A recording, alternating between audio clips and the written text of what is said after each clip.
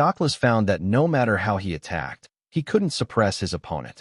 He even found that the kid's driving skills were better than last time, and even his mental power was stronger. Moreover, his holy machine has been updated, but most of the performance is still not as good as 00 Razor. Douglas can also see that this kid still has room for improvement. At present, this kid's driving skills are no less than mine, and his mental strength is even slightly stronger than mine. If we fight again, maybe I won't be his opponent. This brat must kill him in the cradle. The 5 floating induction cannons on the back of Dun's 2 activated. 00 Razor dodged the attacks of the floating induction cannon one after another, and the GN Sword 3 switched to the rapid-fire rifle mode to counter the floating induction cannon. Suddenly, a long-range beam penetrated the floating induction cannon. Who is making trouble? Douglas was a little annoyed, and then several beams of light attacked the floating induction cannon. Yu Yangchun knew that it was Angelica who was making trouble, but he didn't understand why she came to attack suddenly. In fact, even if Angelica didn't snipe, Yu Yangchun could still shoot down those floating induction cannons. Douglas looked at the source of the sniper beam and used the remote function to find that it was a heavily armed cherub. That's despicable. Want 2-on-1. However, after Douglas sensed that all the floating induction cannons were destroyed, the heavily armed cherub immediately shifted his position and moved further away from him. Douglas is really a little puzzled. What does that girl mean? Yu Yangchun just knew that Angelica was making trouble on purpose, but what was the purpose of making trouble? Yu Yangchun really didn't understand. Don's 2 rushed towards 00 Razor with beam sabers in both hands. Little ghost, it seems that you have a companion to help. Companions are called companions because they help each other. Besides, she just killed your floating cannon, and then he left. As for why she did this, I don't understand. It doesn't matter if you don't understand. After I kill you, I will ask her properly. It seems that the uncle is very confident and thinks he can beat me. Snort. N-Sword 3 retreated after colliding with the beam saber. Douglas activated the experimental mental augmentation device again, and Douglas had some pain in his head. Although the experimental mental booster can improve the body's performance in 3 minutes, it will not cause the body's performance to decline after the end. Although the body's performance remains the same, the price is that the driver will be a little tired and the mental power may be exhausted. Phew. When Douglas activated the experimental mental booster for the first time, although he improved his spiritual power in a short period of time, the relative price was to use his mental power to supply the experimental mental booster. The experimental mental booster has an effective time of 3 minutes from the start to the end. If the mental power continues to be consumed, it will cause his head pain. If it is serious, it may cause sequelae, including damage to the body. The interval between turning on the experimental mental boosting device and starting it again is about 5 minutes.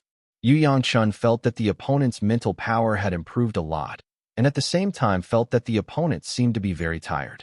Could it be that the special device in his body needs to pay the price of mental power to activate? At this moment, Douglas's head is very painful and his eyes are bloodshot. If many new human beings are exhausted, they will have a very headache and must rest.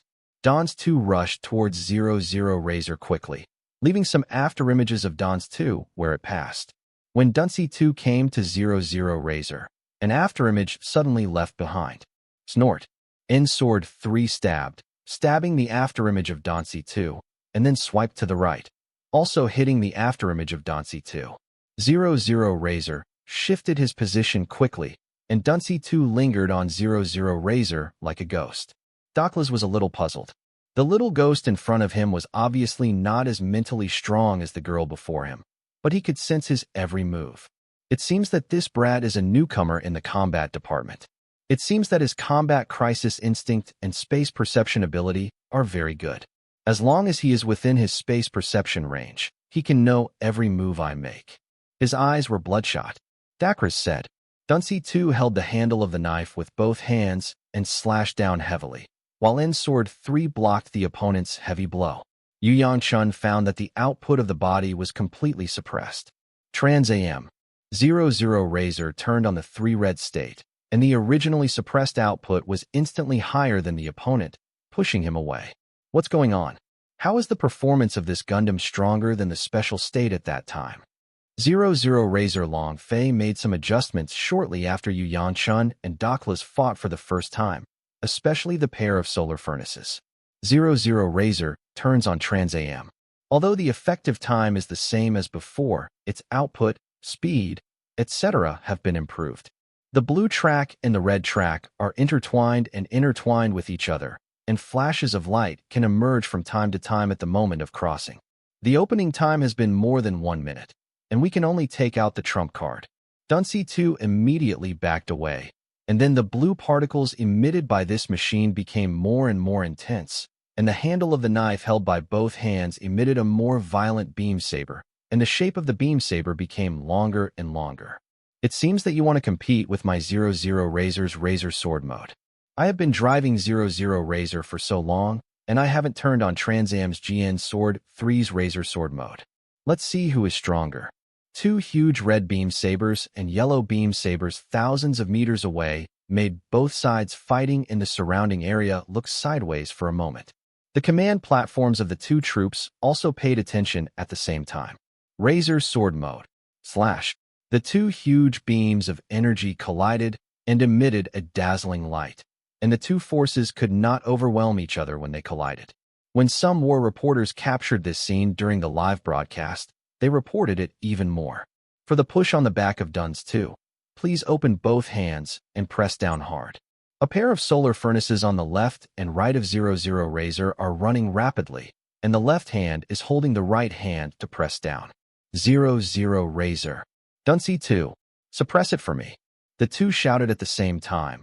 Their bodies seemed to respond to their masters, and the thrust increased a lot in an instant.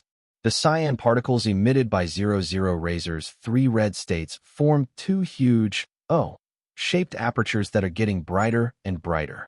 In addition to the richer blue particles of Duns 2, the light of the blue particles is also more and more beautiful, shining like sapphire. And the energy of the 2 huge beam sabers collided, bursting out with dazzling light. The competition between 00 Razor and Duns 2 attracted the attention of the surrounding people, as long as the troops on both sides of the decisive battle and killing were the MS and mobile fortresses around the 2 machines. They all launched attacks. There are also parts of the body that protect colleagues. The heavy-duty armed Angel Gundam uses 9 GN shield bits around 00 Razor to protect 00 Razor, and 6 GN rifles to attack enemy aircraft within range. The heavy-duty armed Angel Gundam uses the GN Sniper Rifle 2 to snipe distant enemy aircraft. The heavily armed Seraph Gundam uses GN Bazooka 2, GN Cannon, and Large GN Cannon. Impulse Gundam uses cannons to pack its backpack, bombards enemy planes with heavy firepower, and prevents the enemy from harming 00 Razor. Duns 2 has many special holy machines around to protect it. A human-shaped Fenrir and a psychic Gundam 2 Malawian Quachas Rush. Quimancho attacks surrounding targets with floating cannons and chest mega beam diffusers. Suelu attacked Jiegong and Murasame with floating cannons. Delta bombards direct targets with megaparticle bombardment. For a while, the surrounding lights crossed and flames burst out. The reporters who were filming the battle live, including the audience who watched it, knew that in addition to protecting their own high-end combat power, the 2 parties also wanted to destroy the enemy's high-end combat power. As long as one side's high-end combat power is destroyed, it will affect the next battlefield situation. Douglas's spirit is a little lax at the moment, and he has a headache. The experimental mental enhancement device has exhausted his mental power. Blood was pouring from his bloodshot eyes and nostrils. Drip. The experimental mental booster had not been used for 3 minutes, because Douglas was forced to shut down when he could no longer supply mental power. No. Douglas yelled unwillingly, because this was the last way of his life with the regret that he could not wash away his shame. After the experimental mental augmentation device of Duns 2 was turned off, turned off when it was unsustainable. Razor Sword mode directly slashed down with a single sword. Except for Duns 2, other special holy machines scattered in all directions. Some mass-produced holy machines, MS, and mobile fortresses that were too late to dodge were directly smashed by this thousands-meter-long beam sword. Into fireworks. Fardis and the others felt annoyed when they saw Dawn's 2 shot down. This result would at least make the morale of the Dion army in that battle area drop. The Shrek generals breathed a sigh of relief, because 00 Razor has always been their important Gundam, and among the many Gundams, it is also one of the most high-end combat powers. If 00 Razor is defeated, it will hit the morale of the entire Tianyi mercenary group, because Gundam is always the spiritual symbol of the Tianyi mercenary group. Once the Gundam with the highest combat power is defeated, it will affect the fighting spirit and morale of the entire Tianyi mercenary group and the overall combat efficiency. Fortunately, 00 Razor won. After 00 Razor killed the opponent, he was still in the triple red state, and then GN Sword 3 switched to rifle mode, and a huge beam cannon was fired, and countless flames burst out everywhere it passed. This shot makes 00 Razor 3 red state in the case of insufficient particles, trans-AM closed. The overall performance of 00 Razor has declined. The commander of the Dion army knows that this kind of Gundam that emits cyan particles, once the 3 red state is over, the overall performance will decline for a period of time. The commander of Dion's army, who commanded operations in this area, ordered the fleet to fire signal flares and the anti-min of particle devices in the area to convey instructions. Angelica contacted Yu Yangchun and said jokingly, "Captain, I didn't expect you to be so popular. Look at how many Dion soldiers are pursuing you enthusiastically. I'm not addicted to broken sleeves. You also know that their purpose is to destroy 00 Razor. Captain, leave this to us." You step back temporarily. Alonso said calmly. The heavily armed Fallen Angel Gundam holds a GN cannon in its right hand and a GN beam double-barreled rifle in its left hand to attack enemy aircraft. Alonso, with a calm personality, used his brain quantum to convey instructions to GN Shooter Hero. Although 00 Razor was covered by his fellow wingmen, he did not completely retreat, relying on Yu Yangchun's excellent driving skills. Even the 00 Razor who is not in good condition can not only kill MS like scorpions, but also mass-produced holy machines. A blue special holy machine rushed towards 00 Razor, and before Yu Yangchun took action, there was an Impulse Gundam, already replaced with sword equipment, holding a sword knife in both hands, directly splitting it in half. The heavily armed Xiong Gundam killed a Blood Red with a sniper attack. Yu Yangchun looked at the instrument, and the synchronization rate of the dual power furnace has exceeded 100%. 00 Razor returns to the original state, and the right-hand GN Sword 3 rifle forms to attack the enemy aircraft in rapid-fire mode. The two sides have been fighting for more than 24 hours. Yu Yangchun and his group also returned to Torres 2 one after another. Yu Yangchun walked out of the cockpit, took the drinks from the staff, and looked at the logistics staff in the hangar, as well as the machines and automatic equipment controlled by Harrow. Watching the Warriors Gundam H attack, the logistics staff in charge of the Warriors Gundam H, and some of the logistics staff are repairing the returned 00 Razor and other Gundams. The other part of the logistics staff left the hangar and went back to their rooms to rest. Basically, most of the logistics personnel have not undergone physical enhancement surgery, and their physical fitness is definitely not as good as those fighters who have undergone physical enhancement surgery. These logistics people must get enough rest. Yu Yangchun leaned against the railing. Li Xiang held Yu Yangchun's hand and leaned her head on Yu Yangchun's shoulder. At this time, the superior ordered the two to go to rest and recharge their energy to prepare for the next battle. Many Tianyi mercenary pilots who came back alive from the battlefield, every time they fight on the battlefield with nervous energy, they jump back and forth from the gate of over and over again. Those pilots who have not undergone intensive physique modification surgery have been back and forth several times to attack and return to the ship. Their mental tension makes their spirit and body almost unable to survive, and they must also be given enough time to rest. On the side of the Tianyi mercenary corps, there are superiors who can arrange rest for the tired soldiers. On the side of Dion's army, the people captured from the colonial circle basically had no time to rest for them. After returning from the battlefield, once the machine body was repaired, they were immediately asked to attack. Ordinary people born in the Dion Empire are basically not much better. If they shoot down 10 enemy planes, their superiors can arrange 8 hours of rest. and the enemy planes that were shot down before will be automatically cleared and recalculated. This also led to the subsequent battle. The casualty ratio of the Dion army was more than double that of the Tianyi mercenary group. The adjusters and new humans of the Dion Empire would never check how many enemy planes they shot down, and their superiors would arrange for them to rest. After 16 hours of fighting between the two armies, Long Fei and his wife returned to their room to rest. The husband and wife did not release the Spartan suit too they were wearing when they slept. Long Fei woke up first, looked at the clock beside the bed. It had been more than 26 hours since the war started. Long Fei turned his head to look at his sleeping wife, kissed his wife on the face, and carefully got out of bed. Then, checked the current battle situation in the office of the Unicom room. The entire combat line has reached 2,000 kilometers. At present, neither side has a clear advantage, and neither side has suppressed the other side. In many battle areas, either our side advances or is suppressed by the enemy. At present, none of the troops directly under him have been defeated. The bloodthirsty wolf squad and the mobile ghost in the shell are currently fighting on the battlefield. Fighting against Lai Xiao and Tian Wei of the Dion Royal Knights, neither side gained any advantage. Shortly thereafter, the sword and shield troops were dispatched, because another Royal Knight Sapphire of the Dion army was dispatched. In addition to the situation of the battle on the front line, the current attrition intensity, the current logistics reserve of the Tianyi mercenary group is enough to fight for 2 months. The search and rescue steel are used to search and rescue on the battlefield.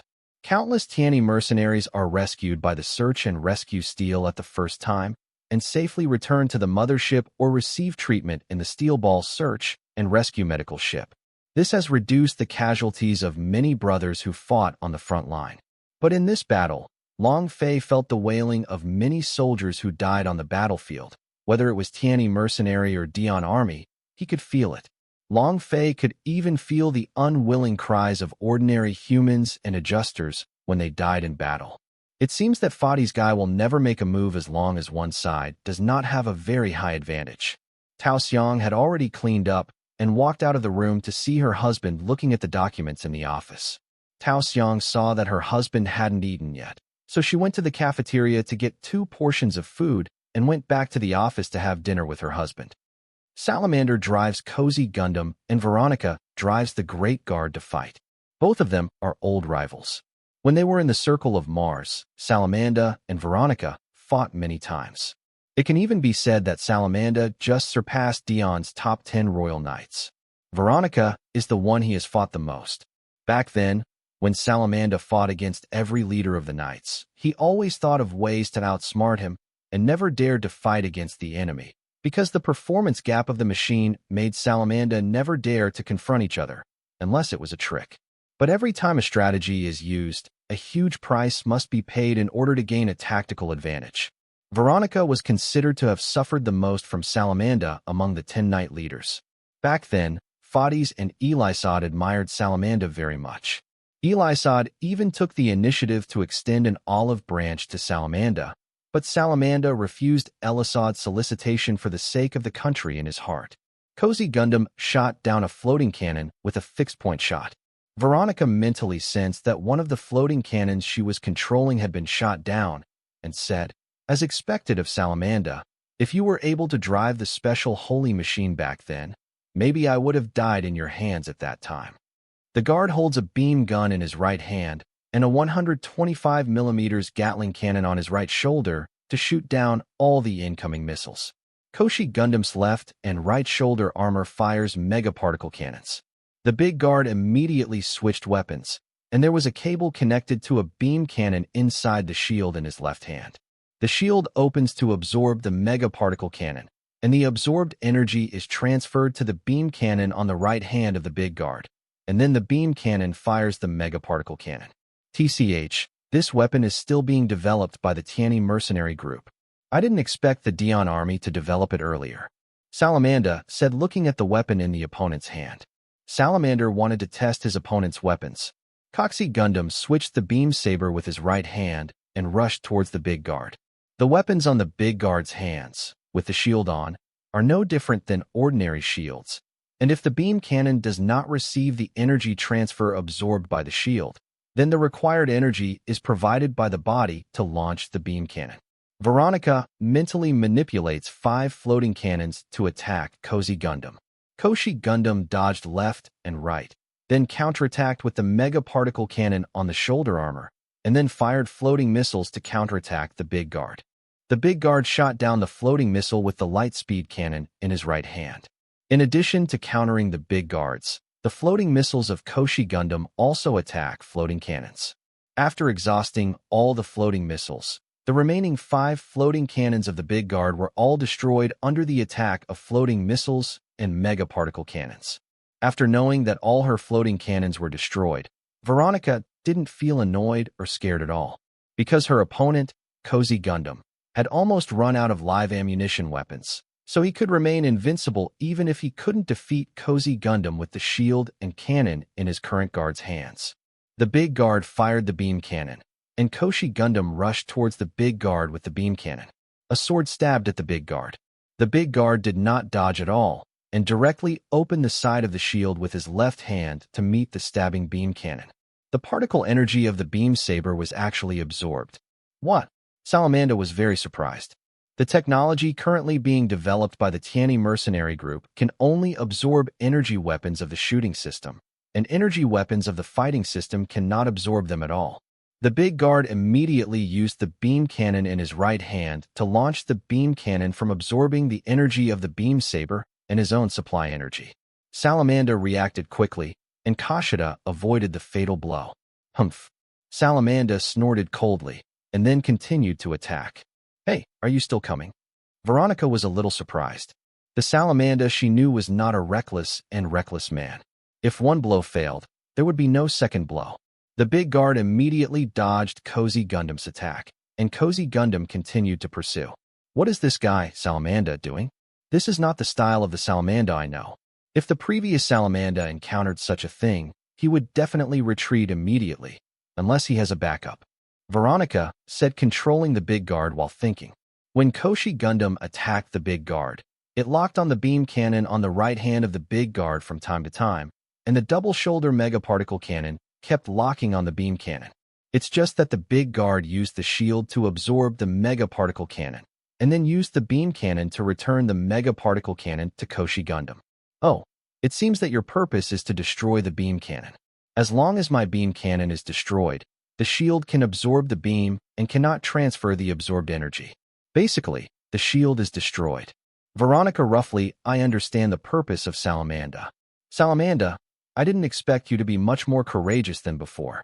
If it was back then, even if you had grasped the weakness of the target, you would not dare to attack so boldly. Sure enough, you can do it with confidence if you have a good MS. However, it won't make you happy. Koshi Gundam continued to lock on the big guard and attack. The big guard took the offensive at this moment, rushing towards Koshi Gundam. Hey! Salamanda sneered. Koshi Gundam also rushed towards the big guard. Koshi Gundam was slashing at the big guard with a sword. The big guard was about to repeat the old trick, and the shield in his left hand opened again to absorb the energy of the beam saber. When Koshi Gundam was slashing with his right hand, the whole movement suddenly stopped. The beam saber was suddenly closed, and the shield in his left hand was directly aimed at the shield in the guard's left hand. What? Veronica felt very different. At first, she didn't understand why the shield of Salamanda's Cozy Gundam was aimed at the shield that was about to absorb energy. In the next second, Veronica finally understood. Because Koshi Gundam's left-hand shield has a built-in missile, and the missile is launched to directly bomb the shield of the big guard, directly bombing the shield of the big guard to a piece of scrap metal in the city. Damn it! Salamanda, you bastard! Veronica was very upset. She didn't expect to be tricked. It turned out that Salamanda's previous actions were all a cover.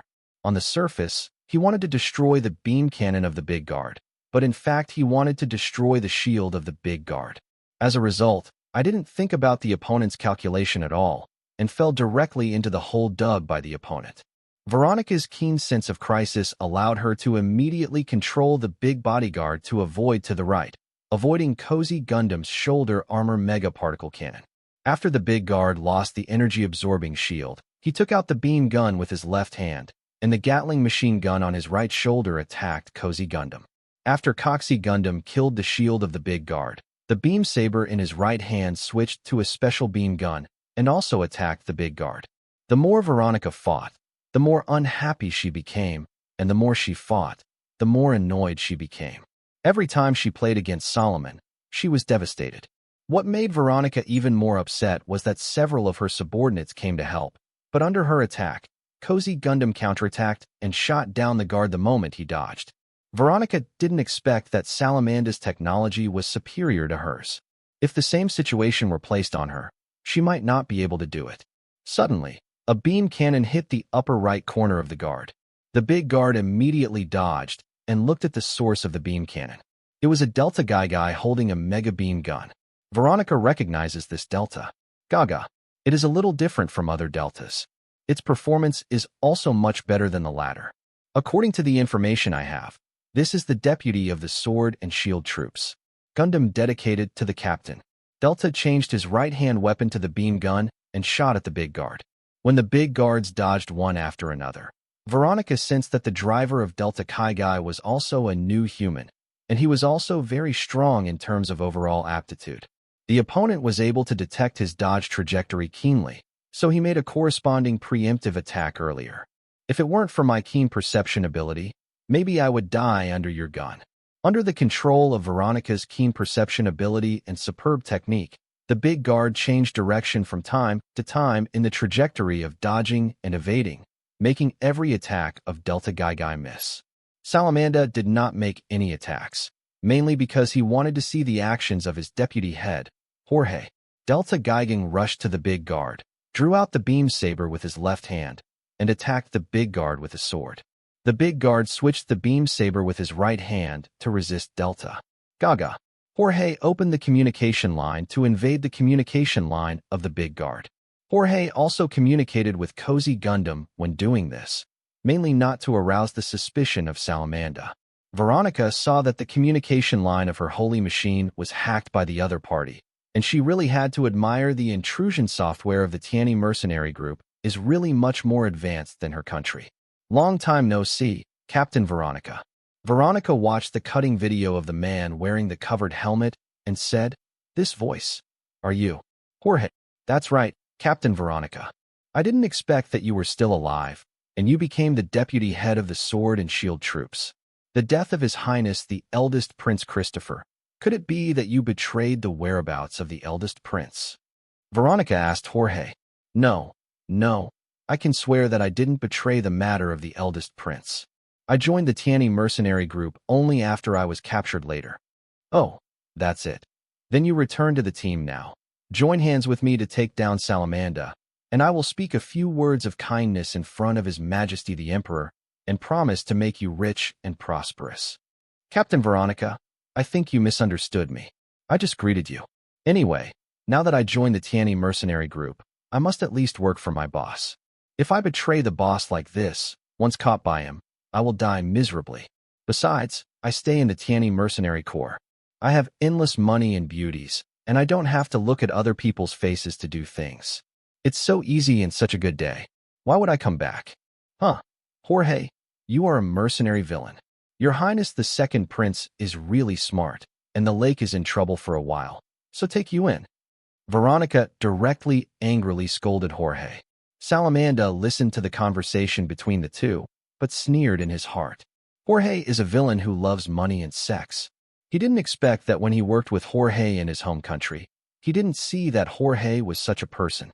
However, it is undeniable that Jorge is indeed capable. Jorge has done many things in the Sword and Shield Troops. He has clearly investigated the corruption within the Tianyi mercenary group and the corruption of external collusion. Jorge can handle these things properly. When Jorge was dealing with these things, this guy even took some of the confiscated money away and put it into his pocket. These things were reported to Long Fei as soon as Salamanda knew about them, and Long Fei didn't take it seriously. Salamanda was very puzzled. Why didn't the boss deal with Jorge's behavior? There was a time when I was talking to my boss. "Salamanda, this guy Jorge is really talented, capable, and efficient. And let me tell you something. You can know that he moved the confiscated money, and he deliberately leaked it out for you to catch." "What?" Salamanda looked shocked. "Actually, Jorge puts aside his love of money and love of beauty.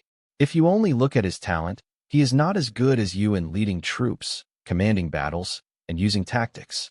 He is much stronger than you in this regard.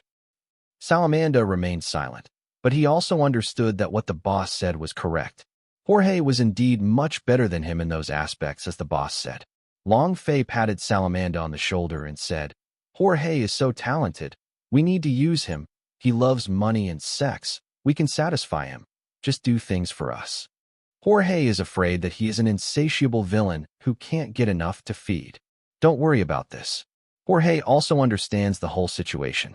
As long as there is glory and wealth to enjoy, he doesn't have to betray me.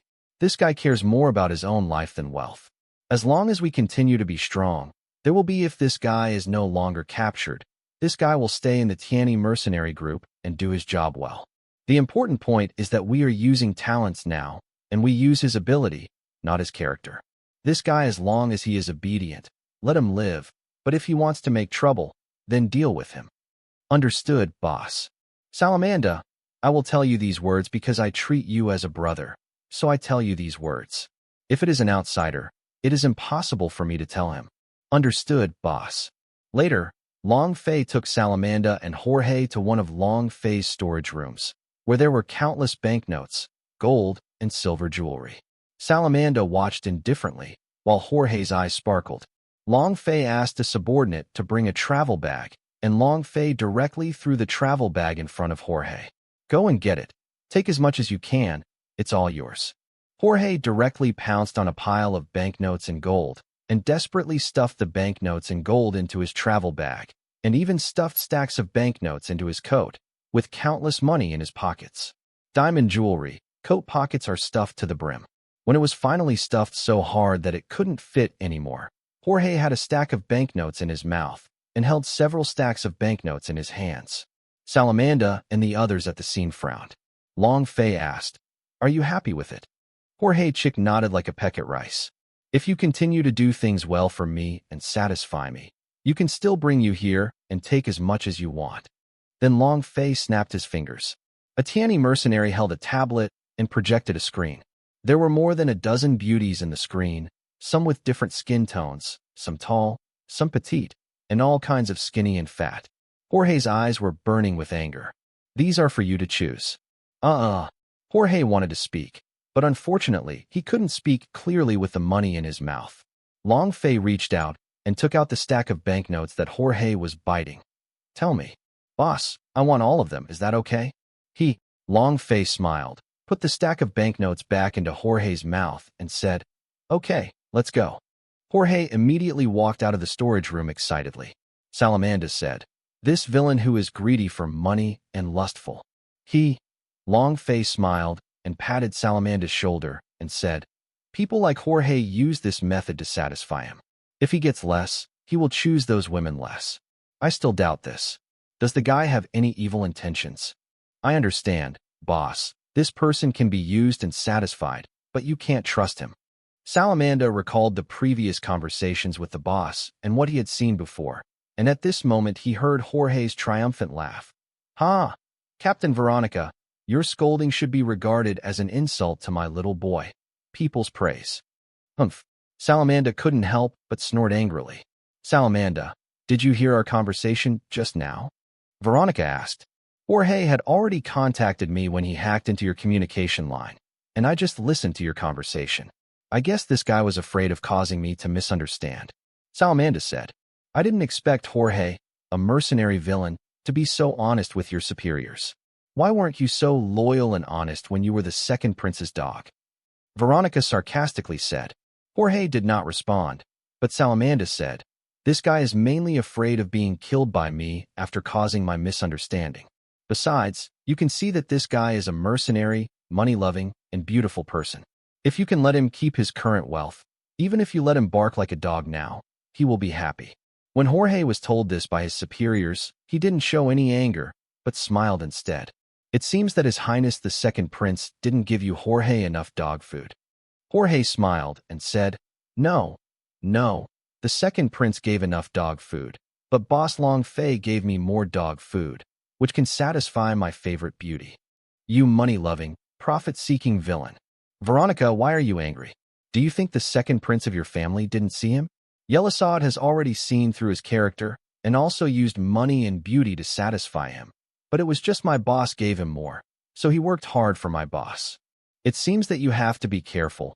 This greedy and lustful villain. He can betray the second prince of his country, and he can also betray your boss.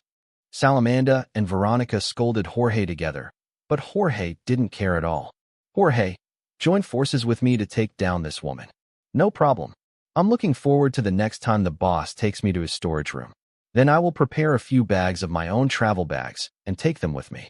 Under Jorge's control, Delta Gaigai attacked very quickly. Koshi Gundam attacks at the same time. The big guard can only dodge the attacks of the two Gundams and has very little chance of counterattacking. Salamanda, I didn't expect you to throw your chivalry into the trash can. Veronica, you're out of your mind. This is a war, not a one-on-one duel between our knights. Besides, I can use any means to get rid of you. This is for my boss and Tiani servant. The Corps has eliminated a powerful enemy, so why not do it? Yes, you're right. I really have a good brain. Now it's a war, and I will use all methods. After the big guard fired the beam cannon at Koshi Gundam, Veronica decided to activate the booster mode and fire a signal flare to let nearby subordinates or our units come to the rescue. Salamanda and Jorge cheered up 12 points at this moment. The big guard switched weapons with his left hand, took the beam saber from his left shoulder, and rushed towards Delta Gaigai to launch a fierce attack. Delta Gaigai was caught off guard for a moment and could only dodge left and right. Hey, Captain Veronica, why are you chasing me? The leader is Salamanda, not me. Although Veronica hates Salamanda as an enemy, she at least respects him as a person. Veronica hates Jorge, a greedy and lustful villain. This kind of villain, she will kill one when she sees one and get rid of them quickly. Salamanda would not let Veronica kill Jorge, but he would be happy to let Jorge learn a little lesson. Delta Gaigai was completely suppressed by the opponent and counterattacked with the beam saber and beam gun in his hand, but the big guard in the booster mode, one after another, dodged Delta Gaigai's beam gun. The output of the beam saber completely suppressed Delta Tower Gaiga's beam saber.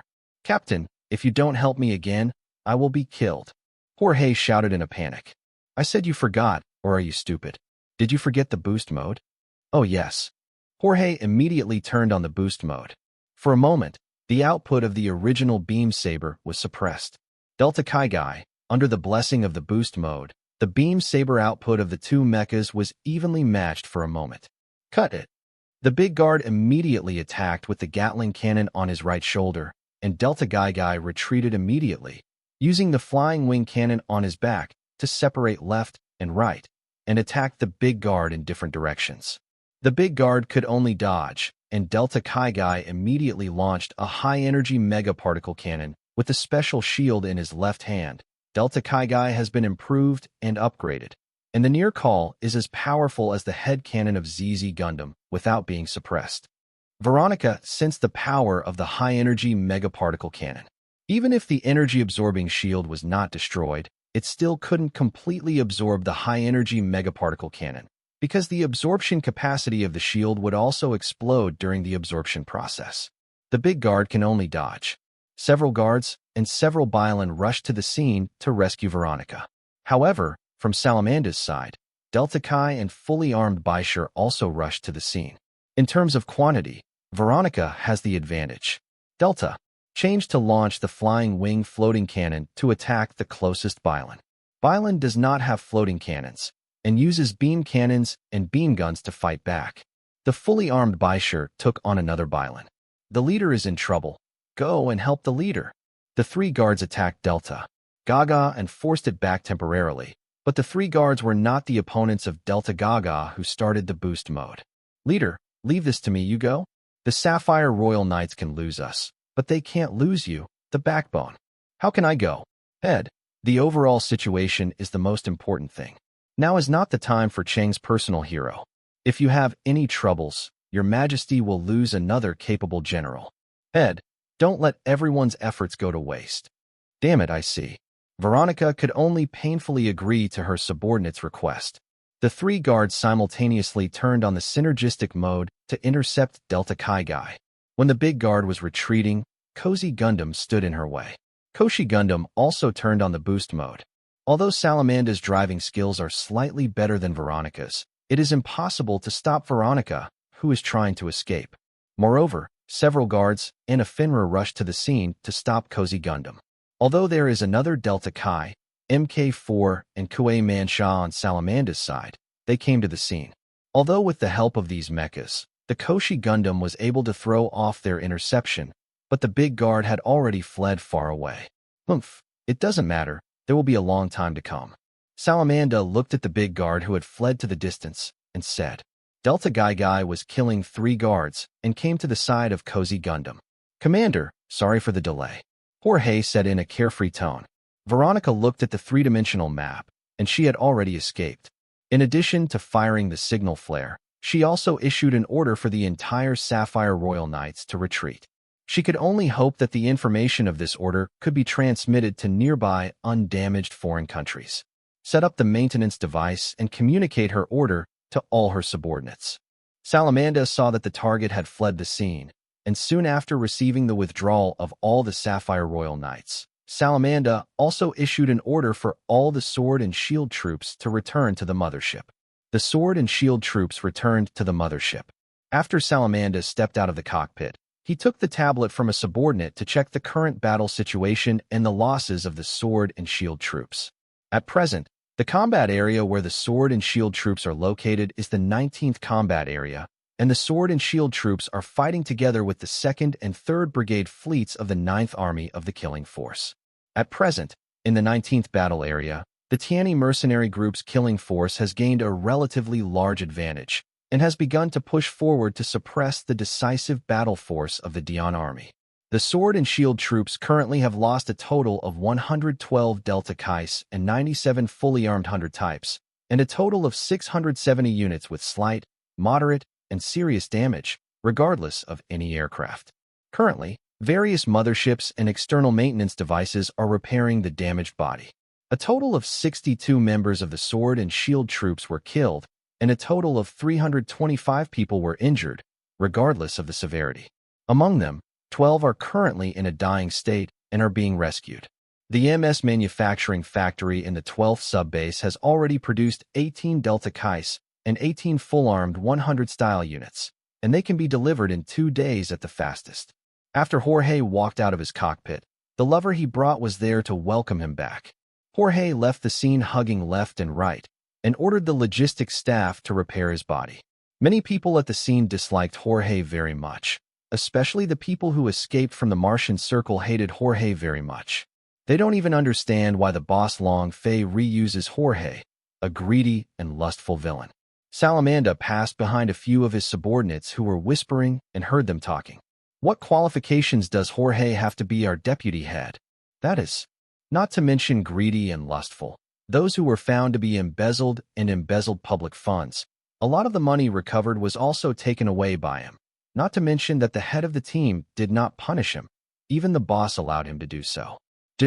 Just because he is smart and capable in investigating things, and caught so many people who embezzled public funds and embezzled. Just because of this relationship, the boss doesn't care about him. I also heard that once the boss took our group leader and him to one of the boss's vaults. The boss threw a travel suit for him, and this guy stuffed the gold, silver, jewelry, and banknotes full. Captain, the few people who were whispering immediately saluted Salamanda. I heard what you said. In fact, at the beginning, I didn't understand why the boss used Jorge. After a long time, I realized that Jorge was greedy for money and lust. The boss satisfied his desire and let him replace the boss. In the final analysis, the boss doesn't trust him at all. The boss just wants to use his talents. If Jorge knows how to assess the situation, his life can be saved. Otherwise, Head, I understand. In fact, the boss would rather trust the cats and dogs outside than Jorge's words. He is only using his talent now. Yes, this is an extraordinary time and means. What the boss wants now is talent, and what he needs to use is talent. As for morality, put it aside for the time being. If a person like Jorge is restless in the future, he will naturally. Dealing with 2 words, Salamanda didn't say it, but everyone else understood. On the other side, Tao Xiang was massaging Long Fei's head with both hands. while Long Fei was processing documents and researching Gondwana-class battleships. While massaging her husband, Tao Xiang looked at the information on the Gondwana-class battleship and said, "This battleship is so huge, whether it is the size or the operating capacity of mobile suits. It is not as good as the Reborn converted to a mobile suit mothership. Although the carrying capacity is good, the firepower is seriously insufficient. From the perspective of carrying MS, it is indeed very ideal. It is indeed very large in terms of size, but in terms of the many warships of the Dian army, it is almost a younger brother. And a lot of Dianites are massive for its size. But it is not as good as the Gondwana-class warship in terms of carrying capacity. That is to increase the firepower at the expense of the carrying capacity. If the Gondwana-class warships increase the firepower, the carrying capacity will indeed be sacrificed. Do you want to transform the Gondwana-class battleship? I don't think so. Let's develop it like this." After finishing speaking, Long Fei contacted Li Jiaming through a secret communication line and ordered the development of the Gondwana-class warship. After her husband finished communicating, Tao Xiang asked, "How many Gondwana-class warships do you plan to build?" "Currently, no more than 10 ships will be built." 10 ships, this number is not too small. Well, the main reason is that the firepower is not strong. The second point is that we are currently only in conflict with the Dian army. If we build too many ships because of this relationship, what should we do with these Gondwana-class warships once the battle is over? Wouldn't it be overkill and wasteful to use these warships to those goods or to negotiate? Tao Xiang is right after thinking about it. If too many Gondwana-class warships are manufactured after the war, first, it is impossible to sell the Gondwana-class warships. If the technology is obtained by those countries that are eyeing the Tianyi mercenary group, it is an immeasurable crisis lurking. Second, when the battle is over, as my husband said, the Gondwana-class warships are used to transport goods or merchants. The former's remuneration might not be able to subsidize the repair and maintenance costs of Gondwana-class warships every time they come back from duty. Can the latter guarantee that every time they come to ask for entrustment, the company is entrusted by those big companies? If there is no fighting, it can be safely escorted back and forth.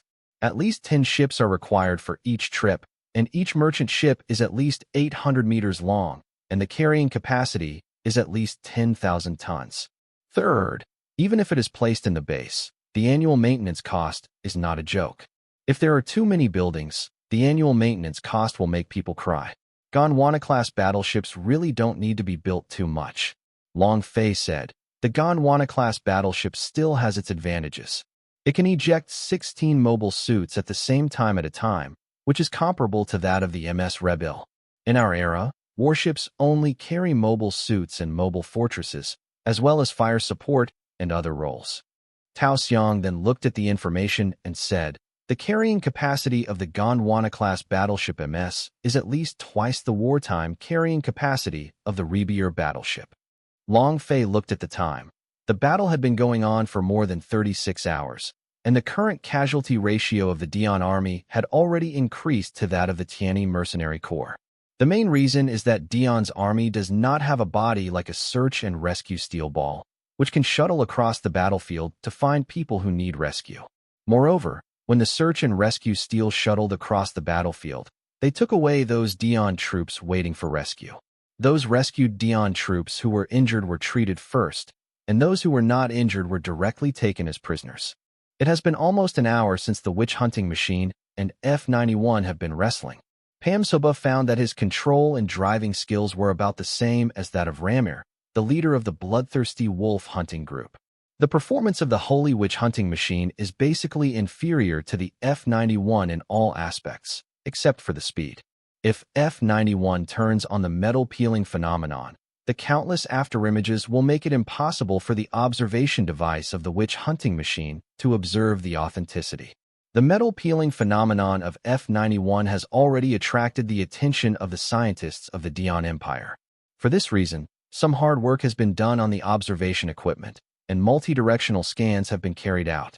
However, the phenomenon of metal peeling can create quality afterimages, and the scanning system of the observation device can only tell the driver when scanning that these afterimages are of quality, and there is no way to know the authenticity.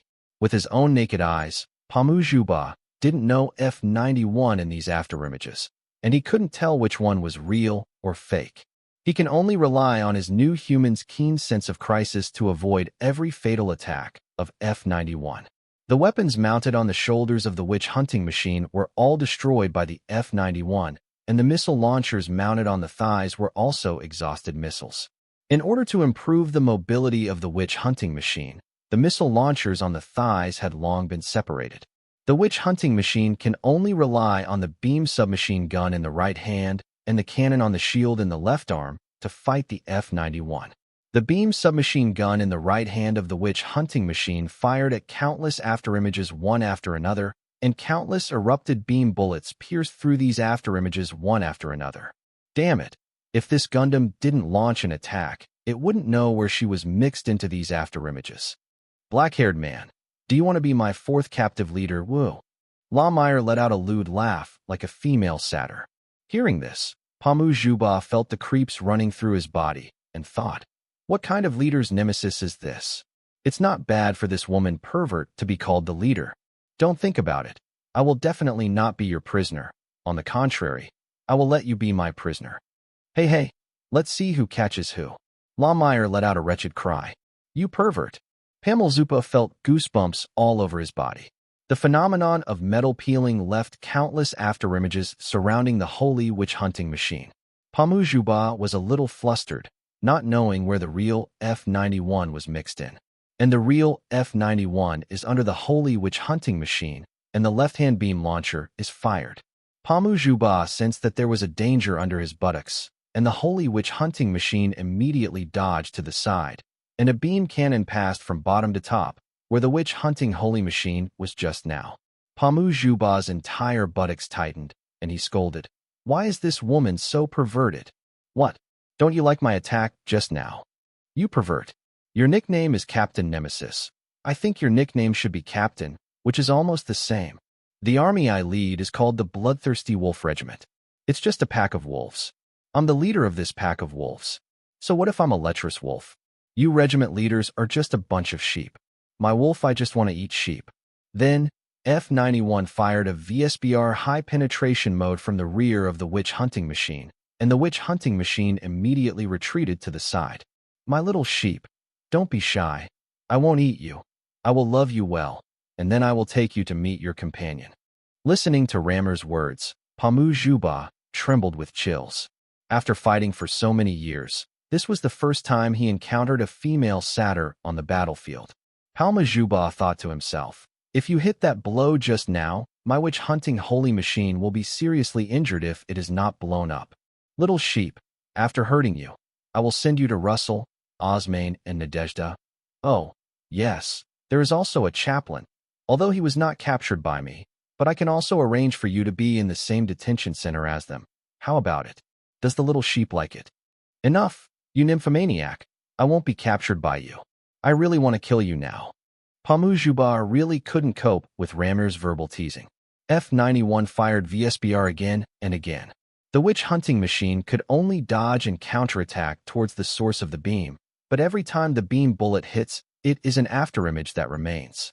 Knowing that it would be futile to continue the fight, Pamujuba directly turned the propeller to the maximum and fled the scene. F91 pursues the holy witch hunting machine. Don't run away, my little sheep. Let Sister Wolf love you well. Don't come here. You womanizer, get away from me quickly. Oh, don't be shy, my little sheep. Many adults in the Bloodthirsty Wolf Squad also heard the voice of their leader, relying on the superconducting communication network. As long as you open the network circle in the same team, you can basically hear the voice of your companions. How did our leader become so pornographic? Is our leader's nickname going to be changed? I think the leader's nickname should be changed from Leader Nemesis to Leader. I agree. Let's call the head. The head of the Royal Knights of the Dion army was scared by our head and ran away. It's like a little sheep meeting a wolf. With the speed surpassing the F91, the Holy Witch hunting machine has already thrown off the F91 and even fired a signal flare. The Royal Knight hunting knights hurriedly retreated. The little sheep runs really fast. Captain, the Tianwei Royal Knights are still fighting. Their leader, Balu Badwa, is driving the Bai Holy Machine. and is currently fighting against the leader of the mobile ghost in the shell team, Musea. Oh, that's it. Then I have to hurry up and catch my little sheep. Huh. Lawmeyer let out a wretched and obscene laugh. The members of the bloodthirsty wolf-slaying regiment all thought why the leader became so pornographic. Leader, I think your laughter is so obscene. Why don't you call your nickname Leader Nemesis and call it Header? Okay, I like this nickname. X Infinity. All the members of the bloodthirsty wolf-slaying group felt speechless. The group leader didn't feel embarrassed by such a nickname, and was not even ashamed of such a nickname, but proud of it. Everyone, I always feel like there is a saying that says, as long as I am not embarrassed, it is others who are embarrassed. Indeed, this sentence is very suitable for our leader. Why do you guys talk so much nonsense? Hurry up and catch my little sheep with me. Gundam Age 2 Phoenix is fighting with Boy. The Gundam Age 2 Phoenix uses 18 Phoenix floating cannons, which can conduct all-round attacks completely independently, and holds a Dodds rifle in each hand. The weapons mounted on Boy's shoulders have been exhausted, but the pulse guns on his waist and the laser guns in his hands are still fighting. 6 of the 18 Phoenix floating cannons were destroyed by Boy. Boy's current body has not suffered much damage. Both Baru Badwa and Mathia couldn't suppress each other. It has been more than an hour since Baru Badwa and Mathia fought against each other. A Phoenix floating cannon penetrated the laser gun in Boy's left hand. Boy immediately fought back, and the laser gun in his right hand also destroyed the Phoenix floating cannon. Gundam AG 2 Phoenix attacks Boy with its two-handed DODS rifle. Boy rushes directly to Gundam AG 2 Phoenix, and the beam fired from the DODS rifle passes by and rushes towards the target. Boy pulled out the beam saber with his left hand and slashed at the Gundam AG 2 Phoenix, and the Gundam AG 2 Phoenix also switched the beam saber with his left hand. When the two beam sabers collided, electric sparks came out, and 11 Phoenix floating cannons attacked Boy from different angles. Boy immediately dodges, and the laser gun in his right hand shoots immediately. The Gundam AG 2 Phoenix also dodges, and the DODS rifle in its right hand attacks Boy. Just as the two were continuing to fight, the laughter of a creepy female satyr came from both channels. To be honest, I have been using Yegwa to read and read books recently, change sources, and read aloud with many timbers. www.yiguudu.com can be used for Android and Apple. Hey, Leader Badu Badu, my cute little sheep, my big bad wolf is coming to catch you. Hey. Mathia knew that this was the voice of Lamiel, and even more that it was Lawmeyer's tactic of frightening and teasing opponents with words. Balu Badu was mainly terrified by hearing it, and the corners of his eyes couldn't help but twitch a few times. Mathia asked, Commander Ramir, another Royal Knights leader was captured by you? No. He ran away. He ran fast. But you have one here. Then give it to me. I will let him be my fourth prisoner. Hey, Captain Ramir, you've already caught 3. You should leave this to me. Mathia said directly against the epidemic. Chaplain, wasn't it you who caught him? What? You caught Chaplain? Baru Badwa said in an unbelievable tone. Because Chaplain's strength can be said to be the top leader in the Dion Empire. Baru Bado would not believe that Mathia, a guy with comparable strength to him, could defeat Chaplain and capture Chaplain. Strictly speaking, I can't beat Chaplain. During the fight between Anton and Chaplain, I joined the battle and defeated him together. That person's strength is actually comparable to that of Anton, and Anton at that time, in fact, he has been suppressed. Defeating him is only a matter of time, and my joining is just to speed up the process of his defeat. But the credit still goes to you. It was Captain Anton who gave me the credit. After listening to the conversation between the two, Baru Badwa realized that, strictly speaking, it was someone else who defeated Chaplain. Leader Musea, let's work together to capture this guy, and whoever catches it will be the owner. Okay, Baru Badu snorted coldly. He already knew when the head of the bloodthirsty wolf squad came here, that the Night Hunter Royal Knights would either be defeated or retreat. If it weren't for their poor communication now, and even the enemy could invade their communication line from time to time, and even have information to intercept them, if that guy Pamsoba retreats, he will notify him as soon as possible. Baru Badu knew that the Tianwei Royal Knights could not withstand the pincer attack of these two troops. It is also a prompt and decisive signal to retreat. Hey, don't go, my little sheep. Stay with my sister. She will love you very much. Baluba Duo was a little horrified when he heard it, so he quickly turned off the communicator, not wanting to hear such an obscene and female voice. Captain Ramir, I don't think there is any need to chase them. We can't catch them if they want to run away. Instead of doing this, we might as well help other colleagues and kill other enemy troops. Okay. Lammer shrugged. Anyway, she didn't want to kill the Royal Knights, kill other targets, wipe out more enemy troops, and reduce the number of enemies for the Tiani mercenary group. She knew this clearly. Fades was annoyed for a while after receiving news of his Royal Knights retreating one after another. 3 of the top 10 Royal Knights have been wiped out. If it wasn't for the lack of time and the lack of talents, he was planning to re-establish the 3 eliminated Royal Knights. The heads of the top 10 Royal Knights and the best chaplain were all captured.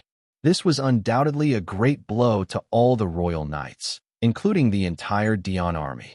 Fades thought to himself, could it be that my Royal Knights are not as good as Long Fei's troops directly under it? He really couldn't accept such a result in his heart. Su Keluo, the last general, is here. A general with gray hair and beard who was closest to Fades took a step forward. Check it out. Why are the 2 knights, Lai Xiao and Tian Wei, retreating? In the end, the order will be obeyed. For about 30 minutes, after receiving the report from his subordinates, Su Keluo listened to the report with headphones. His expression became more and more ugly, even with some embarrassing expressions. Fades saw Su Keluo's expression and asked, Su Keluo, the matter has been found out, so let's take it up. Follow the order. When Fades listened to the report from the information file, the corners of his eyes couldn't help but twitched a few times. Standing next to her father, Gulisina was a little puzzled when she saw her father's expression, and her father's expression seemed to be a bit ridiculous, with a little annoyed and even a little laughing expression on her face from time to time. Gulisina couldn't help but came to the father's side and whispered, Father, why did they retreat after the defeat, so that you can't decide to deal with them? Listen to yourself. Galisi Gina's headset connected to the information file report. Soon, Gulistina's expression became a little embarrassed and blushed, and she even couldn't help frowning and cursed a itch. Julius also listened to the report of the information file, and his expression was also a little embarrassing.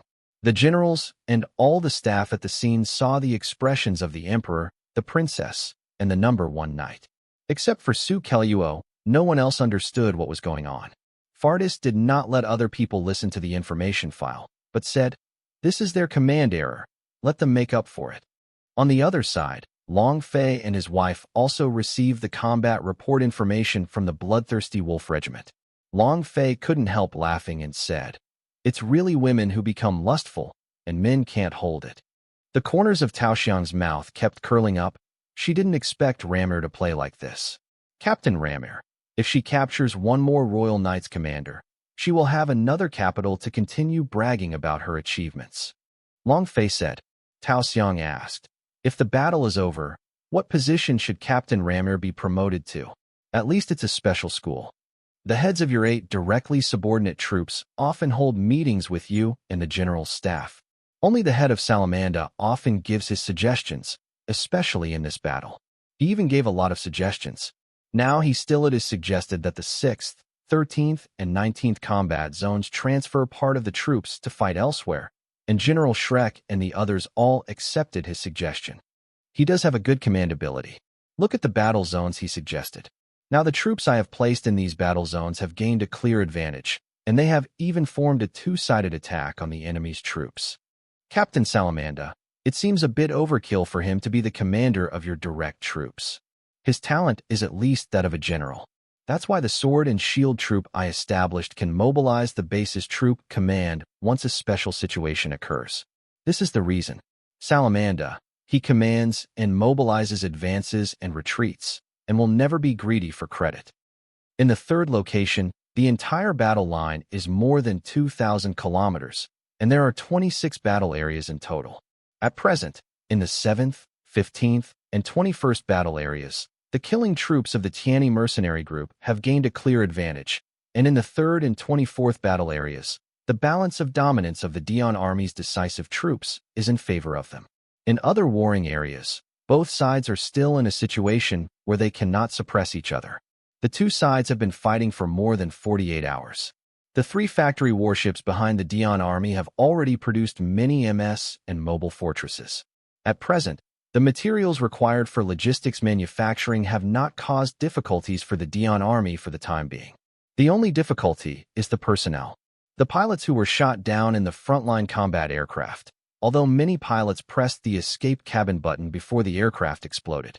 Dian's army sent unmanned Scorpion Tiger wing birds and other MS to search and rescue, but the effect was not as ideal as the search and rescue of steel balls. To be honest, I have been using Yegwa to read and read books recently, changed sources, and read aloud with many timbers. www.yiguudu.com can be used for Android and Apple. Less than 1/10 of the Dian army pilots who sent distress signals were rescued, and there were many pilots who sent distress signals. Because of the relationship between Minov particles and the absence of anti-Minov particle devices nearby, the signals were not at all can't send out, can't get rescue. For these unrescued drivers, if the air circulator in the escape pod is damaged or malfunctions, the driver may suffocate to death due to lack of oxygen. The Dian pilot's driving suit does not have an air circulator. If these drivers who are waiting to die are lucky, they will be rescued by the search and rescue steel ball. As a result, the Dian army currently has enough airframes, but not enough drivers. Apart from relying on the Scorpion Tiger wings to search and rescue the pilots of the escape pods on the battlefield, the remaining way for the pilots is to wait for the Mars Circle to dispatch pilots for reinforcements. At this moment, they still don't know that the troops of the Tianyi mercenary group in the colony of the 6th District have already begun to intercept the reinforcements from the Mars Circle. On the other side, the destroyer battleship, the Diva, and the Argama battleship have all appeared on the battlefield, and both parties have their own concerns. As soon as the destroying warship moves, the Diva and the Nyagama battleship will also be dispatched at the same time. Among long Phase 8 direct troops, only the Angel of Doom squad has not been dispatched yet. Currently, the entire fleet of the Angel of Doom squad follows long Phase troops. In addition to the 7 Royal Knights in his hands, Fardis also has a personal guard force that his daughter is in charge of. The Angel of Doom team was originally positioned as long Phase personal guard. The Angels of Doom have designated their opponents to be Fadi's pro-guard forces.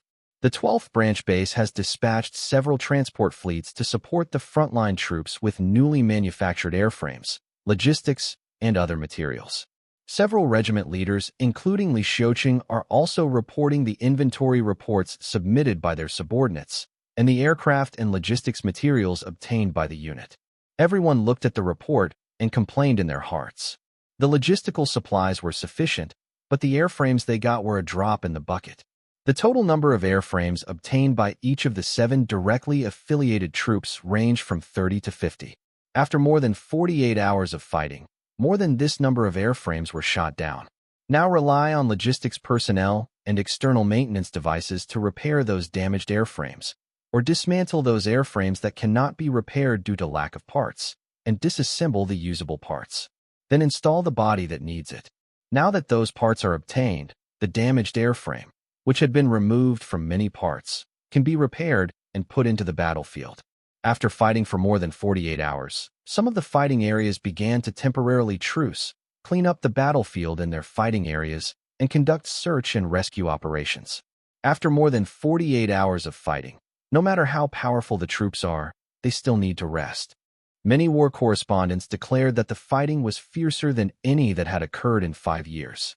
Some war reporters estimated that the total number of deaths of the two armies in 26 combat areas over 48 hours was estimated to be at least more than 3 million. At present, the Tianyi mercenary group announced to the outside world that in the past 48 hours, they have captured more than 100,000 Dian troops, and more than 90% of the prisoners are from the original colonial circle. The top leaders of the United Army are also paying attention to this battle. They hope that both armies will lose and lose, so that they can have a chance to benefit. However, according to the information received so far, the losses of the Tianyi mercenary group, in terms of casualties, are roughly less than 1/3 of the casualties of the Dian army. From this point of view, the Tianyi mercenary group has the upper hand, but more than 90% of the casualties of the Dian army were from the former colonial circle. However, the Dian army is currently in a predicament where there are no soldiers available. Many of the soldiers born in the Dian Empire are children around the age of 12. Among the 100,000 captive Dian army, there were 3,000 child soldiers under the age of 12. Many pilots of the Tianyi mercenaries died in battle, but when they knew their opponents were child soldiers, they couldn't bear to strike and were killed instead. Although the Tianyi mercenary regiment has already taught and instructed all the soldiers under its banner, telling them not to be soft-hearted just because they are children, there is no distinction between men, women, and children on the battlefield. There are only comrades in arms and enemies must be killed. On the other side, Osmane and Nadezhda met Chaplin and Russell at the detention center of the Tianyi mercenaries. The meeting of the four people was not only embarrassing, but also helpless. Now they are all defeated and captured. Osmane and Nadezhda saw many child soldiers captured in the detention center they were in. Nadezhda asked, "Is the country running out of soldiers?" Chaplin nodded. Osmane said, "Is Your Majesty really fighting until the last soldier?" "Your Majesty, can't his so-called neo-humanist ideal temporarily stop and slow down? Let the country and the people have a chance to breathe." Russell said, "It's not that Your Majesty doesn't want to stop for a while, but someone makes His Majesty very afraid and worried." Long Fei, Osmane and Nadezhda said in unison. Russell said, "Yes, it's Long Fei. At a young age, Long Fei's mental power is no longer inferior to His Majesty. Your Majesty is really worried. If one day he is gone, will Long Fei do anything to the Dian Empire? Unfavorable behavior. His Majesty dare not think that Long Fei will not be unfavorable to the Dian Empire with a fluke mentality." Chaplin then said, "That's why His Majesty has decided that no matter how much he pays, even if he sacrifices his own life, he will let Long Fei die with him. This is for the safety of the second prince and the Dian Empire." Nadezhda and Osmane didn't speak, but they also understood why His Majesty did this. It's just that His Majesty's gamble is too big. If you win the bet, you can say anything. If you lose the bet, the consequences unbelievable. Russell asked, "By the way, did you find out who was behind the massacre?" Osmane looked at Nadezhda, and Nadezhda told her everything she knew, as well as her own judgment. Russell and Chaplin frowned. Russell frowned and said, "Nadezhda, according to what you just said and your judgment, the massacre and the murder of the eldest prince are the same person." "Yes, Fakdina Samras, this is what I saw from Long Fei's mental memory. I didn't expect that person to be alive." Russell and Chaplin looked at each other. If this is really the case, the current situation is more or less caused by that person. Osmane said, "Nadezhda and I have discussed it, and we have decided that no matter whether our country wins or loses, as long as we can leave the detention center, we will collect intelligence and evidence to find that person out, to expose his evil deeds to the world and make him a loser. This is to avenge our compatriots who died in vain." Chaplin asked at this time, "By the way, is the princess fiancé still alive? Is he also in the detention center?" "Yasvik is in another detention center. He also survived the massacre. Like us, he is looking for evidence." Nadezhda replied, "Your Majesty, just received news that some support ships dispatched from the Mars Circle were intercepted by the Tianyi mercenaries." Amuliao whispered in Fardis's ear. "Yeah." Fadis nodded. Then the staff continued whispering in Fardis's ear. "The second prince, His Royal Highness Elisad, has sent a message that the country has no soldiers to transfer. The people from the former colonial circle who were captured at that time, except for women and children, have basically been sent away. When it comes to the battlefield, there is also no one from the Dian Empire to call, and if they are transferred again, all the old people over 150 years old will be arrested and sent to the battlefield." Fardis could only take a deep breath. He knew the current situation of the Dian Empire better than anyone else, a country with a population of less than 500 million. The wars in the past few years have plundered a lot of people, and sending these people to the battlefield as consumables has reduced the casualties of their country's soldiers. However, in recent years of war, many soldiers of the country have also died in battle. The population of the Dian Empire has dropped sharply, leaving about 200 million people, And among the 200 million people, 80% are under the age of 12, over 150 years old and ordinary women, and the remaining 20% have to stay in the country for the national government operation, as well as industrial operation and so on. Then transfer people over, and even the operation of the entire country will have problems, because the operation of the local population structure is already very reluctant. Fardis looked at Mu Liao, who was hesitant to speak, and said, "If there is anything else, hurry up." His Royal Highness the Second Prince asks His Majesty to end the war as soon as possible, preferably before June, because if the fighting continues, the economy of the entire country will almost be unable to sustain it. The only thing that can be sustained now is that there is no shortage of food. Second, His Royal Highness requests that no matter what, it must be ended before June, and there should be no foreign wars, and the country and people must be allowed to recuperate. Fardis frowned, and he also understood the request of his second child, and the war could no longer be fought. However, if Long Fei is not eliminated, the Dian Empire will not be truly safe, and he is the biggest stumbling block to new humanism. Is there anything else? The playing is over. Go down.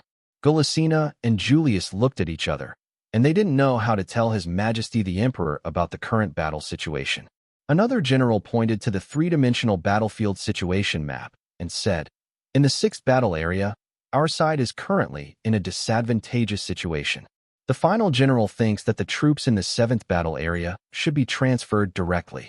Our troops in the 7th battle area have already achieved extreme success.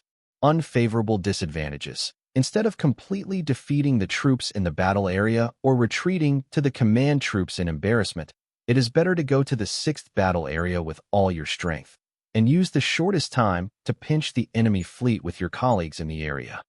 Another general objected, "No, if you do this, the Tiani mercenary troops in the 7th battle zone will only chase after you. If you don't do it, our troops in the 7th battle zone that have already been defeated will be attacked from the rear. The last general, I think it is more appropriate to retreat directly to the commanding force to preserve strength because of this." The generals looked at their emperor. Fadis decided to let the Dian army in the 7th combat area retreat to the command troops. In the 11th and 14th battle areas, after 8 hours of repairs, we started fighting again. The current situation is that our side and the enemy are fighting at 55. A general in charge of the 15th battle area, after hearing the report from the frontline subordinates through the headset, reported to His Majesty the Emperor, "Your Majesty, the general is in charge of the 15th battle area. The frontline commanders have reported to the general that they are at a disadvantage in this situation. 40% of the army has been lost, and the Tiani mercenary troops are advancing step by step. The subordinates have requested the general to withdraw the command troops and ask His Majesty the Emperor for permission." "Allow." "Thank you, Your Majesty." The general immediately notified his subordinates on the front line and hurriedly withdrew. Gulisina and Julius looked at each other, understanding why His Majesty the Emperor granted the general's request and just wanted to preserve his strength as much as possible. If you really lose the battle, then at least try to save it. Bring a little more combat power back to the Martian Circle. Gulisina thought, "Second brother, guarding the Martian Circle for the Emperor. Although the troops fighting on the front line of the father have no worries, but it is because the second brother is desperately trying to find a way and even contributes everything he has. Even the East Wall pays the West Wall to maintain this war, but this war can no longer continue. It must end early, unless the victory can win the 12th base of the Tiani Mercenary Corps before June. Everything is easy to handle. If not, then we must try our best to preserve the troops." Julius thought, "Your Majesty is about to go out in person." Julius reached out and patted Gulisina's shoulder and whispered in a low voice, "If you have time, spend more time with your father in parent-child life." Gulisina's eyes couldn't help but twitch, and then she looked at the back of her father. What she couldn't feel was the domineering majesty of his father as a king. Instead, she saw that there was a hunchback in his back. Body, this is his aging body. In the past few days, she has always had an ominous premonition. After hearing Julius's words, the ominous feeling in her heart became stronger, and she thought, "Father, he is going to drag Long Fei to die together, for the second brother, For the whole, the Dion Empire eliminates the potential crisis. Gulashina clenched her fists tightly. Spend as much time as possible with your father. Gulastina nodded silently. In the 24th battle area, the Wing Type 0 Gundam of the Tianyi Mercenary Corps appears. Aviana appeared in the 24th combat area in the Zero-type flying wing, without the Zero-type system turned on, mainly because the fellow troops in this area are in a disadvantageous situation and have been suppressed by the enemy. The command troops immediately dispatched a fleet to support, and the Flying Wing Type 0 was among them. Flying Wing 0 holds a destruction rifle in each hand, and each destruction rifle is assembled with 3 dwarf sword stars called destruction rifles. The appearance of the Flying Wing Type 0 directly made the commander of the Dion army in the combat area order the Flying Wing Type 0 as the key target, and ordered all the airframes in the combat area to lock the Flying Wing Type 0. Medallions, Wingbirds, Blood Red, Fenrir, and other mobile fortresses all rushed towards the Flying Wing 0. Wing Type 0 is also protected by colleagues around it. The Flying Wing 0 right-hand destruction rifle fired the destruction cannon towards the right, and the sweeping range of this shot was only 90 degrees. Aviana didn't dare to do a 180-degree sweep, because if she really did a 180-degree sweep, then her fellow crew members would also be served by the destruction cannon. Although it only had a 90-degree sweep, the destruction cannon destroyed at least 200 units of Dion's army, including MS and mobile fortresses. Moreover, the area swept by the destruction cannon just now seemed to be emptied. All the bodies were evaporated by the destruction cannon, and some were only left with some small wreckage. The destructive power of the destruction cannon scared many Dion troops into a shadow. However, many Dion troops continued to rush towards the Flying Wing Type 0 because they knew that if the Flying Wing Type 0 was not destroyed quickly, then the Flying Wing Type 0 would fire another destructive cannon, and the damage would continue to be serious. The Flying Wing 0-style destruction rifle and Dwarf Sword Star are separated, and 6 Dwarf Sword Stars and shields are assembled. The destructive rifle in the left hand of the Flying Wing 0 struck at a beam cannon. The moment the two energies collided, the beam cannon of the sabotage rifle penetrated directly. The beam cannon fired was a Biolin, and the power of the beam cannon in hand reached 45 m. The beam shot was directly pierced by the beam cannon of the sabotage rifle. They were all devoured by the destruction beam cannon and exploded into flames. Then a special black holy machine. 8 floating cannons were switched to the protective cover function, but it was still pierced by the right-hand destroying rifle of the Flying Wing 0 type. Fortunately, the black special holy machine driver reacted quickly and dodged immediately the moment the protective cover was penetrated, so that he was not destroyed by the destruction beam. Just as the special black holy machine was about to rush towards the Flying Wing Type 0, it was intercepted by the true red Aegis Gundam. Aviana continued to search for her target. Wing Type 0 is not a Gundam that can only fire cannons, but a Gundam with extremely high combat capabilities. A Fenrir transforms into a humanoid form, holding a giant beam cannon and firing the beam cannon at the Wing 0. Immediately, the Wing Type 0 fired a destructive beam from the destructive rifle in his left hand. The energy of the two beams collided, and Fenrir's huge beam cannon could only compete with the smaller destructive beam. What's worse is the beam cannon fired by the humanoid Fenrir, which needs to be recharged and refired at an interval of 45 seconds. However, the Flying Wing 0-style right-handed destruction rifle has an interval of less than 5 seconds. It has already cooled and recharged, and it will directly fire another destruction beam. The humanoid Fenrir pilot did not expect that the Flying Wing Type 0 could fire the beam cannon in such a short period of time. He was shocked and couldn't react for a while. The whole machine was directly penetrated by the destruction beam and exploded into a fireworks ball. The Flying Wing Type 0 can fire terrifying beam cannons almost continuously, which makes many mechas stare at the Flying Wing Type 0 even more. The 6 Dwarf Sword Stars assembled with the left-hand shield of the Flying Wing 0 are aimed at the front, locked on the 6 targets and fired beams, which penetrated the 6 machines in an instant. Some desperate pilots drove mass-produced holy planes towards the Flying Wing Type 0 from different directions, regardless of the attacks of other enemy planes. Brothers and sisters, get out of the way. Let them come over. I'll finish them off with one shot. Aviana's superconducting communications informed the surrounding colleagues. Flying Wing Type Zero's two-handed destruction rifles are pointed at both ends, firing a destructive beam to rotate 360 degrees, and most of the mass-produced holy planes rushing towards Flying Wing Type Zero are shot down by Flying Wing Zero's 360-degree rotation double-fired destruction beams. After avoiding this attack, some mass-produced holy machines that reacted quickly rushed towards the Wing Type Zero immediately. After the 360-degree rotation of the Flying Wing Type Zero is completed, the destruction rifle in the right hand and the destruction rifle in the left hand are combined.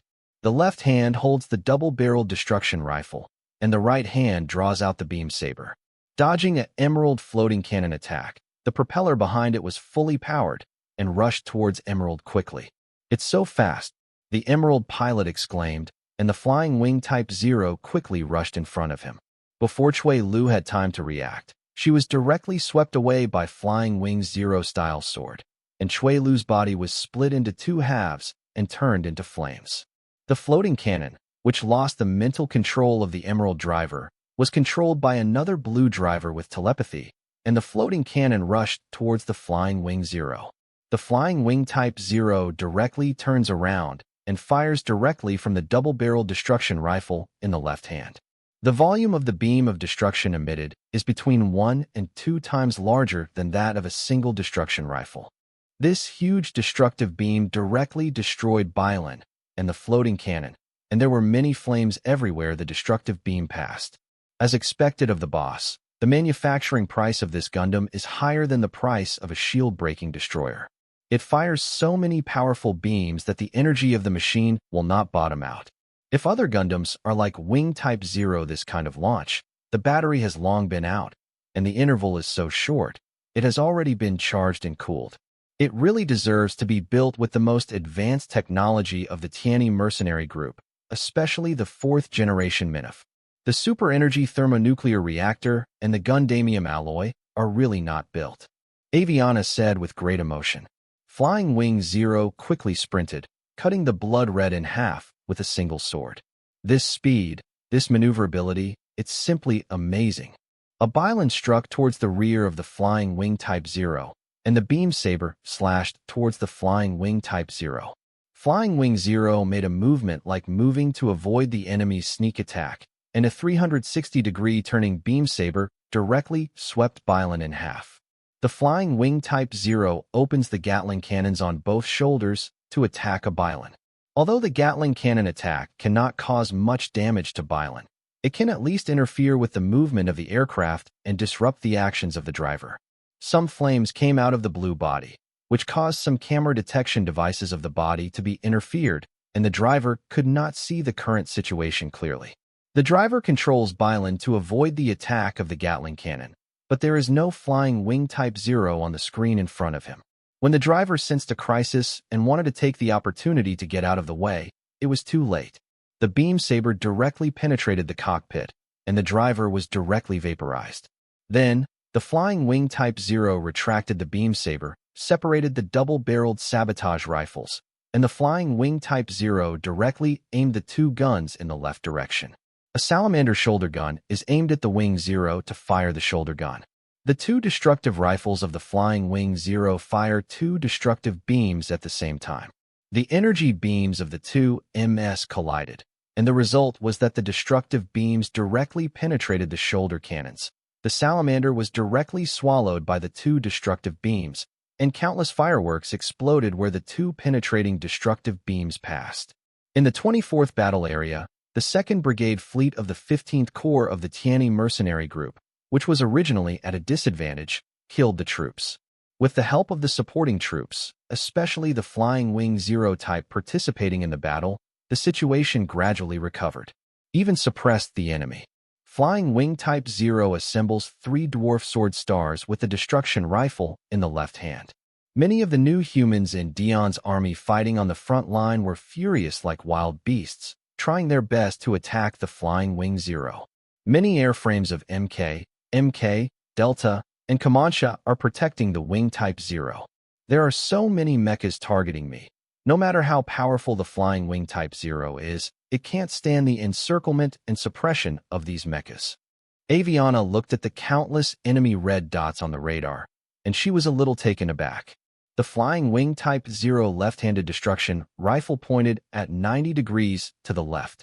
In the 90-degree area, all the body thrusters of the Dion army were fully activated, and they fled the field quickly. Hey, you lied to me. The destructive rifle in the right hand of the Flying Wing 0 fires in a 50-degree direction to the right, and the destructive beam directly penetrates a howling moon demon wolf. Then shift the position. The destruction rifle in the left hand is facing 60 degrees to the left, still frightening all the Dion troops in that direction and quickly driving the thrusters to the maximum to escape from the scene. The sabotage rifle in his right hand fired in another direction, killing another mobile fortress. Some Dion Army MS or mobile fortresses want to attack Wing Type 0 with ranged weapons. However, the Flying Wing Type 0 will not stay in place at all and will switch positions from time to time. Every time the destruction rifle in the left hand is raised, it is deliberately deceiving and intimidating. Swept past. All ships retreat immediately. The Dion Army fleet in the 24th battle area has already begun to retreat and return to the command fleet position. Because of the enemy's reinforcements, especially the addition of the Flying Wing Type 0, the Dion Army in the 24th combat area turned victory into defeat. Many Dion Army MS and mobile fortress are breaking up, blocking the attack of Flying Wing Type 0 and other MS and mobile fortress. Stop that Gundam. Don't let the beam cannon in its left hand fire. Several blood red and emerald green rushed towards the Flying Wing Type 0, and 8 floating cannons also rushed towards the Flying Wing Type 0 quickly. One Quimansa used 30 floating cannons to shoot down 2 Emerald 8 floating cannons, and even used all-round strikes to shoot down all the blood red and emerald green. The Flying Wing Type 0 left-handed destruction rifle was aimed at the retreating target fleet, and the barrel of the destruction rifle had gathered powerful energy. Some of the target fleets have already escaped the effective range of the destruction cannons, and this is thanks to these guys for their desperate efforts to stop them. Quick, stop it! Several specially made holy machines fired directly at the Flying Wing Type 0 with powerful beam cannons, regardless of the attacks of nearby enemy machines. During the launch of one of the special holy machines, it was directly attacked by 2 mass-produced Gundams, and one of the attacks even penetrated the cockpit directly. Several beam cannons attacked the Flying Wing Type 0, and Kuei Manhwa and Mental Gundam MK took it down with the eye position. Attacks from other directions are also resisted by other organisms. A full-armored MK thigh and shoulder cannon fired one after another, shooting down those bodies that were rushing towards the Flying Wing 0 type Ms. Ladder. It's strange, these MS suddenly went on a rampage and became fearless, using the Death Squad style to rush towards the Wing 0. A Delta pilot said, "It is estimated that these MS suddenly turned on the automatic control system. Aren't the men of particles here too strong?" Quite a few Jegun, Jesta, MK, and other mechas desperately attacked the rampaging Scorpion and other mechas. Attacking the nearby anti-men of particle device, it is estimated that these MS are not turning on the automatic control system, but the anti-men of particle device remotely controls these MS. Otherwise, how can these rookie drivers who drive ducks to the shelves have such guts? One of them, shouted the captain of the Ms. Squad. "I found an anti-men of particle device, and destroy it immediately." A Delta Plus driver fired a long-range particle beam gun and penetrated an unprotected anti-men of particle device. Dozens of MS, such as scorpions and winged birds, which were originally under control, were destroyed due to the anti-men of particle device, and the movements of the entire machine stopped. When the pilots of these MS were out of control at the beginning, they rampaged towards the Flying Wing Type 0, watching other colleagues being shot down from the screen. Many drivers yelled out of fear, and some even cursed, cursing the Dion Empire loudly, cursing that the Dion Empire authorities treated them as cannon fodder and consumables. Many anti-men of particle devices were destroyed one after another, and many Scorpions and other MIS operations stopped. Many drivers were sweating coldly, thinking that they were going to die. Many drivers saw from the screen that the MS of the Tianyi Mercenary Corps and the mobile fortress suddenly fled the scene with full thrusters. I also saw many Dion army holy machines and mobile fortresses fleeing the scene quickly. When many drivers can't react, a violent beam cannon attack swept away the army like a sweeping blanket. Many pilots had just escaped the catastrophe, and before they had time to breathe a sigh of relief, they could not escape the calamity that followed and could only utter howls before they died. Some warships of Dion's army were within the range of the destruction cannon. The further back the battleships were, the more damage they suffered from the destruction cannon. The energy shield could not resist the power of the destruction cannon at all. The battleship ahead, because of the resistance and sacrifice of the battleships in the rear, the damage suffered by the battleships in front is smaller. The Flying Wing Type 0 destroyed a total of 12 warships of the Dion army in the 24th battle area. 8 ships were seriously damaged, and 26 ships were moderately damaged. The severely damaged battleship of the Dion army had serious damage to the propellers, making it impossible to escape, and could only send out surrender signal flares. The rest of the warships with less than moderate damage fled the scene at the maximum speed under the current situation. The MS and Mobile Fortress, who were originally in charge of preventing the Flying Wing Type 0 from discovering and shooting the destroyer cannon. Those who could escape turned their propellers to the maximum to escape the scene. Those who could not escape surrendered directly if they wanted to survive, and those who were not afraid of death stubbornly resisted. As a result of the 24th battle area, both armies received news immediately. Both Long Fei and his wife were in Neo Gundam's cockpit. Husband, the 24th battle area can almost turn things around with one Flying Wing Type 0. Tao Xiang said to her husband. It seems so, but in fact, the Wing Type 0 also depends on the help of other colleagues, and he alone can't do it. You can also read the content of those reports. The Dion army directly listed the Wing Type 0 as the primary target. Indeed, the Flying Wing Type 0 can basically be called a shrunken diva or quasi-agama. If you look at it in terms of firepower, you can say that, but the latter two battleships simply don't have the maneuverability, speed, and agility of the Flying Wing Type 0. Moreover, the Flying Wing Type 0 is currently the first and only one for the time being. The 4th generation Minov super energy thermonuclear reactor and the 4th generation Gundamium alloy. With the power of its engine and the defense capability of its armor, currently no Gundam can surpass it. 00 Razor will open the transit if function outperform it in speed and maneuverability. If it's not too expensive, maybe you want to make a few more. Tao Xiang guessed. Long Fei shrugged, not denying his wife's guess. Long Fei thought in his heart. Flying Wing 0 directly snatches the meat of Dion's army up to his mouth. Will Fardis show a northerly expression? It really makes people look forward to it. After looking at the results of the 24th combat area, Fardis, the generals, and all the staff members looked very ugly. The corners of Fardis's eyes kept beating. From the battles captured, the destructive power of the Flying Wing 0 style sabotage rifle and the Dwarf Sword Star, the former still amazed the scientists of the relevant authorities. It's not that the scientists of Wang Huanghua can't make it, but they have to make a large volume beam cannon to have such power. With the latter's destructive power, the scientists of the Dion Empire were still able to barely develop the same horizontal beam gun. Combining 2 destruction rifles into a double-barreled destruction rifle, its power is at least 2 to 3 times that of a single destruction rifle. A destruction rifle can penetrate the energy shields of various warships of the Dion army and cause heavy damage. Battleship.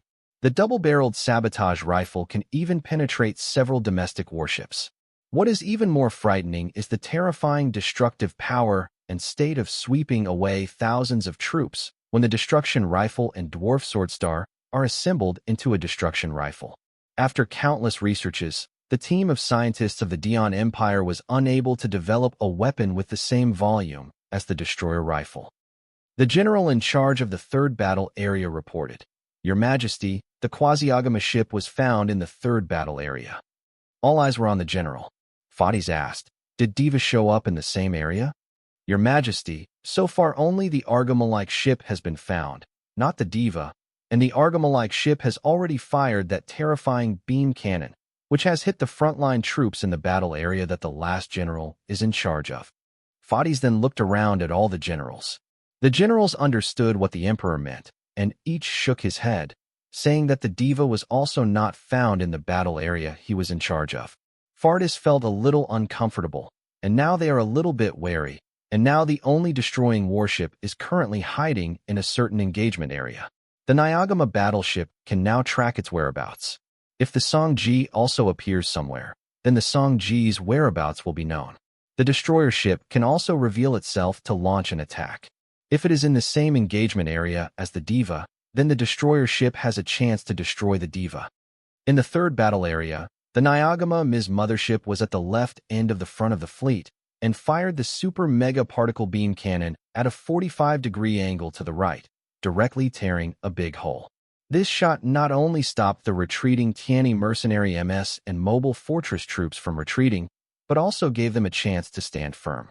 The advancing pace of the dominant Dian Army MS and mobile fortress troops was interrupted. The Tianyi mercenary regiment killed the 1st and 2nd Brigade fleets of the 2nd Corps, and some warships immediately fired mobile drill missile groups at the hole opened by the Yagama Ms. mothership. The killing troop MS and the mobile fortress who were panting immediately obeyed the orders of the rear fleet and immediately used long-range weapons to attack the enemy planes in front and launched a double attack with the mobile drill missile group. In addition to dodging the enemy's sniper weapons and long-range weapons, the Dian Army decisive troops that were forced to stop had to deal with the mobile drill missile group. It's just that the armored monster with outstanding defense power can't resist a mobile drill missile at all. Although more than 30% of the more than 1,000 mobile drill missiles were shot down, more than 1,000 of them still shot down their respective targets. In addition, the airframes of the Tianyi mercenary killing troops in front attacked with long-range weapons, causing Dian's army to suffer a double attack, and more than 2,000 airframes were shot down. Most of the bodies that were shot down were the frontmost ones among the torn holes. Although Dian's army was hit hard for a short period of time, the situation did not reverse. It's just that the original 7:3 situation has become a 6:4 situation, and the disadvantage is still on the side of the 1st and 2nd Brigade fleets of the 2nd Army of the Tianyi Mercenary Corps. In addition to calling for support, the commander of the Killing Force Fleet is also asking the frontline troops to conduct defensive battles, so as not to let the enemy advance step by step. The general in charge of the 3rd battle area reported to His Majesty the Emperor, "Your Majesty, the frontline troops in the last battle area in charge of the report have reported that our 1st Army, 2nd Army, 2nd and 3rd Brigade fleets were attacked by the battleship Yagama. The super main gun has torn a hole, and the advance of our troops has been interrupted, but the current advantage is still on our side." Then, another general came to report. The last general is in charge of the 25th battle area. After receiving the report from his subordinates, the Flying Wing Type 0 moved to the 25th battle area. All eyes were on the general. The originally stalemate situation changed directly, and the disadvantaged situation directly tilted to our side.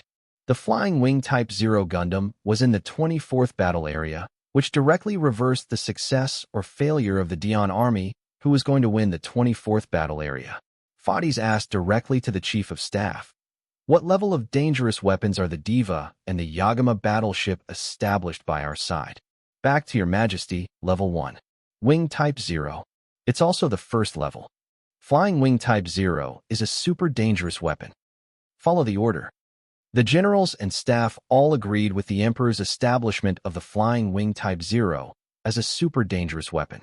The interval between the firing of the destruction cannon is very short, and another round can be fired. After the Diva and the Yagama battleship fired the terrifying weapon, it took a long time to recharge. I really don't understand. This Gundam is less than 18 meters in height. Where does it come from such a huge amount of energy to fire such terrifying destruction cannons continuously? One shot is enough to change the local battlefield of both the enemy and the enemy. What's even more frightening is that they can launch consecutively, which makes them unable to understand what kind of black technology this is, which allows a machine body to have such a huge amount of energy. Many teams of scientists in the country are unable to understand what theories and technologies are used for research. Even if the alien technology obtained by the country analyze all the legacy technologies, let alone reverse-developed technology, even the alien technology does not have such black technology capabilities. Long Fei, How did this person's head form? A single person can develop alien technology beyond what is available at home. The generals and staff finally understood why His Majesty the Emperor tried so hard to recruit Long Fei back then, and even issued an order not to allow anyone to offend Long Fei. It's a pity that the eldest prince and the third prince, two idiots, wanted to offend Long Fei. This caused the country to provoke a terrible enemy. In the sixth battle area, the troops in charge of the last general are in a disadvantageous situation at this moment. A general asked, "Could it be that the diva appeared?" No, it wasn't the diva that appeared. I'm ashamed to say that the command was wrong, and it was suppressed by the enemy. Fades snorted displeasedly. The general in charge of the sixth battle area trembled with fright, and his heart was full of fear. As long as the mistakes on the battlefield are not serious, His Majesty the Emperor will not blame him too much, but this is an extraordinary period, and the country is almost out of soldiers. Every soldier is very precious, and it is really impossible to bear a large number of casualties. Pentius, the general in charge of the sixth engagement area, responded, "The end is here. Is the combat area you are responsible for seriously damaged? The current situation is 4:6. Is there any chance of a comeback?" Although Pence wanted to say that there was a possibility of a comeback, he observed the situation in the battle area he was in charge of and knew very well that the chance of a comeback was very slim. Unless there were reinforcements, the chance of a comeback would be higher. The last general dare not deceive His Majesty the Emperor. The chance of a comeback is very low, almost zero, unless there are reinforcements, or if the enemy commander makes a serious mistake, then there is a possibility of a comeback. Fardis took a breath and said, "Then withdraw the troops. Follow the order. Report to His Majesty the Emperor. The last battle area that the general is in charge of has found the Songji." The general in charge of the 10th battle area shouted loudly. Although the appearance of the diva made everyone present feel embarrassed, at least the whereabouts of the two strategic class battleships of the Tianyi mercenary group have been fully grasped. Jesus. The general in charge of the 12th engagement area responded, "The end is here. Reveal the destroyer and take the 12th battle area. Follow the order." The other generals and staff officers looked at Jesus, but they didn't expect that the fleet in charge of this general had mixed into the destroying warship. In the 10th battle area, a photon burst cannon from the diva appeared, causing the entire Dion army in the battle area to retreat immediately. About 2 hours later, the destroyer warship appeared in the 12th battle area, and the destruction cannon shot also caused a lot of damage to the Tianyi mercenaries in the battle area. The destruction cannon also almost hit the main ship of the commander of the Sky Wing mercenary fleet in the engagement area. The commander originally wanted to continue fighting and ordered the entire army to target the destroyer and shoot it down at any cost. But the headquarters quickly issued an order ordering the commander to immediately withdraw the troops he led to the command troops and abandon the 12th engagement area. In the 12th battle area, after the 2nd and 3rd Brigade fleets of the 1st Army, 6th Army, and 3rd Brigade of the Dion Army's decisive force captured the area, they did not take advantage of the victory to pursue it. The 3rd Brigade fleet went to the 13th battle area to help fellow troops take the 13th battle area. Why didn't the 2nd and 3rd Brigade fleets of the 1st Army, 6th Army, and 2nd and 3rd Brigades of the Dion Army's decisive battle force not take advantage of the victory to go straight to Huanglong? The main Tianyi mercenary regiment commanded a large number of troops. The headquarters of the two forces were not organized in the decisive battle and killing troops. If they rushed to pursue the victory, 2 brigade-level fleets would not be enough to resist the encirclement and extermination of the huge troops. In other words, currently the best app for reading and listening to books, Yegwa Reading, www.yigueu.com. Install the latest version. Moreover, who knows if the Tianyi mercenary group will have any backhands or some hidden powerful weapons. The most worrying thing is whether there will be another flying wing Type 0. Therefore, instead of recklessly chasing after the victory, it is better to go directly to another battle area and help your colleagues win the battle area. If you can get one more stronghold, then at least there is a possibility of improving your chances of winning. On the other side, Lieutenant General Shrek and the generals appeared in the 12th battle area to destroy warships. After the troops in this area were hit by the destruction cannon, They immediately ordered the troops in this area to evacuate immediately. One of the generals said, "General Shrek, it seems that the opponent did not lose their minds to take advantage of the victory to pursue, but went to the 13th battle area. It seems that they want to win a few more battle areas so that they can gain some strongholds. Let them stand their ground. And now I worry about the 13th engagement area. Will the troops in this area retreat or resist?" Another general said, "The 10th battle area, if we keep it, even if we dispatch troops, even if we bring the Song-ji to stop the opponent's destroying battleship, this still blocks the 11th battle area, and the 11th battle area has not yet been divided. In terms of victory and defeat, the enemy and us are still very stalemate. Many generals are thinking about whether the enemy's destroying warship has really entered the 13th battle zone. In order to prevent our troops from suffering unnecessary damage, they directly withdraw from the 13th battle zone." AICC was discussing in Shrek's whisper, and a general said, "In the 15th combat area, our troops have driven the enemy troops out." Some generals began to analyze whether to transfer some of our troops from the 15th battle zone to the 14th battle zone, and then drive out the enemy troops in the 14th battle zone, and wait for the arrival of the enemy troops in the 13th battle zone.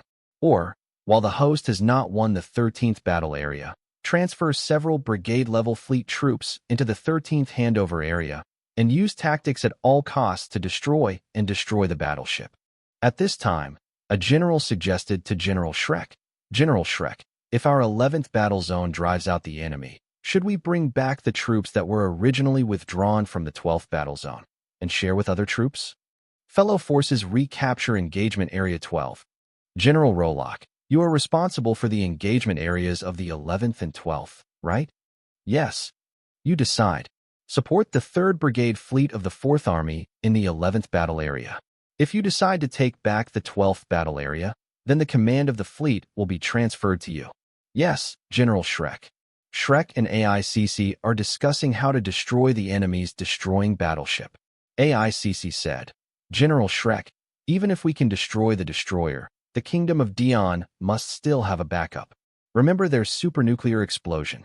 Remember, just don't know if they're ready to load missiles on board." Although the boss has developed a weapon to restrain the supernuclear explosion, the boss also said that he should not rely too much on the restraint weapon he developed, because at least the location of the supernuclear explosion must be known, and the distance between the two cannot exceed 100 kilometers. The most important point, we don't know at all if they can really be loaded in missiles. Then which missile group they launch is loaded with a supernuclear explosion. This is the most troublesome problem. General Isis, I understand the question you mentioned, but what makes me even more troubled is how many missiles they have. If it is true that they can be loaded on missiles as you said, how many missiles do they have? This is the most troublesome problem.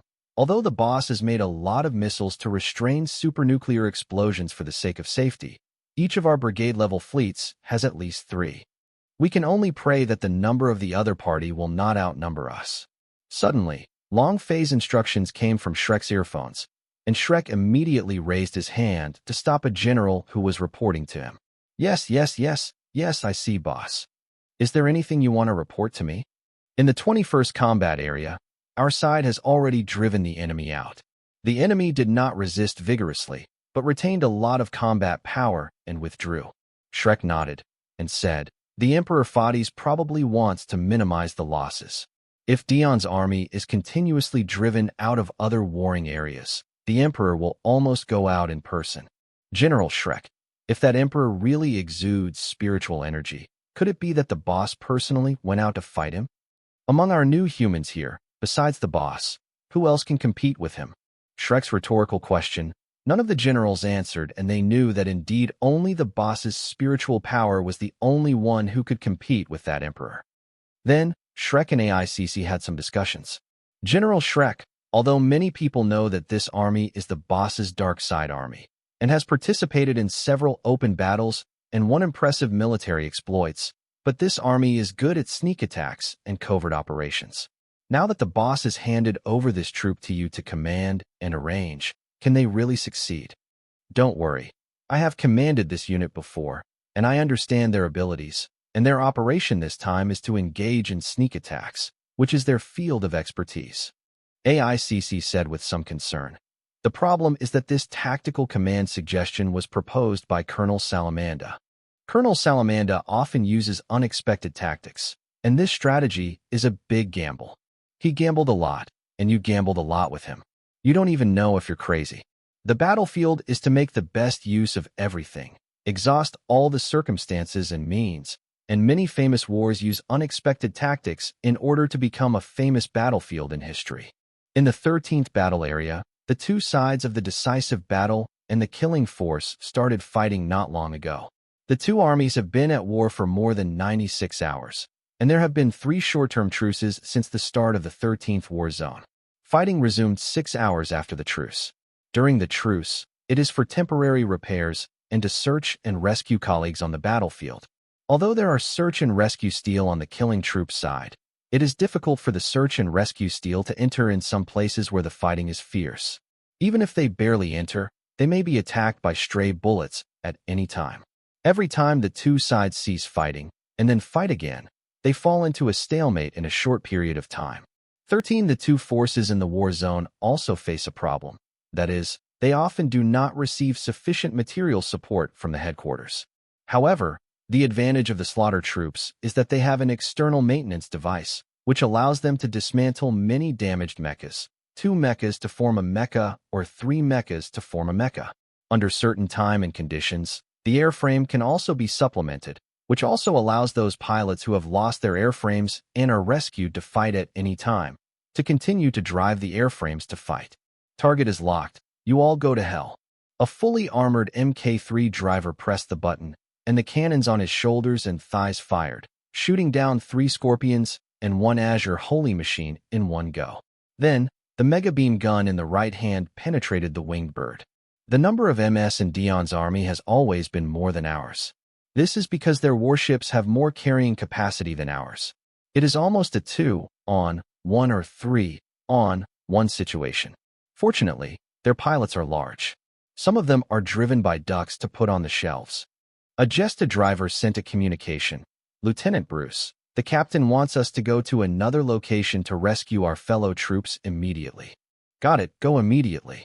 A Big Lang throws weapons at his colleagues, and MS is supported by weapons. A Jesta disarms the exhausted weapons on both shoulders, and then reassembles the shoulders to get the pulse electromagnetic drill gun supported by Big Lang weapons, and fires the pulse electromagnetic drill bullets of the anti-mobile fortress from the shoulders. 2 drill bullets hit the energy shield, piercing through a beast-shaped Fenrir, damaging Fenrir even more. The pulse electromagnetic drill cannon is a weapon designed by the AG system, which is designed to restrain the energy shield of the mobile fortress of the Dion army. A battered Fenrir was bombarded by several of Jegun's howitzers. Jesta's shoulder-mounted pulse electromagnetic drill guns have only 3 drill rounds each. A Bylon holds a huge double-barreled spiral beam cannon and fires a red and blue double spiral beam cannon at a Mental Gundam MKI. The eye stance of Mental Power Gundam MK resisted it for less than 2 seconds, directly broke through the eye stance, and pierced through the body of Mental Power Gundam MK, and turned into flames in a few seconds. When the pilot's body is pierced, let the head of the mental power go up to detach from the body. An Emerald immediately used its floating cannon to attack the Mental Power Gundam MKI, head in all directions, and shot it down. The double-barreled spiral beam cannon is a weapon developed by the team of Dion Empire scientists to restrain the mobile fortress eye position of the Tianyi mercenary group. Basically, both forces have developed their own weapons to restrain the enemy. Bylon, who fired the red and blue helical beam cannons before, has a square battery 3 meters long, 2 meters wide, and 1 meter thick behind the double-barreled helical beam cannons. This is the energy battery of the double-tube spiral beam cannon. If it is powered by Bylon, about 3 rounds will directly cut off Bylon's power. Then, Bylon placed the energy battery mounted on the rear skirt armor into the battery slot behind the double-tube spiral beam cannon, and then searched for the next target with other colleagues. A Jiegong is wearing external armor, with an energy pack on the back, holding a long beam cannon in both hands, firing back and forth across the front. Many Dion Army MS were destroyed. One Typhon used a special suspension energy shield, but it was directly penetrated by the beam cannon in about 3 seconds, and the body was destroyed. However, the beam cannon used by Jiegong fired for about 20 seconds, and the energy pack behind it had already exhausted its energy. Jiegong detached the long beam cannon from the energy pack on the back, leaving the external armor to continue fighting. The long beam cannon that Jiegong used before was a weapon developed by a team of scientists from the Tianyi Mercenary Corps, a research and development MIS weapon team in charge of Cordelia. Cordelia is now an A-level researcher of the Tianyi Mercenary Corps, in charge of more than a dozen research teams. Cordelia is already a rare researcher in the Tianyi Mercenary Corps, and there are only a handful of researchers who can match her. To be honest, I have been using Yegwa to read and read books recently, change sources, and read aloud with many timbers. www.yiguudu.com can be used for Android and Apple. Many weapons of Jiegong, Murasame, Gesta, and mass-produced Gundam were developed by Cordelia's research team. A Delta Plus armed with a long-range mega particle beam gun shot down a Blood Red that was attacking Ritual with a beam saber. The current situation in the 13th battle area, the killing troops have slightly suppressed the decisive battle troops. The number of airframes in the latter is still 50% more than that of the former, but the number of airframe pilots in the former is more experienced than the latter. Continue the engagement, and the tilt of advantage will favor the killing troops. On the other side, the 3rd Brigade Fleet of the 6th Army of the 1st Army moved from the 12th battle area to the 13th battle area. The fleet is heading for its destination at full speed. Commodore Walker, commander of the 3rd Brigade Fleet of the 6th Army of the 1st Army, was looking at the documents on the tablet. It looks like the situation in the 13th battle area. Brigadier General Amanda of the 1st Brigade Fleet of the 7th Army of the 1st Army seems to be suppressed by the Tianyi mercenary group. Brigadier General Walker said to himself with his right hand resting on his chin. Then, Brigadier General Walker asked the colonel on the right, "How is the current destruction cannon charge of the destruction warship?" Currently, the charge has reached 80%. After arriving at the 13th battle zone at the destination, the charge will definitely reach 100%. By then, we can decide the outcome with one shot. Ah, very good. Brigadier General Walker then looked at the information on the current situation of the troops he led. When Brigadier General Walker looked at the information, he suddenly felt an indescribable feeling in his heart. It seemed to be uncomfortable, and this uncomfortable feeling made him feel an inexplicable panic. There is also a feeling that something bad is about to happen, and Brigadier General Walker really doesn't understand what is going on. At this time, a staff member reported, "Nearly dozens of meteorites of different sizes are coming towards our flight path." "How can there be meteorites?" a colonel said with a frown. Commodore Walker asked, "If our fleet slows down a few knots, will it collide with these meteorites?" The staff immediately used the supercomputer to calculate, and within a minute they got the answer and reported to the general. "If there is no accident, our fleet only needs to reduce the speed by 5 knots, and these meteorite groups will fly in front of our fleet. It will not cause any damage to our fleet at all." "Well, then notify the entire army to reduce the speed of the battleship by 5 knots. The female rabbit, Raylina, is sitting in the cockpit of TR-6 Woodwaterlock. The female rabbit is wearing a Spartan suit Type 2, covering the helmet with the appearance of a Black Rabbit helmet. The Spartan uniforms worn by members of the Black Rabbit Force basically have the same functions as those worn by members of other troops, except that the helmet covers the appearance of a black rabbit. As the female rabbit, Raylina, the deputy head of the Black Rabbit Army, has been helping her beloved man Salamanda, Black Rabbit, to deal with the big and small affairs of the Black Rabbit Army and obey the arrangement of the Black Rabbit. The report of the subordinate came from the female rabbit earphone. "Mother Rabbit, the target fleet has slowed down their speed. It seems that they didn't realize that our meteorite is a fake meteorite. This doesn't prove that our Tianyi mercenary group has developed such a good camouflage meteorite that even the Dion army can't detect the authenticity. Mother Rabbit, the super mega particle cannons of the 2 Argama warships have been fully charged. Very good. When we reach our destination, we will remove the camouflaged meteorites immediately. One of them will destroy their destruction warship, and the other will give their fleet a heavy blow." The mother rabbit probably didn't realize that we actually have two warships called Yagama. That's right, Fardis probably didn't expect that in order to please the boss, he sent a bunch of resources back then, some of which can be used to make materials for the super mega particle cannon barrel of the Argama warship. Yes, thinking about it now, if they really hurt them, I really look forward to what Fadis will look like once he knows that these are his wrong decisions back then. Hee. The subordinate's tone of resentment and grin came from the headset. Both the female rabbit and the subordinates have the same expectations. More than half of the members of the Black Rabbit troop came from the rebels who escaped from the Martian Circle. To say that with so many troops in Long Fei's hands, the biggest resentment towards the Dion Empire was the Black Rabbit troops. Moreover, the Black Rabbit troops are very familiar with the marching deployment of Dion's army.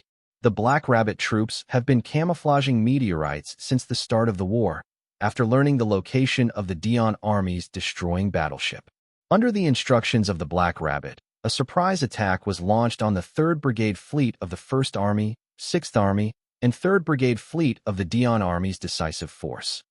The speed of the 3rd Brigade Fleet of the 1st Army, 6th Army, and 3rd Brigade of the Dion Army's decisive battle force has been reduced by 5 knots.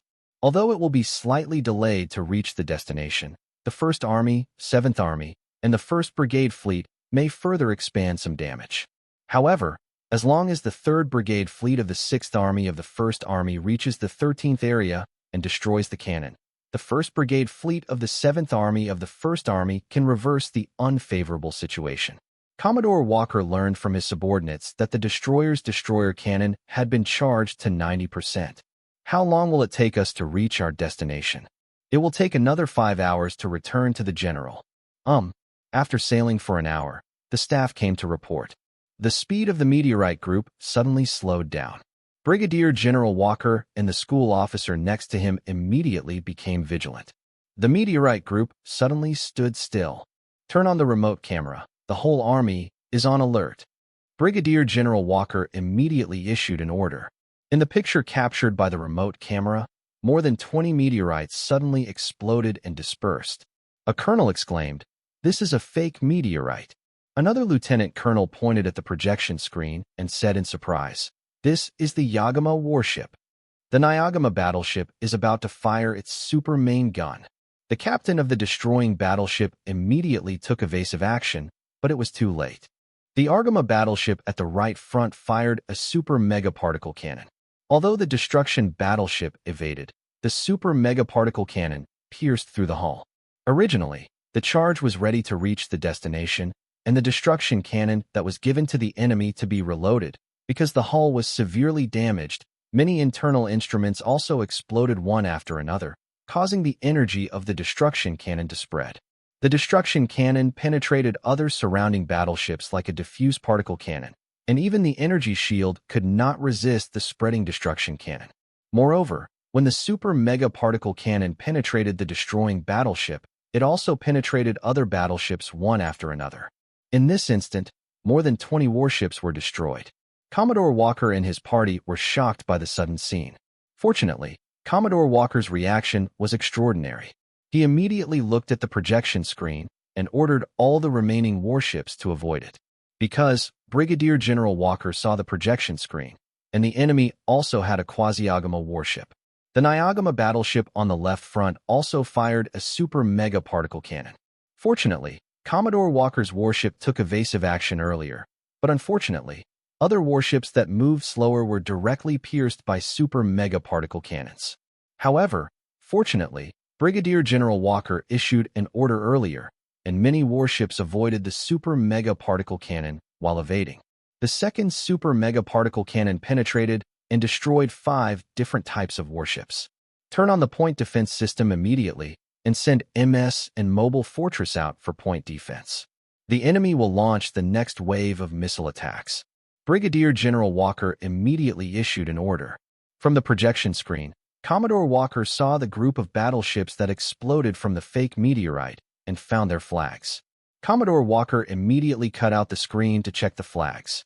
The pattern of the flags was a black rabbit.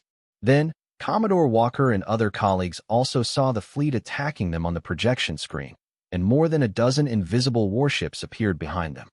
After the Black Rabbit troops fired 2 super mega particle cannons, they immediately launched the next wave of attacks.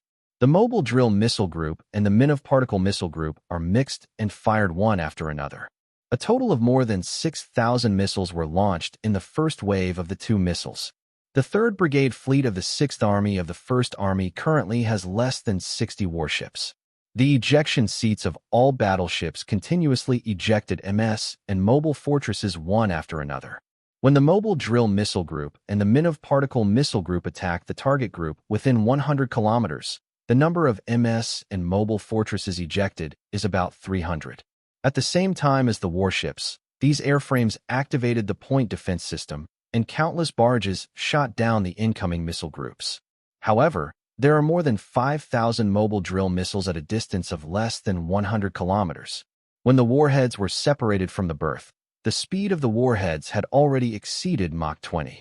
The battleship on the side of Dion's army turned on the point defense system and ejected the machine at the same time. The ejected body immediately activates the point defense system to help other colleagues shoot down enemy missiles. But still more than 300 mobile drill missiles broke through the line of defense, and many MS and mobile fortresses were destroyed by mobile drill missiles. In this wave of missile attacks, more than 200 MS and mobile fortresses were shot down, and a total of 7 warships were destroyed regardless of any type. The Black Rabbit troops put up a nice surprise attack.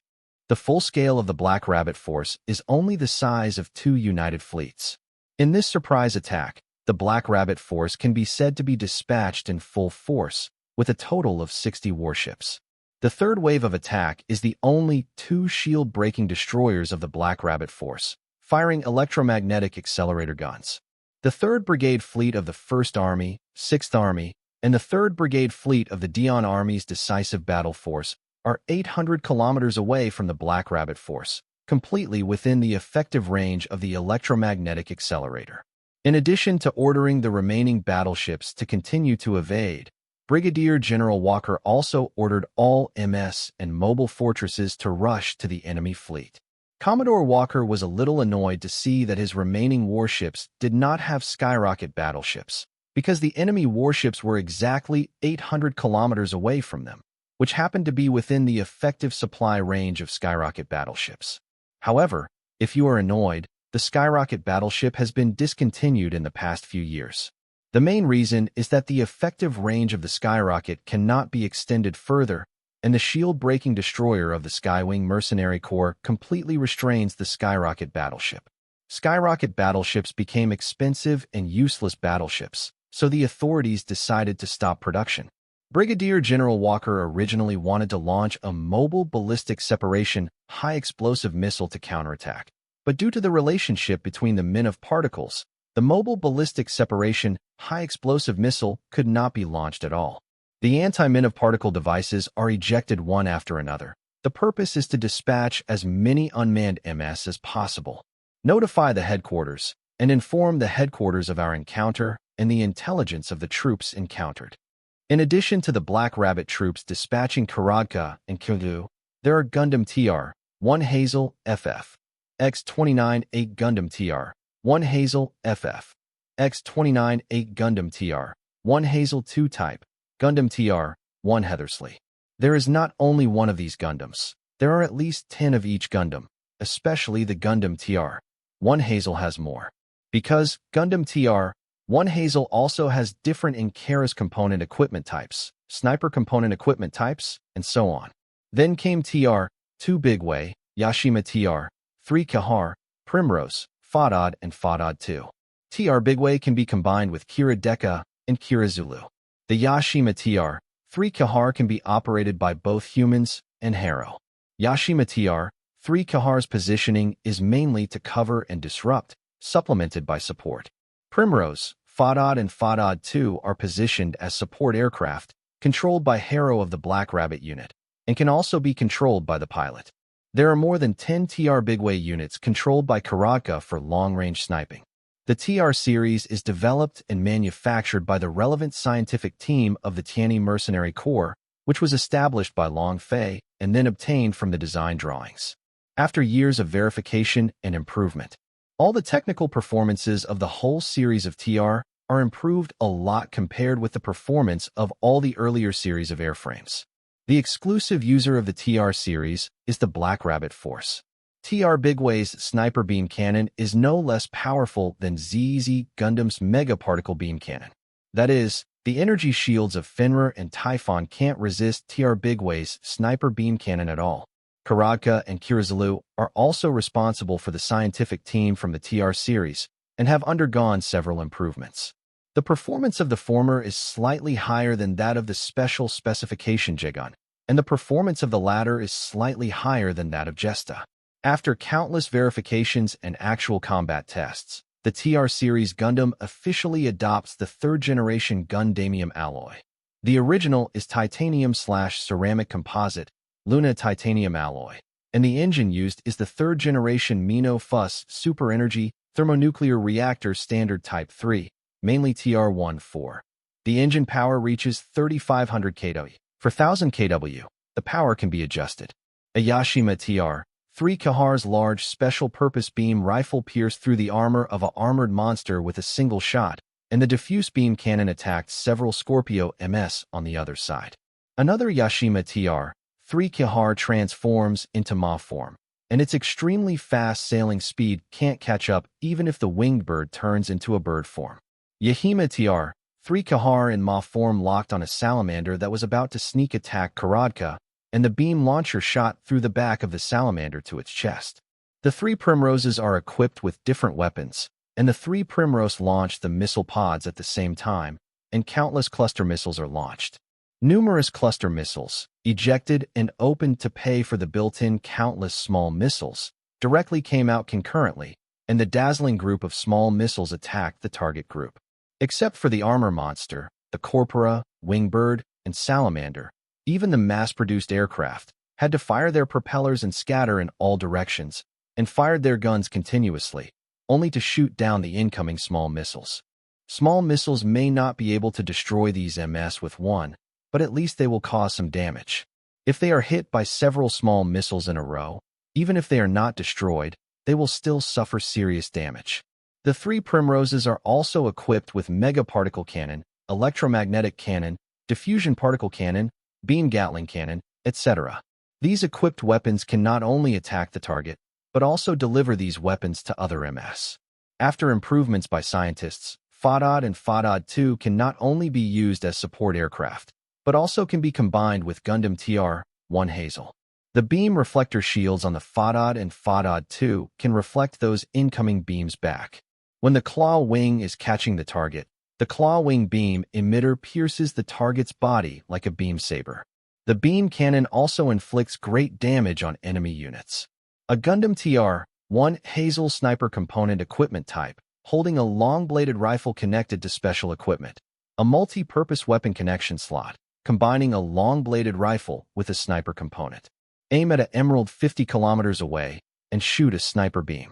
The emerald driver is a new human and immediately dodges when he feels a crisis, but the sniper driver has already calculated the trajectory of the target's dodge and then sends out a sniper beam. Emerald immediately switched the function of the floating cannon to the function of the protective cover. Although the sniper beam penetrated through the protective cover, Emerald immediately blocked it with the shield in his left hand.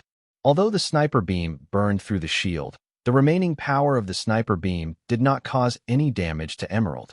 The distance is a bit far, and the power is greatly reduced. The driver of the TR-1 Hazel sniper component said. Another Gundam TR-1 Hazel Osla launched 12 micromissiles, instantly causing the surrounding enemy MS to dodge and scatter in all directions. The Mega Particle Cannon in the left hand penetrated the emerald green protective cover the joint body runs through. Then he rushed to a blue machine and chopped the blade of the long-bladed rifle in his right hand in half. The Dion army was suppressed, almost suppressed and beaten by the Black Rabbit army. There will be such a result. In addition to the TR series Gundam of the Black Rabbit Force, there are TR-2 Bigway, Yashima TR-3 Kahar, Primrose, Fadad, and Fadad 2. These machine support disruptions made the Dion army overwhelmed, and these machines would target anti-min-of particle devices, which caused many members of the Dion army to often disconnect from their colleagues, which made them unable to receive calls from their colleagues. This made them in combat. Even if they fired signal flares, the Tianyi mercenary group had a rough grasp of their signal flares, so they could take corresponding plans. More importantly, most of the members of the Black Rabbit Army were the rebels in the Martian Circle back then, and they knew the old opponent's marching and fighting methods like the back of their hands. On the other side, the female rabbit watched the current situation in the cockpit of her own machine. The performance is not bad, and finally we have lived up to the boss's large annual allocation and expectations of us. The female rabbit said to herself. The female rabbit knows very well that the annual appropriation budget of the Black Rabbit Troop is more than the sum of the annual appropriation budgets of the 5 directly affiliated troops of the Shadow Mad Dog Team, Dire Hound Team, Sword and Shield Troop, Bloodthirsty Wolf Squad, and Cross Vanguard. The Black Rabbit Troop has so much budget every year. Why is it not as large as the directly subordinate troop? The main reason is that more than 70% of the budget is invested in the research and development of the TR series, etc., and even the development of some assassination weapons used by the Black Rabbit troops. This is why the Black Rabbit Troop receives so much funding every year, but there is no way to expand its scale beyond the size of the Shadow Mad Dogs and other troops. However, in recent years, many technologies, weapons, etc. have been successfully developed, and the appropriation budget has been gradually reduced, and the reduced part is mainly allocated to other research and development groups. But now more than 40% of the appropriation budget obtained can be used on the entire force, and it can even expand its scale. Moreover, the Black Rabbit Troop is among long-phase dark side organizations, and it is the strongest dark side organization in MS, battlefield operations, assassination, and intelligence collection of foreign enemies. Gundam TR-1 Heathersley, Gaplon TR-5 including other series, Gundam TR-6 Heathersley 2, Gundam TR-6 Kunlun, Gundam TR-6 Hazel 2, and Gundam TR-6 Kahar 2. Let these Gundams play, not only to win this battle, but also to perform well, and to test all the performance of these Gundams to see if they are as good as they say in theory. The mother rabbit gave the order.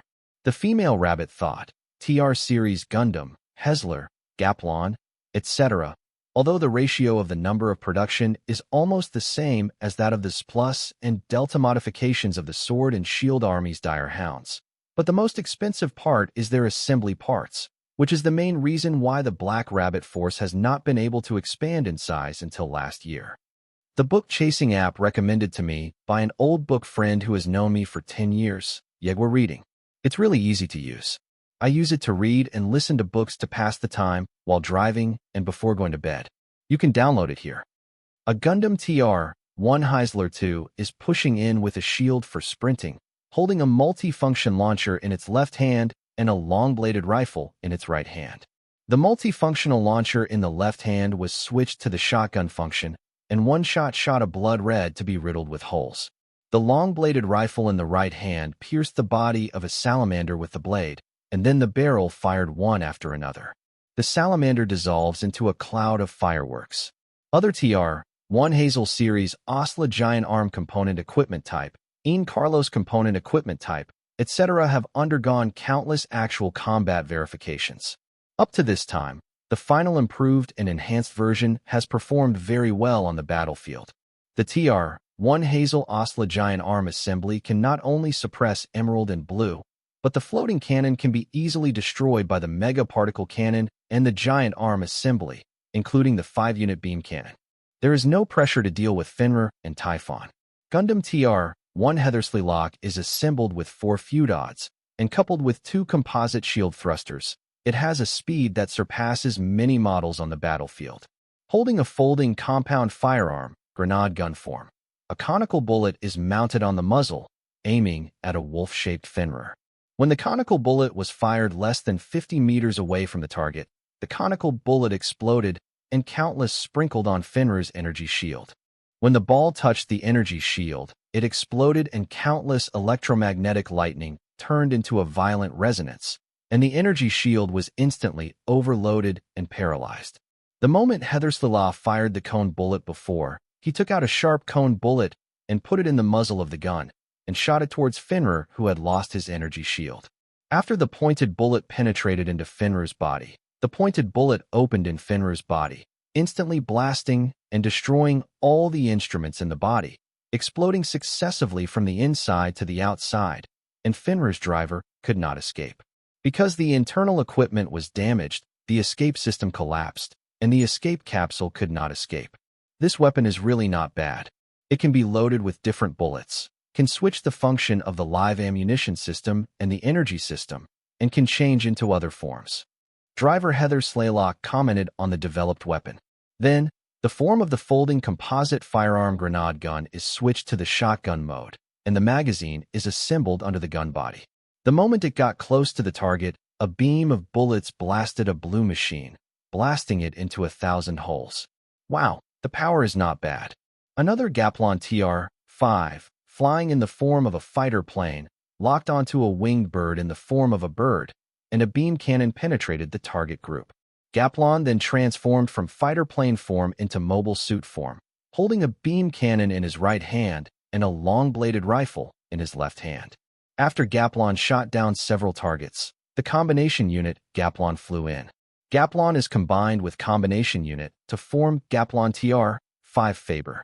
Gaplon TR-5 Faber in Ma form, relying on the mobility and speed of ballistic missiles, made it impossible for countless airframes to lock on. Moreover, the Gaplon TR-5 Faber has undergone countless improvements by the research team. The unit uses the third-generation Minov's super-energy thermonuclear reactor, which provides more than enough energy for the eye position, and the diffuse beam gun does not need to rely on energy packs to supply. Numerous enemy MS, including mobile fortress, fired at the fast-flying Gaplon TR-5 Faber. A lot of light beams hit Gaplon TR-5 Faber's eye position, and the light beams were like water, hitting the wall and spreading away. The driver of Gaplon TR-5 Faber looked at the target locked by the instrument, and the diffuse beam cannon launched an all-round attack. The diffuse beam cannon was fired while flying, and countless mobile suits were shot down at once. Most of the mass-produced holy planes were saved from death by relying on the pilot's relatively good skills to dodge the attack. The mobile fortress relies on the energy shield to block the beam cannon. The Gaplon TR-5 Faber is fast, and there are basically not many MSs that can catch up. A Typhon holds a claw launcher and locks on the Gaplon TR-5 Faber. In addition to relying on the powerful ejection force of the launcher, the claws rely on the ballistic propeller to quickly hook the Gaplon TR-5 Faber, who is turning. The speed of Gaplon TR-5 Faber slowed down a bit. Typhon was pulled away directly, and Typhon used the thruster and Gaplon TR-5 Faber to push. This slowed down Gaplon TR-5 Faber even more, and the other MS rushed towards Gaplon TR-5 Faber. Got hooked.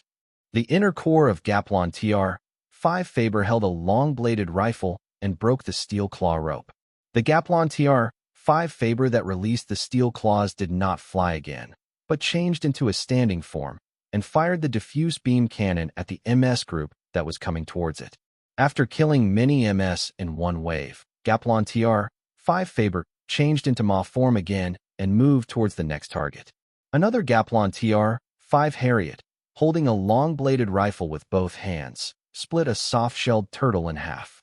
A pair of double-mounted beam cannons with arm-strengthening components of firepower-enhanced equipment shot down an Azure and a Salamander. Then, switch to the diffuse beam cannon and fire at the enemy MS team on the other side. The driver of Gaplon TR-5 Harriet looked at his masterpiece and blew his whistle. It's worthy of being replaced with the third-generation Minov's super-energy thermonuclear reactor standard 4,200 kilowatts. Brigadier General Walker looked at the current situation, which was very unfavorable to them. Commodore Walker ordered the entire ship to take pictures of the MS of this mysterious force as much as possible and report their functions, combat methods, etc. to the headquarters. Not long after the destroyer was destroyed, Brigadier General Walker immediately notified the headquarters, and at the same time notified the headquarters that the Tianyi Mercenary Corps had 2 other Quasi-Agama battleships. What is this Gundam? It can be changed at will, and it can also be combined with those fighters. Such combat methods and technologies are not absent in our country, but have failed in the past. In the end, These technologies were put into the National Reserve Technology Pool. Unexpectedly, what we failed, the Tianyi mercenary group succeeded. Brigadier General Walker thought to himself. Although the troops commanded by Brigadier General Walker were suppressed, they still continued to fight here, not because he had much backbone or recklessness, but because he wanted to record all the current technology of photographing the enemy and pass it on to the country. Moreover, most of these drivers who were thrown into the front line were former colonial people who were regarded as consumables by them. Shooting enemy technology with such a sacrifice is worth it. Several Gundam TR-6 Kahar II, equipped with shoulder unit divergent beam cannons and shield booster rifles. The third-generation Manhwa Super Energy Thermonuclear Reactor Standard 3,450 kilowatts adopted by Gundam TR-6 Kahar II not only has a longer battery life than before, but also has better speed response mobility than the earliest ones. Stronger. With the improvement of the R&D team, the weapons are even more lethal than before. The overall performance of up to TR-6 Kahar II is no less than that of Mk3 and Delta Plus. The divergent beam cannon also shot down many lock targets. Part of the Gundam TR-6 Kahar II fights in Ma form, and the auxiliary arm under the disc shape can be used to hold beam rifles or other weapons. A Ma-shaped Gundam TR-6 Kahar II held a beam saber in its lower auxiliary arm and swiped past a salamander, sweeping it in half. Then, the three Gundam TR-6 Kahar IIs disassembled their respective weapons and combined them into a large sniper beam cannon, and then the three were responsible for supplying energy to lock on a Typhon. The large sniper beam cannons powered by three airframes emit powerful beams from the muzzles. Typhon's energy shield broke through in just 3 seconds. Although Typhon tried his best to dodge, the powerful beam still swallowed half of its body. Gundam TR-6 Hazel II, with its powerful acceleration force, holds a huge beam rifle in both hands and fast-firing beam bullets. It is a nightmare for the weaker performance of the Scorpion and the Winged Bird. The backpack is also equipped with 2 sets of composite shield thrusters, and the barrel on the composite shield thrusters extends straight out from the body.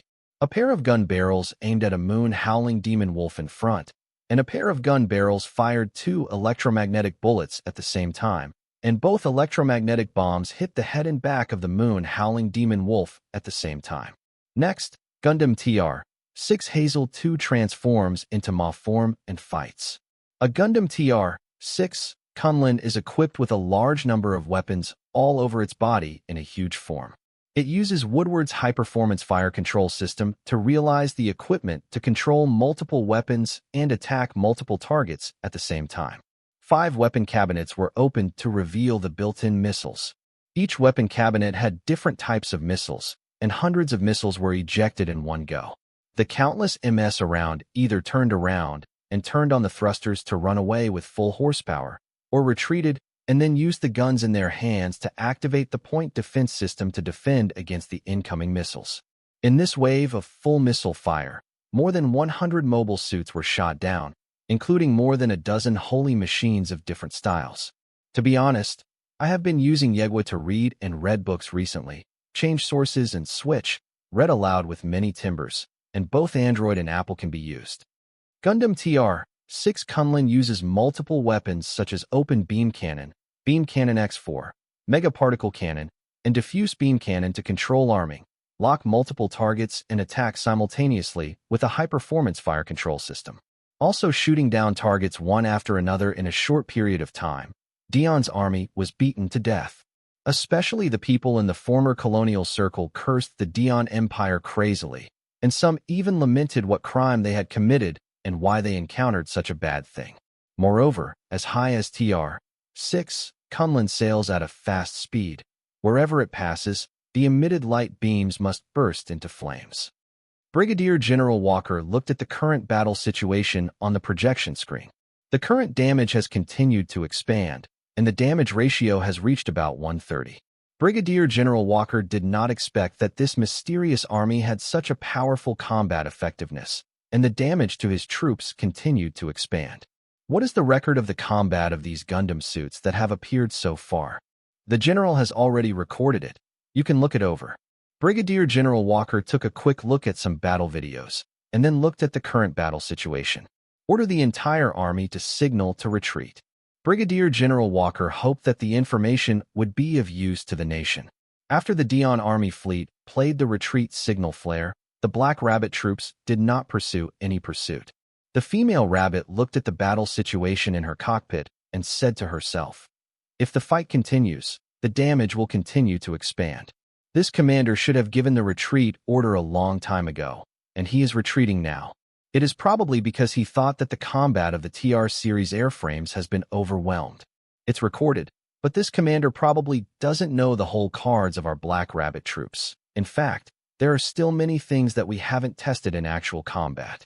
The female rabbit twisted her neck a few times and said to herself, "Gundam Warlord has made a lot and assembled different forms. There are still many forms that have not been put on the battlefield. Even Hazel has several forms that have not yet been sent to the battlefield. The battle is over." Then the female rabbit typed a few keyboard codes on the keyboard of the instrument, and several other airframes appeared on the screen and said, "The High Mobility Garibaldi Beta, the Sniper Jim 3, the Rossett and Dandy Lane." Originally, these airframes the boss didn't intend to invest money in research, but these R&D teams insisted on asking, and then let them do research. Many actual combat tests were conducted, and other models of these airframes were also tested, and the results were not bad. Some of the weapons used by the Black Rabbit troops happened to be verified in actual combat after testing with these airframes. Accepting that the female rabbit typed the key code again on the keyboard, the screen switched to a picture of a woman, and the female rabbit said to herself, "Cordelia, this woman who loves the boss, she includes half of the research team in charge of the TR series. Among the scientists of the Tianyi Mercenary Corps, her strength is enough to rank among the top 3. The boss of the TR series once said that it was a product designed by him when he was a teenager. Except for the technical theories that have been designed to remain the same, other things, whether it is the performance of the airframe or the weapons, are different from the original ones. Well, these research teams can improve the things originally designed by the boss in all directions, and most of them rely on with the new things and new theories designed by the boss. They can improve the original technology with twice the result with half the effort. Suddenly, there was a beep from the instrument communication, and the female rabbit knew that this was a message from the Black Rabbit. After reading the information, the female rabbit began to issue new combat missions. After receiving the news that the destroying warship had been destroyed in the command center of the decisive force of the Dion Army, Fadis and the generals received the news. There was an expression of disbelief on everyone's face, and then there was another 2 warships from the Tianyi mercenary group appearing. There was an uproar at the scene. The video uploaded by Brigadier General Walker made everyone at the scene have to believe that the Tianyi mercenary group had 2 Yagama warships. Then, many battle videos of the TR series were uploaded, and Fardis and the maneuvering crowd frowned. Possess combination ability, disruptive tactics, and that variety of weapons and that powerful combat effectiveness. Fardis frowned. Some generals were in charge of projects similar to the TR series. They couldn't help being surprised and sighed in their hearts. They didn't expect their own country to fail and others to succeed. Fadis asked the general in charge of intelligence, "This unit has a black flag unit. Does it have intelligence and information?" "Returning to your majesty, I'm ashamed. We don't have detailed information about this army. We only know that this army has a name called the Black Rabbit Army. It is said that it is one of the dark side troops of Long Fei, the Tianyi mercenary group. According to information, I learned that in the Tianyi mercenary group, even if there are many high-level people who know about this unit, they don't know any information about this unit. What mission they are, and what position they are in, we are currently unable to grasp it." Fardis took a deep breath and asked the general in charge of the technology department, "The battle videos just now, the technologies that can be assembled in different ways, can you use them as a reference?" "Returning to your majesty, it can indeed be used as a reference, and the technology that was placed in the technology reserve at that time can also be taken out for research. Can it succeed? This, in the end, I can't be sure. We must let the scientific team conduct research to know whether it will be successful or not." Fardis nodded and didn't say anything anymore. And then the most urgent task was to think about how to deal with the current problem. whether to take out the supernuclear explosion after the destruction of the warship was destroyed. Many generals at the scene spoke to each other, and each had their own opinions. Some believed that it should be used, and some believed that it should not be used. On the other side, at the command center of the killing force of the Tianyi mercenary group, many generals were dubious when they learned that the destroying battleship of the Dian army was destroyed by the Black Rabbit troops. When the Argama warship of the Black Rabbit troop launched a super mega particle cannon and destroyed the warship with one shot, many generals watched the video, and each of them cheered loudly. Dian's army lost this strategic weapon, and the Black Rabbit army had two warships called Yagama. As the situation ebbs and flows, the odds of winning for the Tianyi mercenary group have increased a lot, which makes all the generals think that the pressure of the next battle will be reduced a lot. AICC clapped her hands and reminded the generals, "Everyone, although Dion's army lost the destroyer, we shouldn't get too complacent. We can't grasp the Dion's destroyer at all. Could it be Dion? What about the last destroying battleship of the army?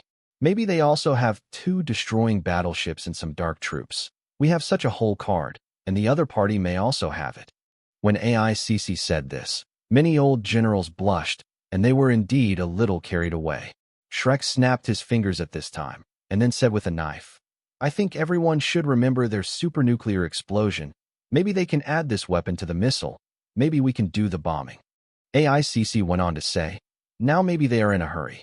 The supernuclear explosion may hit our fleet, and we don't know how many they have." Shrek and Isis sang together, and every general had a very ugly expression on his face. Some even thought of the power of a supernuclear explosion, and there was a frightened look on their faces. Lieutenant General Shrek said, "The boss has designed and developed a weapon to deal with supernuclear outbreaks, but this weapon has not been verified in practice, so the boss is not sure whether it will be effective." After finishing speaking, he looked around at the other generals, either lost in thought or bowed his head. Lieutenant General Shrek went on to say, "If the enemy launches missiles towards our fleet, they must be intercepted completely. If the enemy's missiles break through the defense line within 500 kilometers of our fleet, they will immediately launch newly developed missiles that are within a distance of our fleet." Fong fleet detonated immediately at about 300 kilometers. Did you understand? Yes, I understand. Shrek and AICC were very happy when they destroyed the last destroying warship of Dion's army. But supernuclear explosions always make them have to be vigilant. If possible, they really don't want supernuclear explosions to be loaded on missiles that have been developed by Dion's army, let alone have a large number of them. On the other side, in the 13th battle area, Brigadier General Amanda of the 1st Brigade Fleet of the 7th Army of the 1st Army has been struggling to support the battle. At present, the 1st Brigade Fleet of the 7th Army of the 1st Group Army in the decisive battle has been suppressed by the killing force. The situation at this moment is 4:6, and the balance of advantage is tilted to the killing force. Commodore Amanda looked at the battle situation on the projection screen, and the fleet led by him had moved back at this moment. Brigadier General Amanda frowned and said in his heart, "How long will it take for this guy Walker to come? Logically speaking, his troops should be here by this time. Did they encounter an accident on the way?" At this time, the staff responsible for the information reported to Brigadier General Amanda, "General, the command center has sent an order, ordering us to immediately withdraw to the commanding force position." Brigadier General Amanda frowned and thought, the troops led by that guy Walker may have been ambushed. "I see, play the retreat signal flare." After the 1st Brigade Fleet of the 7th Army of the 1st Group Army played the retreat signal flare, the whole ship immediately turned around. The MS and mobile fortresses fighting on the front line began to retreat with all their strength.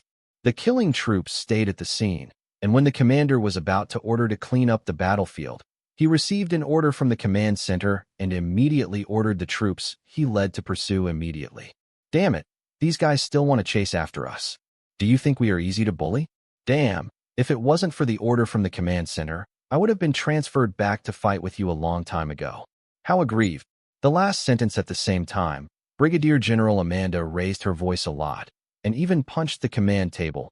Her face was very red and hideous.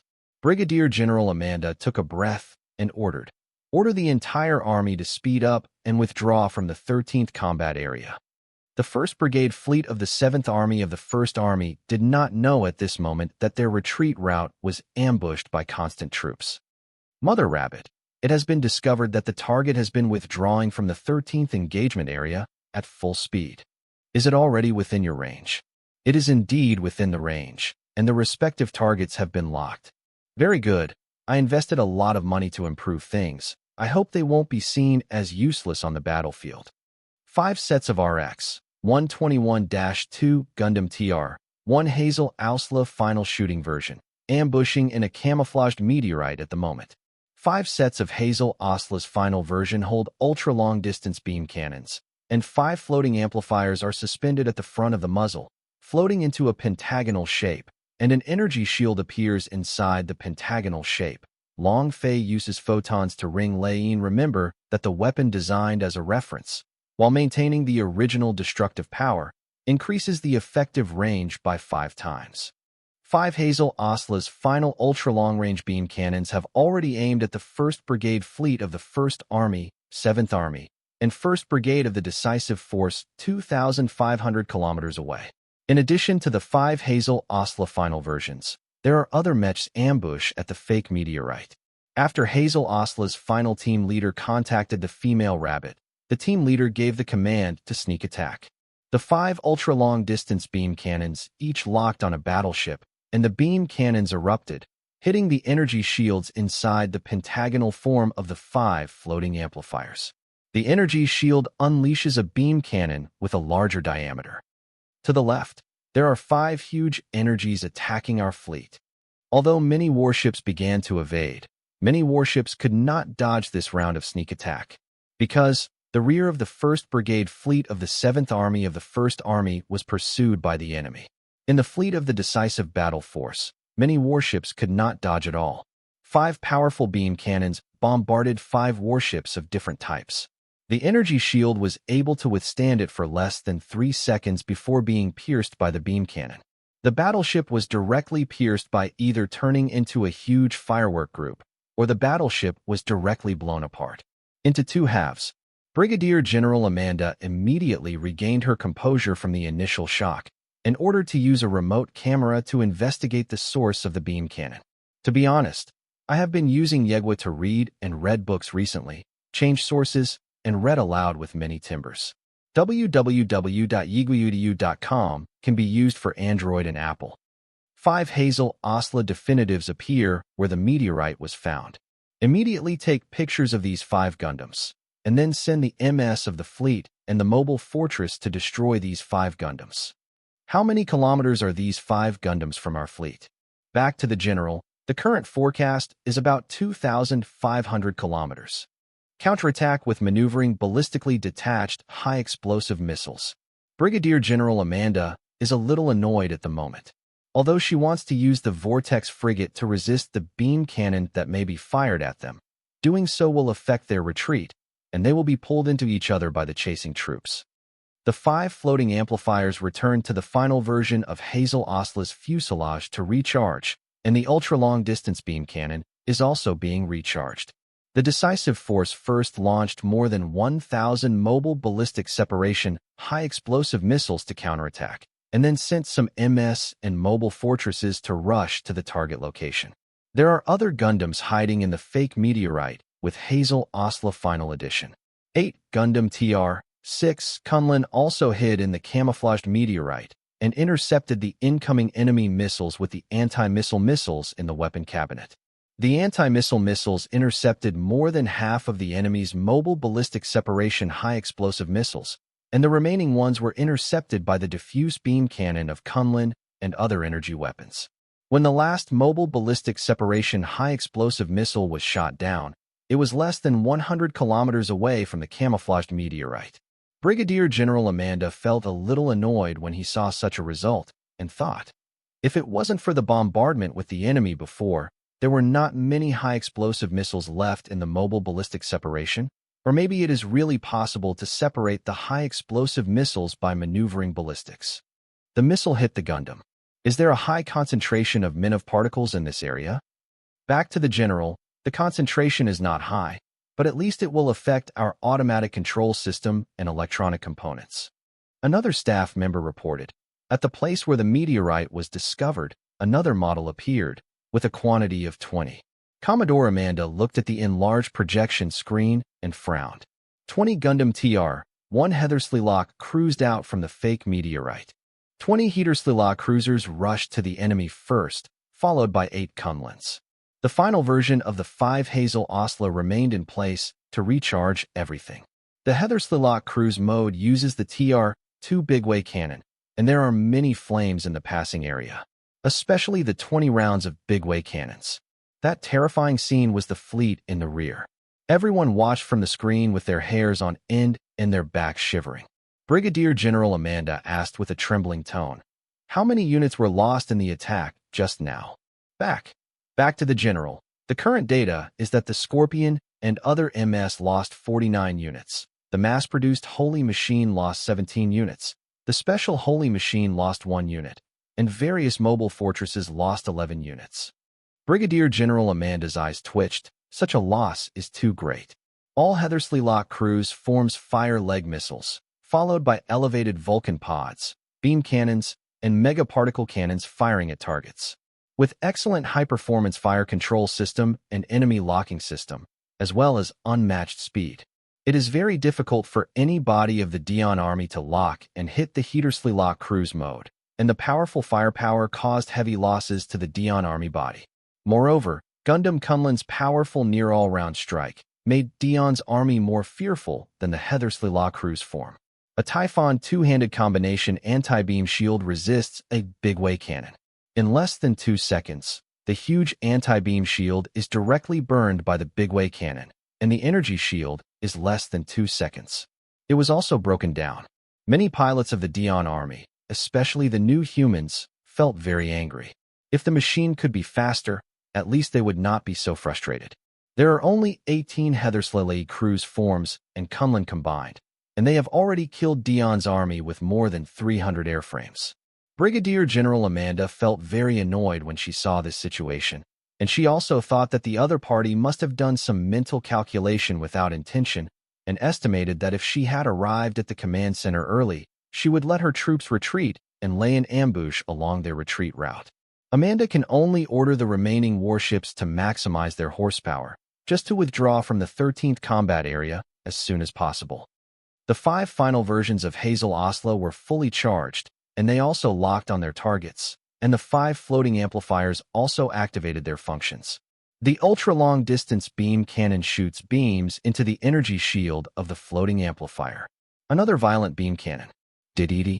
The warship where Commodore Amanda was on sounded the siren. Quickly evade. Although Commodore Amanda's battleship evaded, the ultra-long-distance beam cannon still hit the battleship. The energy shield was penetrated directly after a few seconds, and the beam cannon pierced the battleship. Then, there was a violent explosion inside Commodore Amanda's battleship. Although the battleship did not explode into a huge firework group, it would be a matter of time before it broke in half or disintegrated. Order everyone to abandon the ship immediately. After Commander Amanda gave the order, 6 school officers immediately surrounded Brigadier General Amanda, protected the general, and immediately escorted Brigadier General Amanda to the escape boat. In the process of escaping, many owls exploded. The bombing just now not only caused great damage to the battleship, but also destroyed many instruments in the battleship like a chain reaction. This also creates the possibility that the tubes in the pipeline can explode due to flow problems. The crew of some battleships were also killed by the explosion. Commodore Amanda, surrounded by school officers, looked at the bodies of many crew members in the aisle. I felt a burst of melancholy in my heart. These are her subordinates and her brothers. At this time, everyone felt a sense of crisis, and the school officer at the end immediately pushed everyone away. There was an explosion, and the school official who pushed away his colleagues was injured, and there was a scream from the officials. Brigadier General Amanda immediately pushed away the school officer who was protecting her, and looked at the place where the explosion had just happened. The school officer who had just pushed them away was pressed by many tubes at the moment. In addition to being injured in the body, his head was bleeding all over his face. Lieutenant Colonel Liu. Brigadier General Amanda yelled sharply, and immediately rushed forward, trying to push those pipes away. Hold on. Come and help. The other school officers hurried over to help, trying to push the tube away and pull the person out. General, leave me alone. Hurry up, there is no time. Lieutenant Colonel Liu said weakly.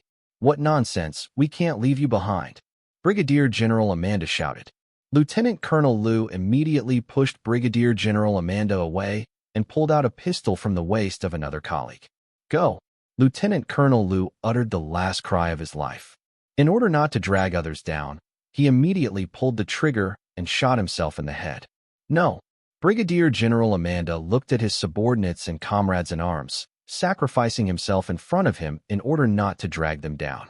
Amanda raised his hand and slapped his face, and blamed himself loudly. Why am I so useless? A school officer quickly grabbed Brigadier General Amanda's hand and said, General, it's not your fault. It's important to run for your life now. Don't let Lieutenant Colonel Liu die in vain. The other school officers quickly left the scene with Brigadier General Amanda's arms between their arms. In the process of escaping, there were explosions every now and then, and the ground shook from time to time, which made people often fall to the ground when escaping. Then violent explosions exploded in the corridor behind them one after another, and the gates they walked closed one after another. The same sense of crisis spread to everyone, and it was the last school officer who pushed everyone forward and then sacrificed himself to close the gate.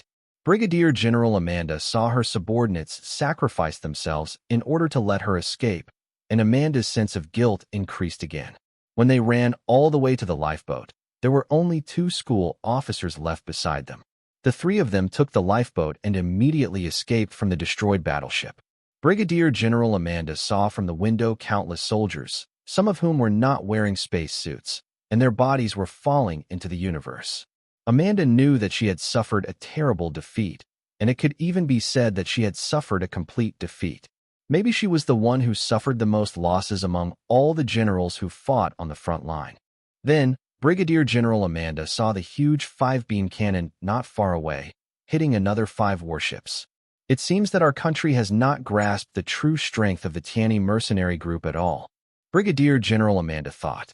At this time, suddenly several mobile suits flew past their lifeboats. The officer driving the lifeboat shouted, Damn it! The troops of the Tianyi mercenary group have already entered our fleet. Amanda was silent. At this moment, she knew that the decisive battle force led by the 1st Army, 7th Army, and 1st Brigade Fleet had suffered a disastrous defeat. General, look. Another instructor who was sitting in the co-pilot pointed at one place. Amanda looked up and saw that an escape boat was thrown by a Jaegun MS, throwing a grenade-like weapon. The grenade-like weapon exploded in front of the escape boat, and the blue-like electric current hit the escape boat. The escape boat, which was sprayed by the blue electric current all over the body, went out in just a few seconds. What are they thinking? Will everyone who escaped be spared?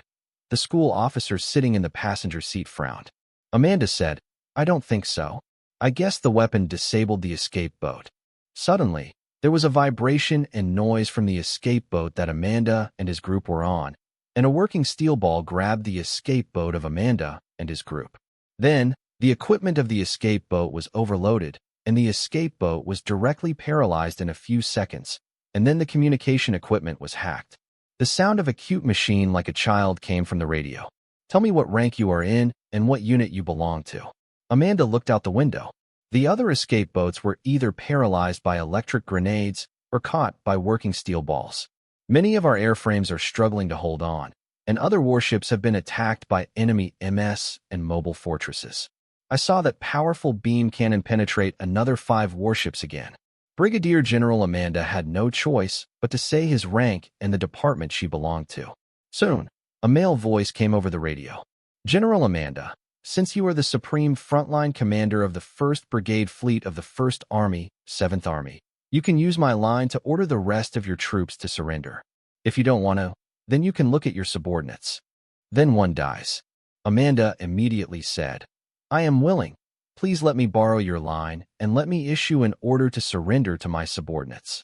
Soon, the remaining warships fired their surrender signal flares one by one, starting with the first one. General, is it really okay for us to surrender like this? A school officer asked. If you don't surrender, why don't you watch our other brothers die one by one? Surrender is the only way to keep them alive. After Brigadier General Manda finished speaking, he sat silently on the seat and closed his eyes. The war correspondent who followed up the film reported live that this was the Tianyi mercenary group and the Dion army fighting at the third location for almost a week, and it was the first fleet to surrender. This incident quickly spread throughout the international circle. On the other side, the female rabbit was looking at the results of the combat report of the troops sent out before. The female rabbit stretched her waist while looking at it, twisted her neck, and said, "So much money has been invested, and the research and improvement has finally not let the money go to waste. If so much money is spent, there is no such result. I don't know how to explain to the boss. Will those research teams with large grants be killed by the boss?"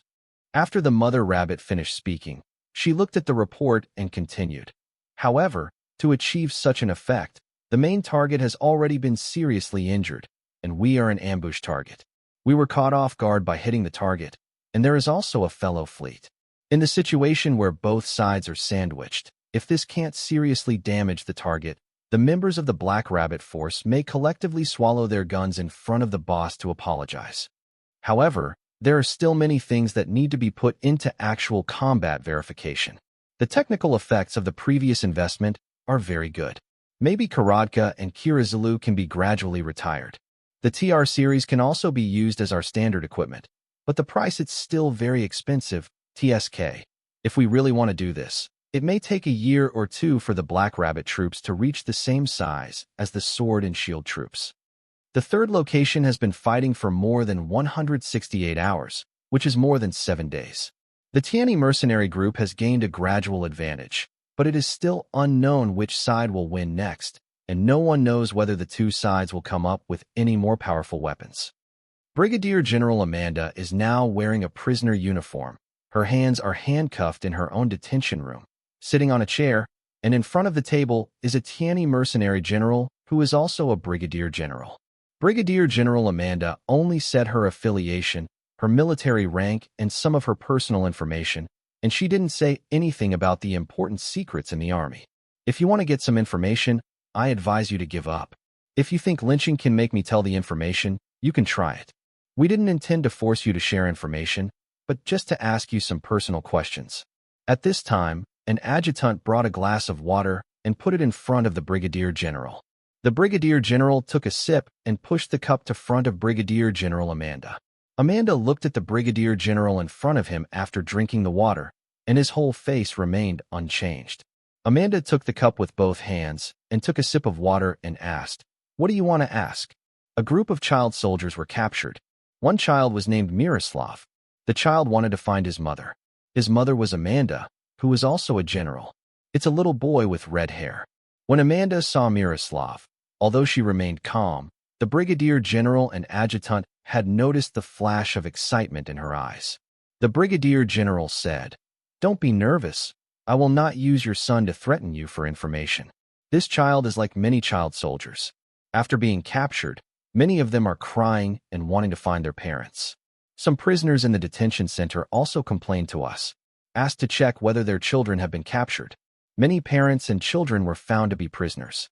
When we arranged a video for the children to meet their parents, they all cried into a ball.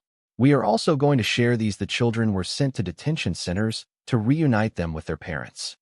The book chasing app recommended to me by an old book friend who has known me for 10 years, Yegwa Reading. It's so easy to use. I use it to pass the time while driving and before going to bed. You can download it here, www.yegwadu.com. Listening to what the Brigadier General said, although Amanda remained calm on the surface, she was very excited inside. It was Amanda who still asked in a flat tone, "You just said that most of the children started crying. So what about a small number of children?" These children were very excited when they saw us, and they called us the murderer. Some of these children's parents were in the detention center. We also arranged for them to meet via video. These children were not at all excited. They all hoped that we would take them to their parents. Of course, some of the mothers have no parents, so we will send them to the detention center to see which of the prisoners in the detention center is willing to take care of them or adopt them. Amanda lowered her head in thought at this moment, holding the tablet and clicking on a file. which was a video record. Then, pushed the tablet in front of Amanda. Amanda looked up at the video on the tablet screen, her eyes filled with excitement. Because the screen video shows her son Miroslav eating the cake with big mouthfuls, from eating the cake happily at the beginning to crying and eating the cake afterwards. A mercenary wiped Miroslav's tears with a tissue and asked why Miroslav was crying while eating his favorite chocolate cake.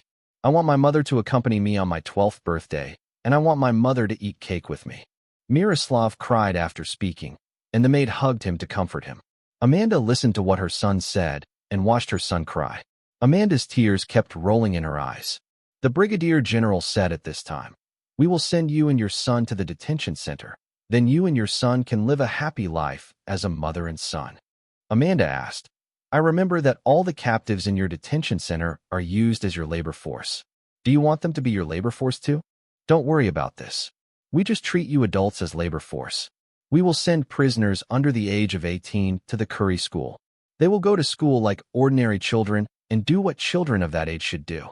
And these children, for those who have parents, we will arrange for them to live with their parents. Parents work and children go to school. Oh, yes, if you adults are prisoners, you can count points for work, and the points you get can be exchanged for what you want. If you want to exchange points for toys for children, it's okay to make children happy." The brigadier general had just finished speaking when the adjutant whispered something in the brigadier general's ear. "Your son wants to meet with you. Do you want to video call your son?" "Yes," Amanda responded excitedly.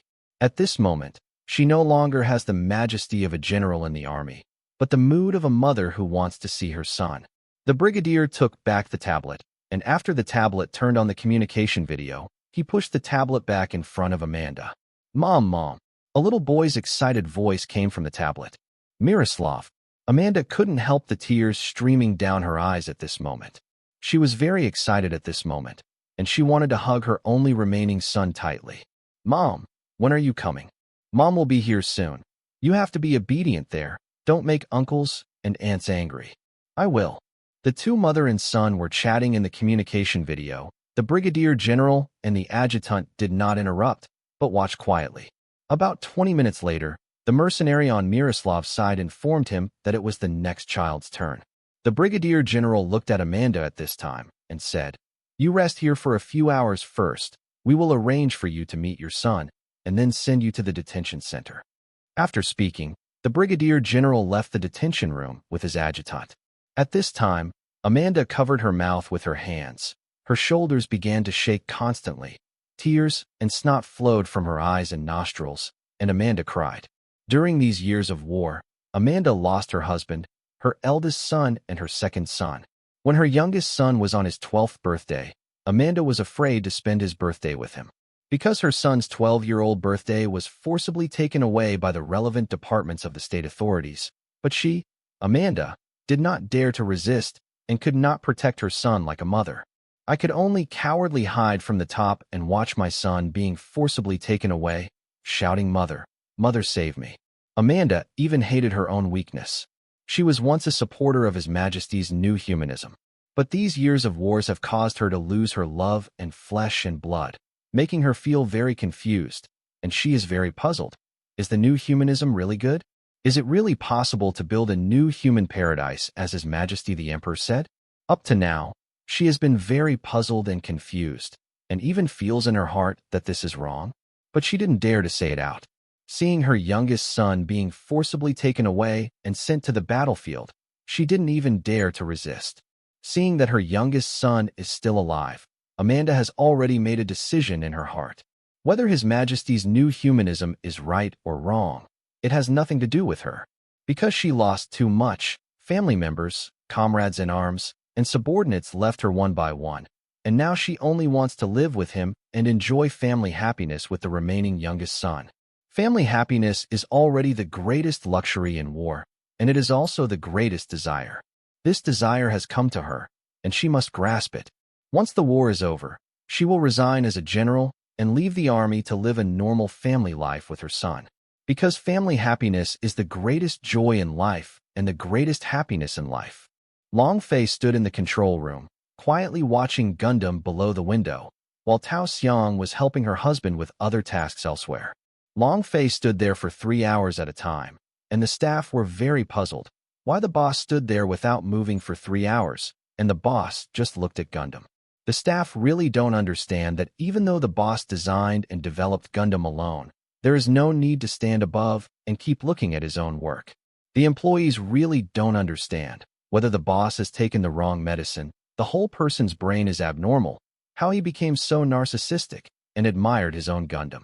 Tao Xiang walked into the control room at this time, and the employees all stood up to salute Tao Xiang. Tao Xiang nodded in return. Then he walked to her husband, whispered in his ear, and reported the progress of the work. Well, I see.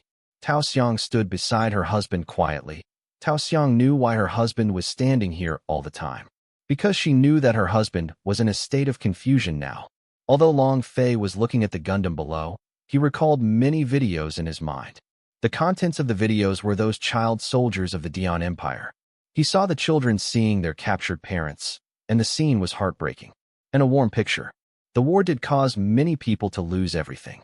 What ordinary people expect is peace and enjoying family happiness with their families. Long Fei really didn't understand how many wives and widows, orphans and widows were caused by Fardis for his new humanism. White-headed people sent black-headed people and families were destroyed.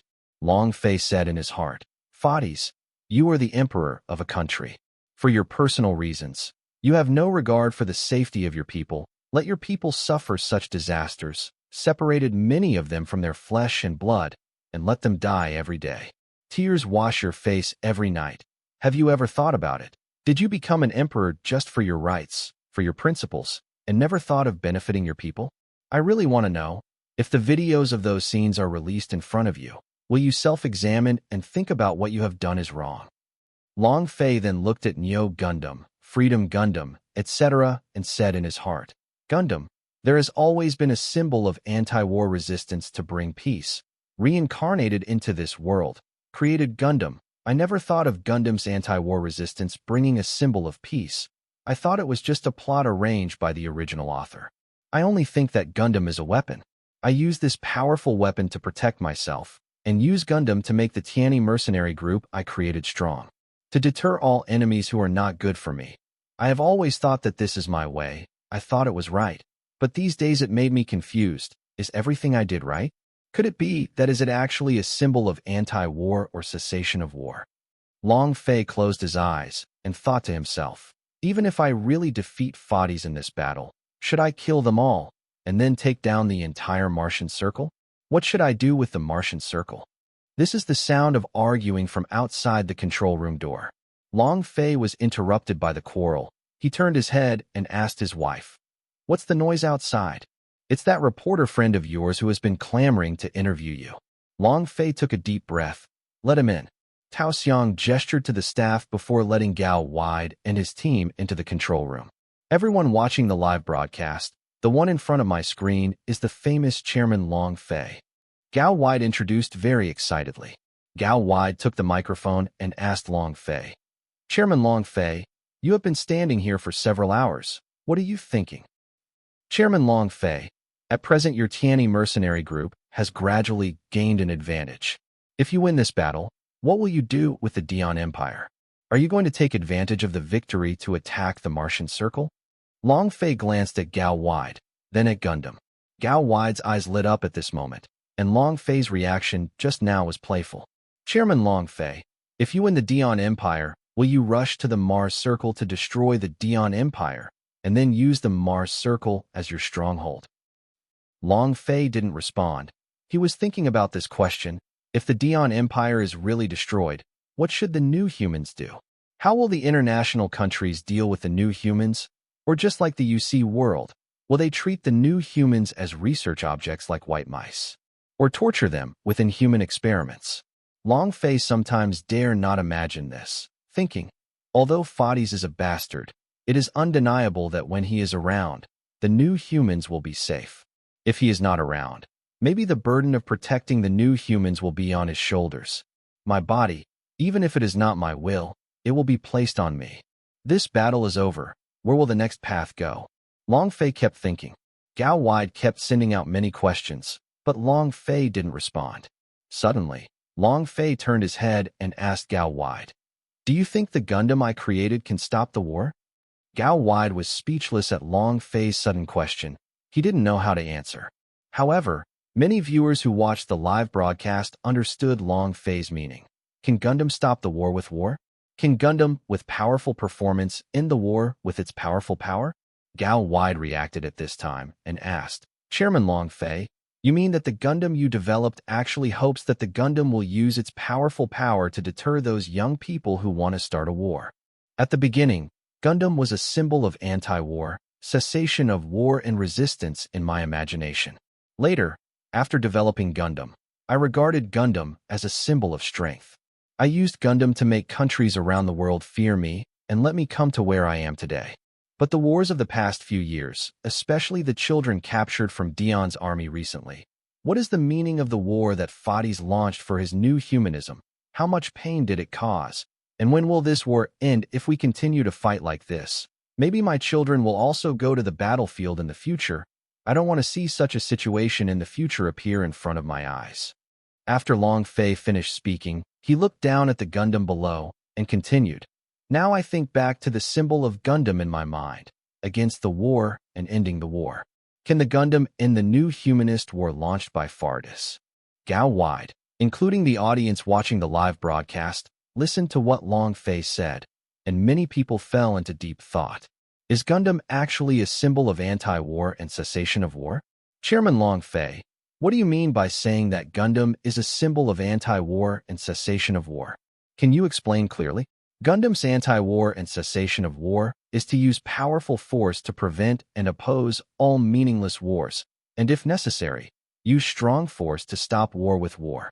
At this time, the Flying Wing Type 0 returned to the hangar.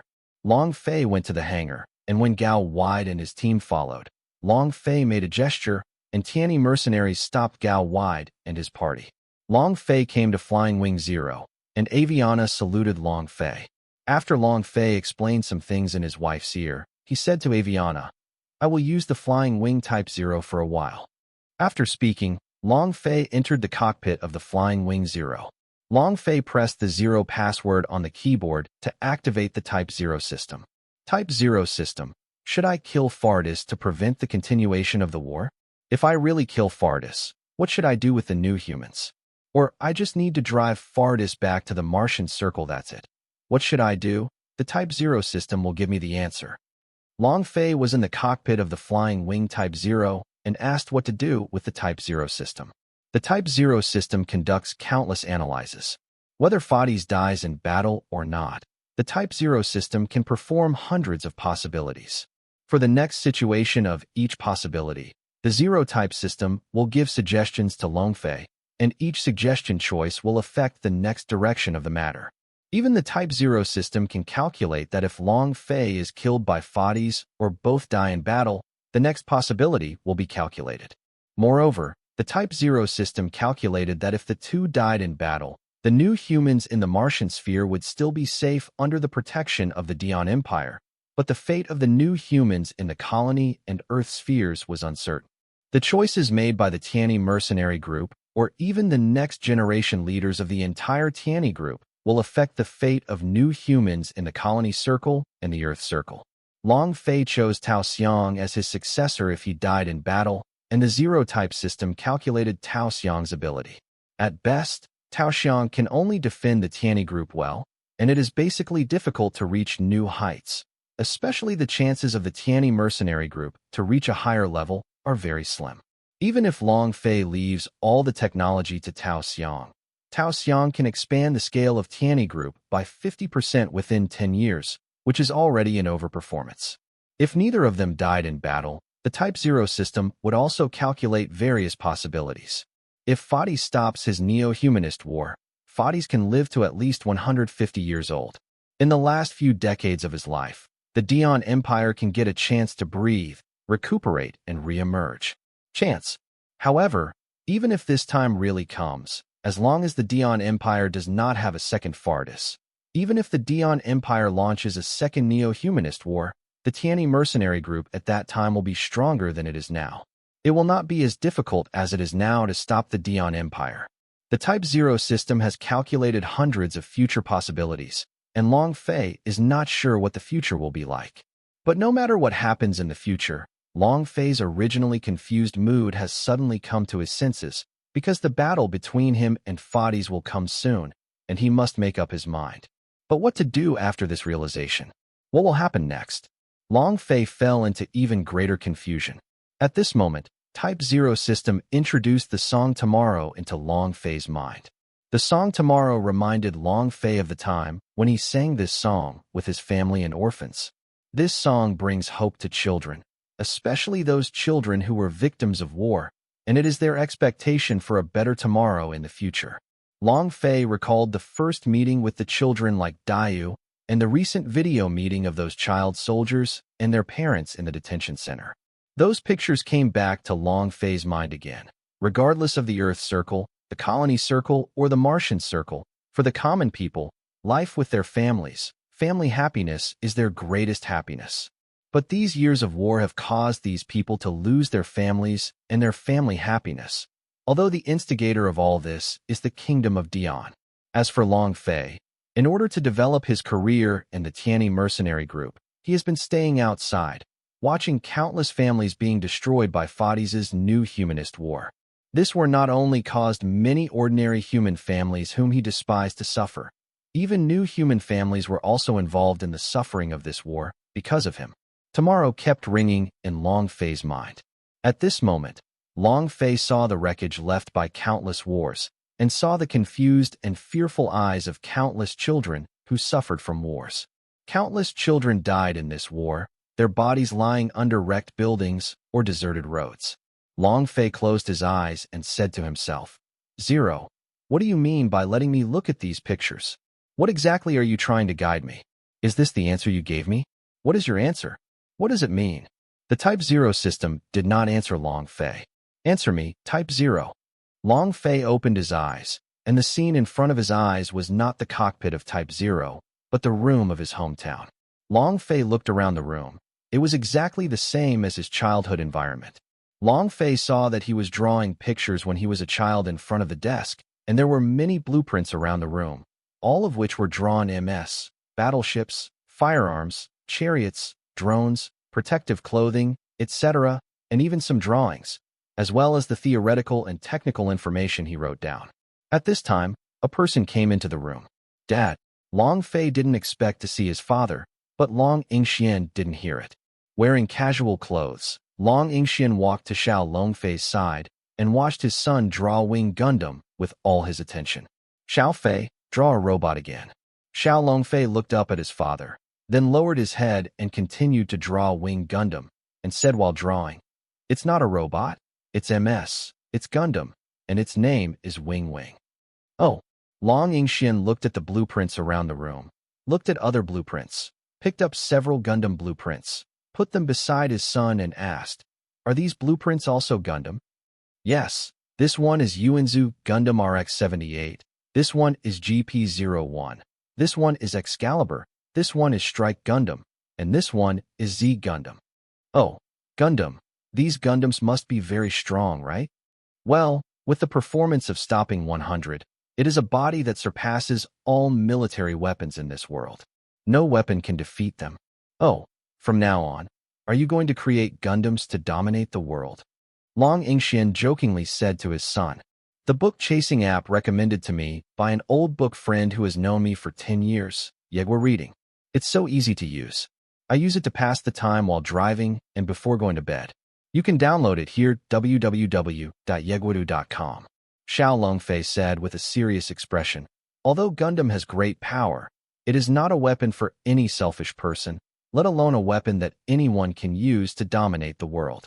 Gundam is a symbol of anti-war and cessation of war. Gundam is such a powerful machine. So why does it represent a symbol of anti-war and cessation of war? Gundam anti-war is against those meaningless wars. It is a weapon created to end wars. To stop wars is to use the powerful power of Gundam to stop wars and deter wars with powerful forces. Oh, Gundam is a weapon created for peace. Looking at the conversation between himself and his father when he was a child, Long Fei remembered the true symbol of Gundam's anti-war and cessation of war. When I grew up and had the ability to create Gundam, I forgot what I said when I was a child, and even the true meaning of Gundam. I just used Gundam as a weapon. Only then did Long Fei close his eyes, and he fell into a daze. Only now did he suddenly realize. Long Fei already understood that the battle with Fardis was still the way of the future, and Long Fei already knew how he should go. Gundam is not my personal symbol of force. It is a symbol of anti-war and cessation of war.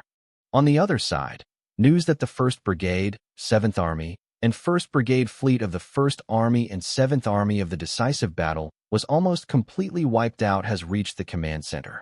When Fardis and the others watched the projected video, the battle video of the final version of Gundam TR Hazel Osla and the crew's form of Hazel Slayla, everyone frowned.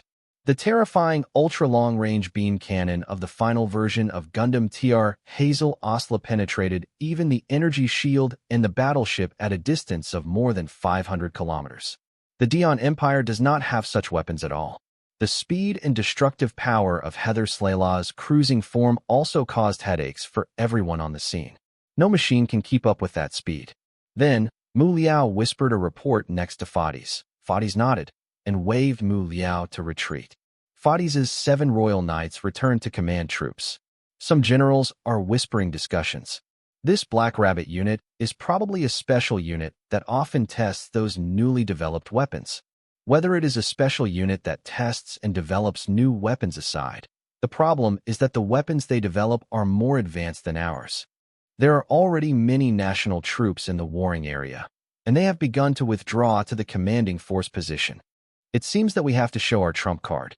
This is our only chance to come back. Suddenly, there was another emergency call. 17th Engagement Area. Ku Jiexiong drives the GX-9900X Gundam.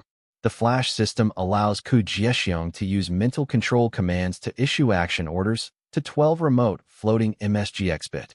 The large version of Lockheelum loaded with satellite systems charges the GX-9900 Gundam and MSGX-bit.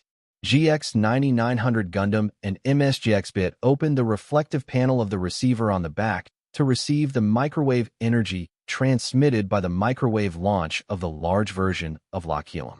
GX-9900 Gundam and MSGX-bit, 13 MSs lined up. Ku Jiexiong displayed the front sight of the satellite cannon on the screen in the front of the cockpit and was looking at the graphic that imitated the shape of the microwave receiving panel to show the status of energy filling. Ku Jiexiong looked at the front of the screen and realized that some of the wingmen who were fighting were withdrawing to the mothership at this moment. Some of the aircraft were damaged and were withdrawn to the mothership for repairs, while some were intact and were withdrawn after receiving orders from their superiors. The Dion Army's decisive force did not find any problems at the moment, and the enemy planes were gradually retreating. On the other side, after the GX-9900 Gundam and MSGX-bit were fully charged, all the airframes of the Tianyi mercenary group accelerated and retreated. GX-9900 Gundam and MSGX-bit drove forward in a row. Note: the author has forgotten whether the satellite microwave cannon can go to another place to fire after it is fully charged, so in this chapter of the plot, there is an explanation. Long Fei made improvements, allowing the body to go to the destination for a period of time to launch satellite rockets. And there are many Kuei Manhwas around to follow and protect. At this moment, the commander of the Dion Army received a remote communication report from the frontline troops using the anti-Manhwa particle device to report the battle situation. After the commander received the news, he always felt that there was something strange. The enemy was fighting 55 with us. Why did the enemy have many aircrafts retreating at this moment? Shortly thereafter, a screenshot from an anti-Manhwa particle device with a remote camera. Seeing GX-9900X Gundam and MSGX-bit from the screen, 13 mechatronics lined up and rushed to the battle center. And when there were other Kuei Manhwas around to protect the surroundings, the front line managed to withdraw all the mercs of the Tianyi mercenary group to the battle center at an accelerated pace. GX-9900X up to behind. The commander suddenly felt a chill all over his body. Flares to order the entire army to retreat. General, no, the distance is too far, and the frontline troops may not be able to see the flare. Then issue an emergency retreat order. No, General, the Manhwa particles on the front line are too dense. I'm afraid not many machines can receive our retreat order. Don't worry about that much. Send it out. How many units can receive the retreat order? It depends on their luck. Ku Jixiong looked at the front sight of the satellite cannon displayed on the screen. Satellite microwave cannon, launch. GX-9900X Gundam and MSGX-bit satellite microwave guns shoot synchronously at the same time. Under the control of GX-9900X Gundam and MSGX-bit, 13 satellite microwave guns shoot synchronously and scan at a small angle of 45 degrees. Earlier, when the new human drivers of the Dion Army saw the GX-9900X Gundam and the MSGX-bit, and an ominous sense of crisis enveloped their bodies, all the new human drivers immediately turned their thrusters to the maximum, praying for the fastest speed to escape from the scene. The other part of the airframe received an urgent retreat order. Although the driver didn't know what was going on, but when the order was given, the thrusters would retreat at full power. But no matter how fast the body is, it cannot be faster than the light beam. 13 satellite microwave cannons were launched, and countless aircrafts were swallowed by the satellite microwave cannons and exploded into flames. Some new human drivers with quick brains and quick responses controlled the body, fled directly up or down, or avoided the satellite microwave cannon attack from the sweeping gap. But new human drivers with quick brains and quick responses are only a minority. After the 13 satellite microwave cannons ended, most of the battlefield ahead was wreckage or cosmic dust. The attack of 13 satellite microwave cannons directly caused the loss of more than 90% of the Dion Army's airframes on the battlefield. The commander of the end-of-war troops of the Dion Army in the 17th battle area wiped his eyes immediately after seeing this situation and looked at the projected battle screen, making sure that he was not dazzled. Then, ask your subordinates if they have filmed the situation just now. After receiving an affirmative reply, the commander immediately issued an order to retreat. The war reporters in the 17th warring area took pictures of everything just now. The leaders, military, and experts of various countries were all shocked by the power of the satellite microwave cannon. Although the Flying Wing Zero destruction cannon is powerful, the volume of the beam it emits is not as large as that of the satellite microwave cannon. It remains to be seen whether the two are stronger or weaker. There is also the 13th battle zone, the ultra-long-distance beam cannon. Experts from various countries have conducted research and found that the ultra-long-distance beam cannon may not be as powerful as the first two, but its effective range is indeed longer than the first two. The disadvantage is that you can't sweep like the first two, you can only shoot directly. The major countries in the world are now targeting the weapons of the Tianyi mercenary group, whether it is a satellite microwave cannon, a destruction cannon, or an ultra-long-distance beam cannon. What the Tianyi mercenary group uses is black technology, and it is a strategic weapon. Authorities of many major countries in the world are communicating secretly at this moment, discussing what to do with the Tianyi mercenary group after the battle between the Tianyi mercenary group and the Dion Army. At this moment, the authorities of many countries are discussing secretly. In the command center of the Dion Army's decisive battle force, Fadis and everyone watched the GX-9900X Gundam and MSGX-bit launched the satellite microwave cannon. Everyone was shocked. They really didn't understand how the Tianyi mercenary group developed so many terrifying weapons. Could it be that these weapons were all developed by Long Fei alone? If it was really developed by him alone, this person is too scary. Fardis beckoned to Julius at this moment. Julius came to Fardis. Julius, how many hypernuclear missiles do we have? Your Majesty, there are only 10 of them, and 9 of them are on the front line, and the other one is that the fleet retreated from the 17th battle zone is returning to command the troops. This trump card must be brought out. Otherwise, if we continue to fight, the victory will become more and more elusive. Julius didn't speak, but he knew that no matter what the situation of the battle would be, His Majesty the Emperor would fight in person, and Long Fei had to fight at that time. Because of the spiritual aura emanating from His Majesty the Emperor, only Long Fei can contend against the Tianyi mercenary group. Cowardice. In fact, if Fardis was in better health, he planned to go out in person at the third place and force Long Fei to fight him. But when he was at the outpost, Fardis personally went out to emit spiritual energy. Although he frightened and scared away the enemy, it also caused Fardis to be seriously stressed. Distributing spiritual air will not only shorten Fadis's life, but also make his physical load more and more serious. After countless battles, Fadis's physical condition is getting worse and worse.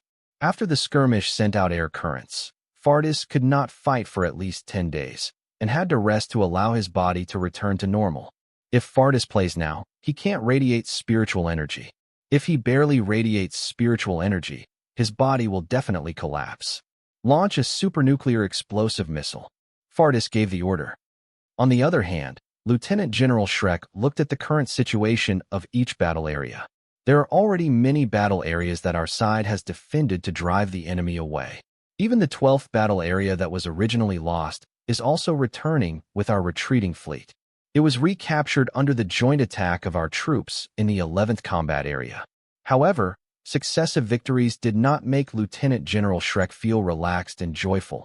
On the contrary, his mood became more and more heavy. Lieutenant General Aicc felt the same way. Dion's army might use their trump card. Lieutenant General Shrek gave an order at this moment. Still in the fighting area, the decisive force of the Dion army began to order the frontline MS and mobile fortresses to start pushing forward, and anti-Manhwa particle devices and unmanned MS were dispatched from the fleet one after another. The commanders of the Tianyi mercenary regiment's killing force, after receiving the command from the command center, the MS and mobile fortresses on the front line must give priority to destroying the anti-Manhwa particle devices in addition to blocking the enemy's advance. Moreover, the command center also sent an order that once the missile group launched by the enemy reaches a distance of less than 800 kilometers from the fleet, it will launch the secret special missile developed by our side. Except for the 3rd, 7th, 10th, 11th, 12th, 13th, 15th, 17th, 21st, and 24th battle areas, the other battle areas are still in stalemate. The battleships that are still fighting are constantly ejecting anti-Manhwa particle devices, and the ratio of the number of unmanned MS sent to the former is 20-1. The anti-Manhwa particle device and the unmanned MS are now moving forward under the cover of other MS and mobile fortresses. 8th Battlefield.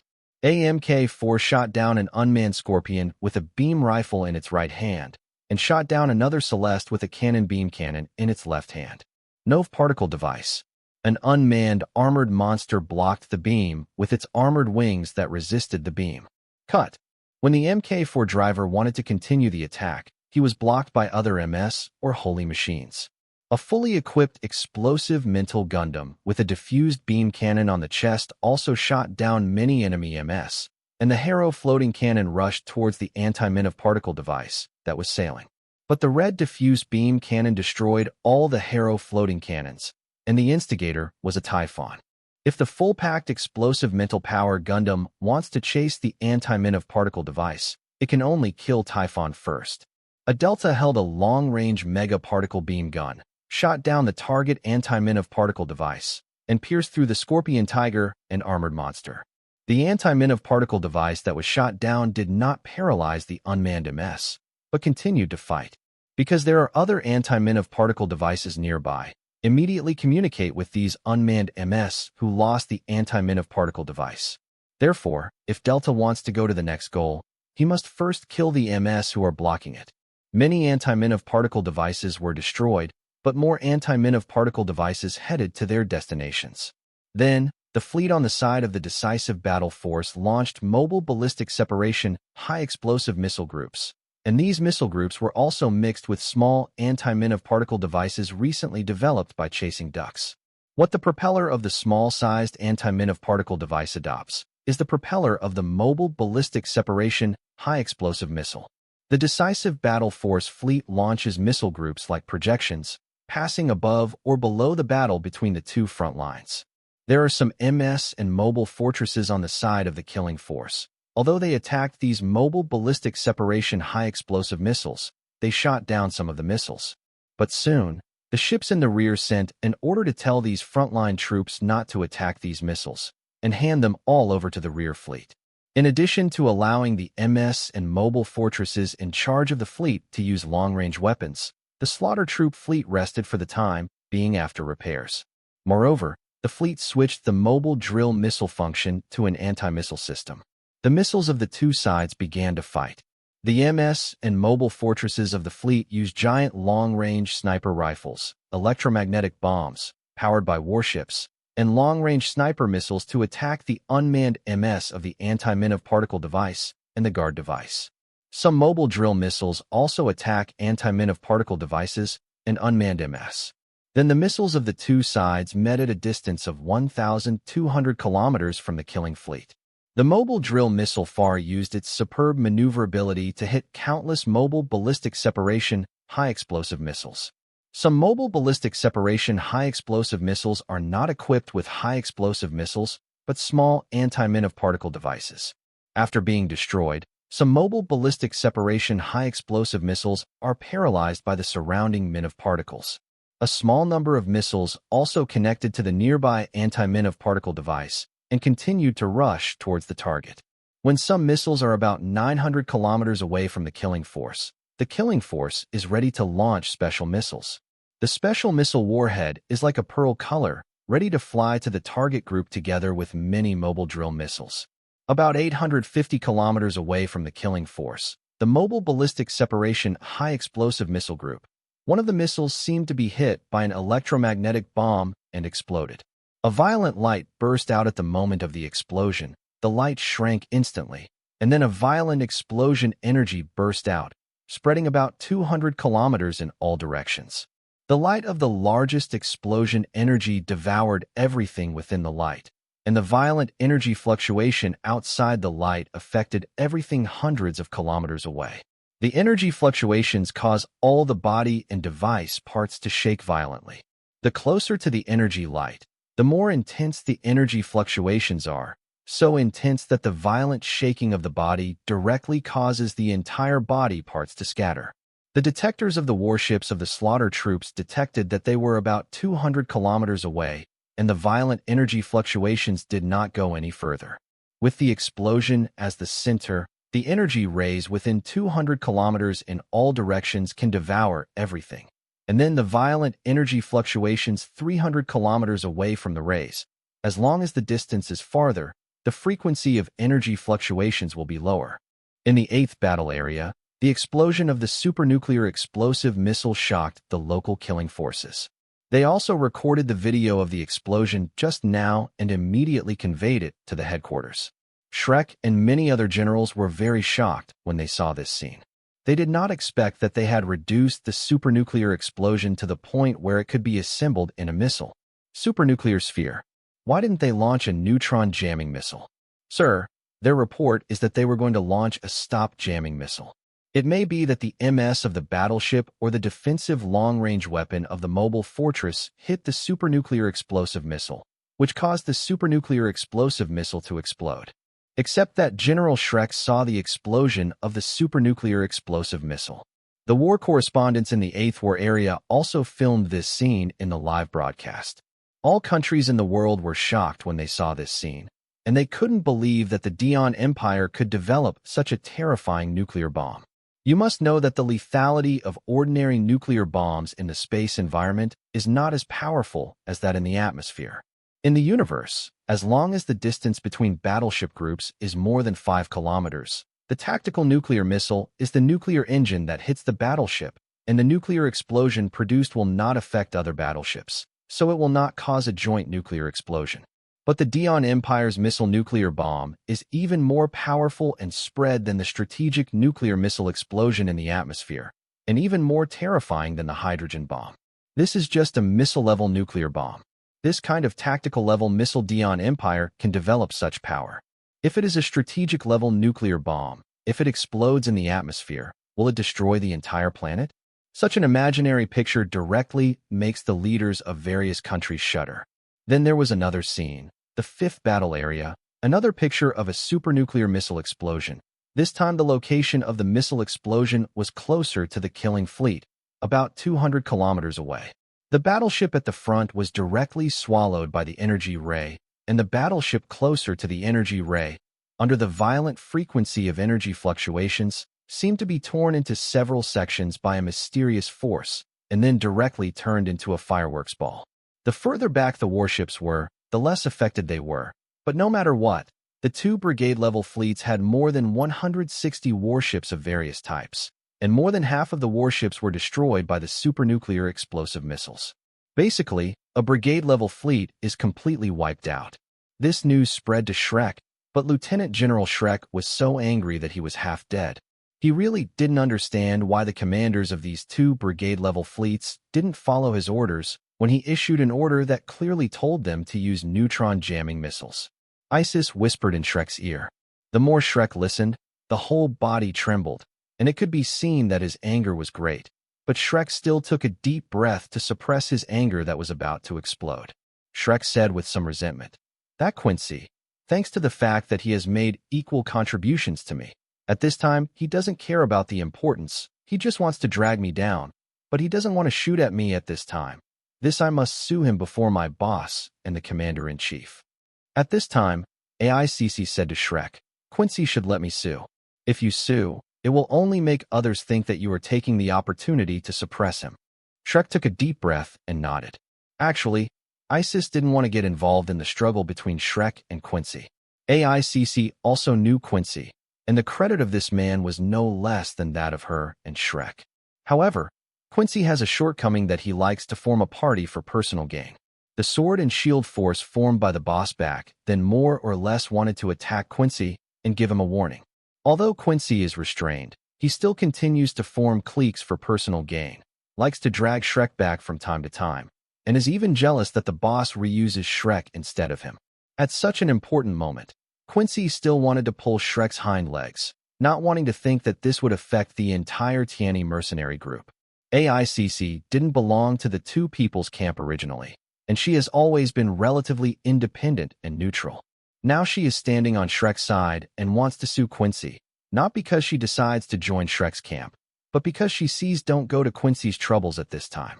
Shrek asked about the situation in other battle zones, and the killing fleets in other battle zones obeyed the order to launch neutron jamming missiles.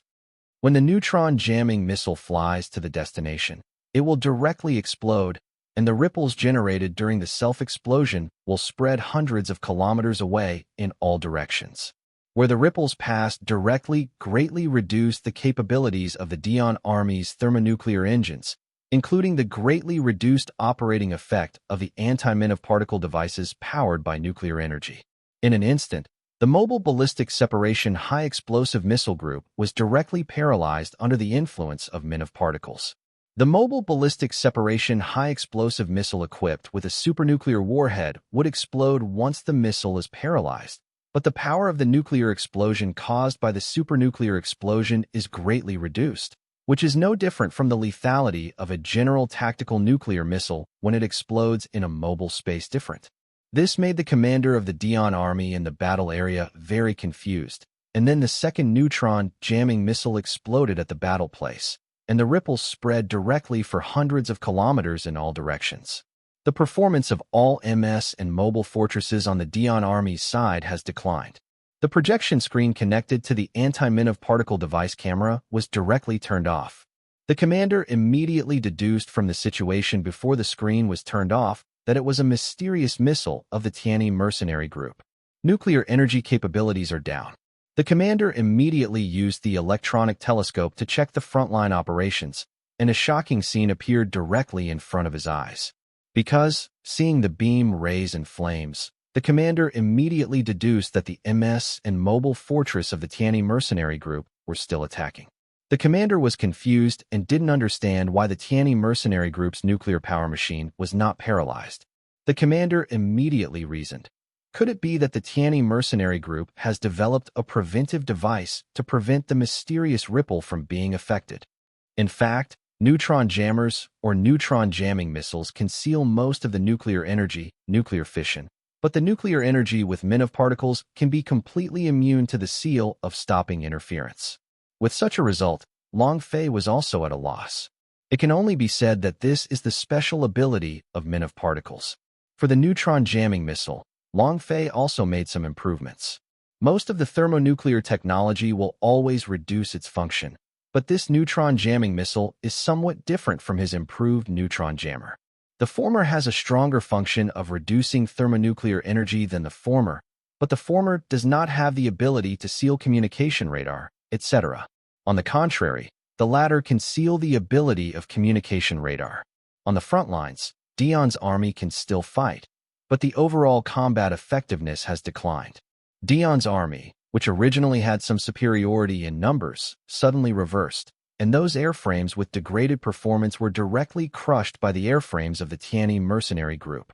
The Tianyi mercenary group directly gained a huge advantage. There are many warring areas one after another. The appearance of neutron jamming missiles and the ripples that erupted were also photographed by war reporters from all over the world. Wherever the ripples from the self-explosion of the neutron jamming missile passed, most of the Dion Army's airframes directly deteriorated in performance. Moreover, there was no supernuclear cannon missile exploded with that terrifying power at the scene. There are still mobile ballistic separation high-explosive missiles that have been paralyzed by neutron interference ripples floating on the battlefield. All the warships of the killing force retreated a certain distance, and the steel ball working ship moved forward, and countless working steel rushed towards the paralyzed mobile ballistic separation high-explosive missile. Investigate whether these missiles have hypernuclear warheads. Wherever the neutron interference ripples pass, it will definitely make most of the nuclear energy-related things in the range decline or be paralyzed for at least a few hours, and may even directly disable the nuclear energy function. War correspondents from all war zones filmed it. Originally, the terrifying power of supernuclear explosive missiles has already shocked the leaders of various countries in the world. However, the emergence of neutron jamming missiles directly caused the leaders of the countries who had not recovered from the shock to fall into a short-term brain crash. Because the neutron interference missile directly reduces the function of the nuclear bomb and nuclear energy, this scene is more shocking than the explosion of the supernuclear explosive missile. In this war between the Dion Army and the Tianyi mercenary group, both sides used their own black technology to fight. You have a knife, I have a sword. You have a spear, I have a shield. You have the chain, I have the saw. Both sides have come up with their own black technology to beat you back and forth, but at present, the black technology of the Tianyi mercenary group is superior. Especially the neutron jamming missile. The ripples that erupted directly caused the frontline troops of Dion's army to be defeated like a mountain. Except for the 5th battle zone and the battle zone where the winner had already been decided, the rest of the battle zone was guarded by the Tianyi mercenaries to drive out the Dion army. Before the Dion army's decisive troops in the 5th battle zone had time to cheer and take the 5th battle zone, the command center sent a direct call to withdraw the command troops. This made the troops who had originally taken the battle area stunned. But orders are orders and can only be obeyed. At this moment, the leaders of the major countries in the world have another secret network communication. Now they are more afraid of the Tianyi mercenary group than the Dion Empire. The neutron jamming missile is something that directly reduces the functions of many nuclear energy. The leaders of various countries, especially the military, are even more afraid, because once the neutron jamming missile is at the point of engagement, the ripples from the self-explosion will definitely destroy all of them. The all-round performance of nuclear-powered battleships has declined. However, some military experts immediately appeased the military and the leadership, saying that they found some details. The neutron jamming missile did not degrade the performance of the Tianyi mercenary group's airframe. Military experts estimate that it must be related to the Manhwa super-energy thermonuclear reactor. Maybe the mysterious Manhwa particles can make nuclear energy immune to neutron interference. This made the leaders of the major countries immediately realize that if they don't want to be sealed off by neutron interference missiles, they must immediately conduct research on the Manhwa super-energy thermonuclear reactor. The leaders of the major countries immediately set up research teams to conduct research on the Manhwa super-energy thermonuclear reactor and disassemble and study the Manhwa super-energy thermonuclear reactors of Jim, Tu, and Jigan. In the future, if they don't want to be sealed off by the neutron jamming missiles of the Tianyi mercenaries, the Manhwa super-energy thermonuclear reactor is their only life-saving straw. However, regardless of the leadership of these major countries set up research teams, the battle at the 3rd location will definitely make historians from all over the world record this war as the Battle of Black Technology. On the other side, Fadis and everyone saw the effect of the neutron interference missile erupting, which also shocked them too much to believe the projection screen in front of them. Everyone hoped that the projection screen in front of them was a dream, and many generals or staff officers reached out and pinched their faces. It hurts, it's not a dream, it's a fact. Fadis really can't believe that there is something in this world that can reduce the function of nuclear energy. But no matter what, the neutron jamming missile can at least affect more than 2/3 of the MS and mobile fortresses of the decisive force. Fardis looked at the current situation, and the only chance to turn around is to gather the whole army and fight the final battle. All the troops assembled, repaired for 48 hours, and then moved towards the enemy's command center. Julius and Gulasina glanced at each other. Both of them were full of shock. Gather the rest of the troops, and then repair for 48 hours. It took roughly 4 days in total. In 4 days, His Majesty's body seems to have not fully recovered. Julius and Gulasina wanted to dissuade them, but Fardis stared at them, making them shut their mouths. The two of them also knew that this was the only way to do it now. If the time dragged on longer, the morale of the whole army might continue to drop. Fadis's personal battle would at least make the morale of the defeat just now low and recover. Only a few people know about Fardis's physical condition, and Julius and Gulasina are two of them. On the other side, Long Fei came out of the Flying Wing Zero cockpit. His eyes were no longer confused, but with enlightened eyes, Long Fei knew what path he should choose. After knowing that her husband had come out, Tao Xiang immediately came to her husband's side and reported the current affairs to her husband. I see. Long Fei immediately went to the command room, followed by Tao Xiang.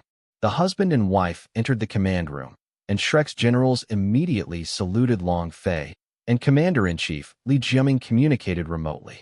I understand the current situation. What do you want to say? AICC told the whole story. Commander-in-Chief. Here, what's the boss order? How should we deal with those 2 brigadier generals who didn't obey Lieutenant General Shrek's orders? According to the military law established by our Tiani mercenary group, the sentence is to be executed by shooting.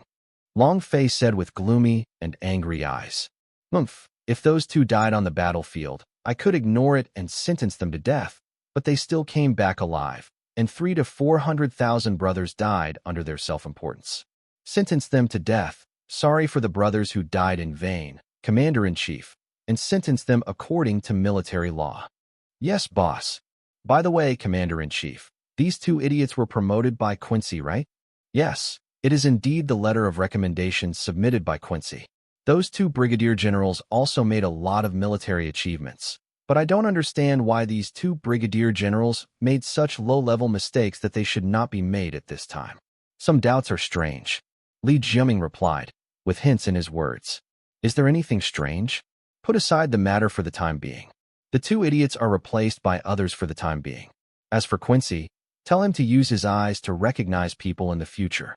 Yes, boss. Shrek and AICC looked at each other, and both of them saw that the boss didn't want to deal with the internal affairs at present, and the current situation did not allow the boss to do so for the time being. So they could only deal with the 2 people who made mistakes first. Quincy's current boss just gave him a warning. What will happen to Quincy in the future depends on his luck. Then Long Fei and many generals began to discuss the next countermeasures.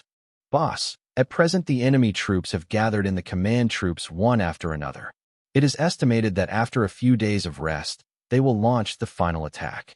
AICC said to Long Fei on the screen of the current battle situation. We will also gather part of the troops in the command troops, and another part of the troops will form a wing formation on both sides of the command center. We will also take a rest in the past few days. Our logistics troops will also arrive within a day.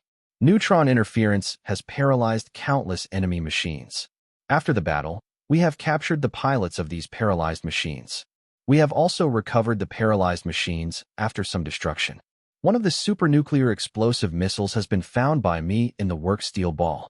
After investigation, it was found that due to the suspension of interference, the hypernuclear explosive missiles were directly sealed. Finally, I tried to push the supernuclear explosive missiles out of the range of neutron interference.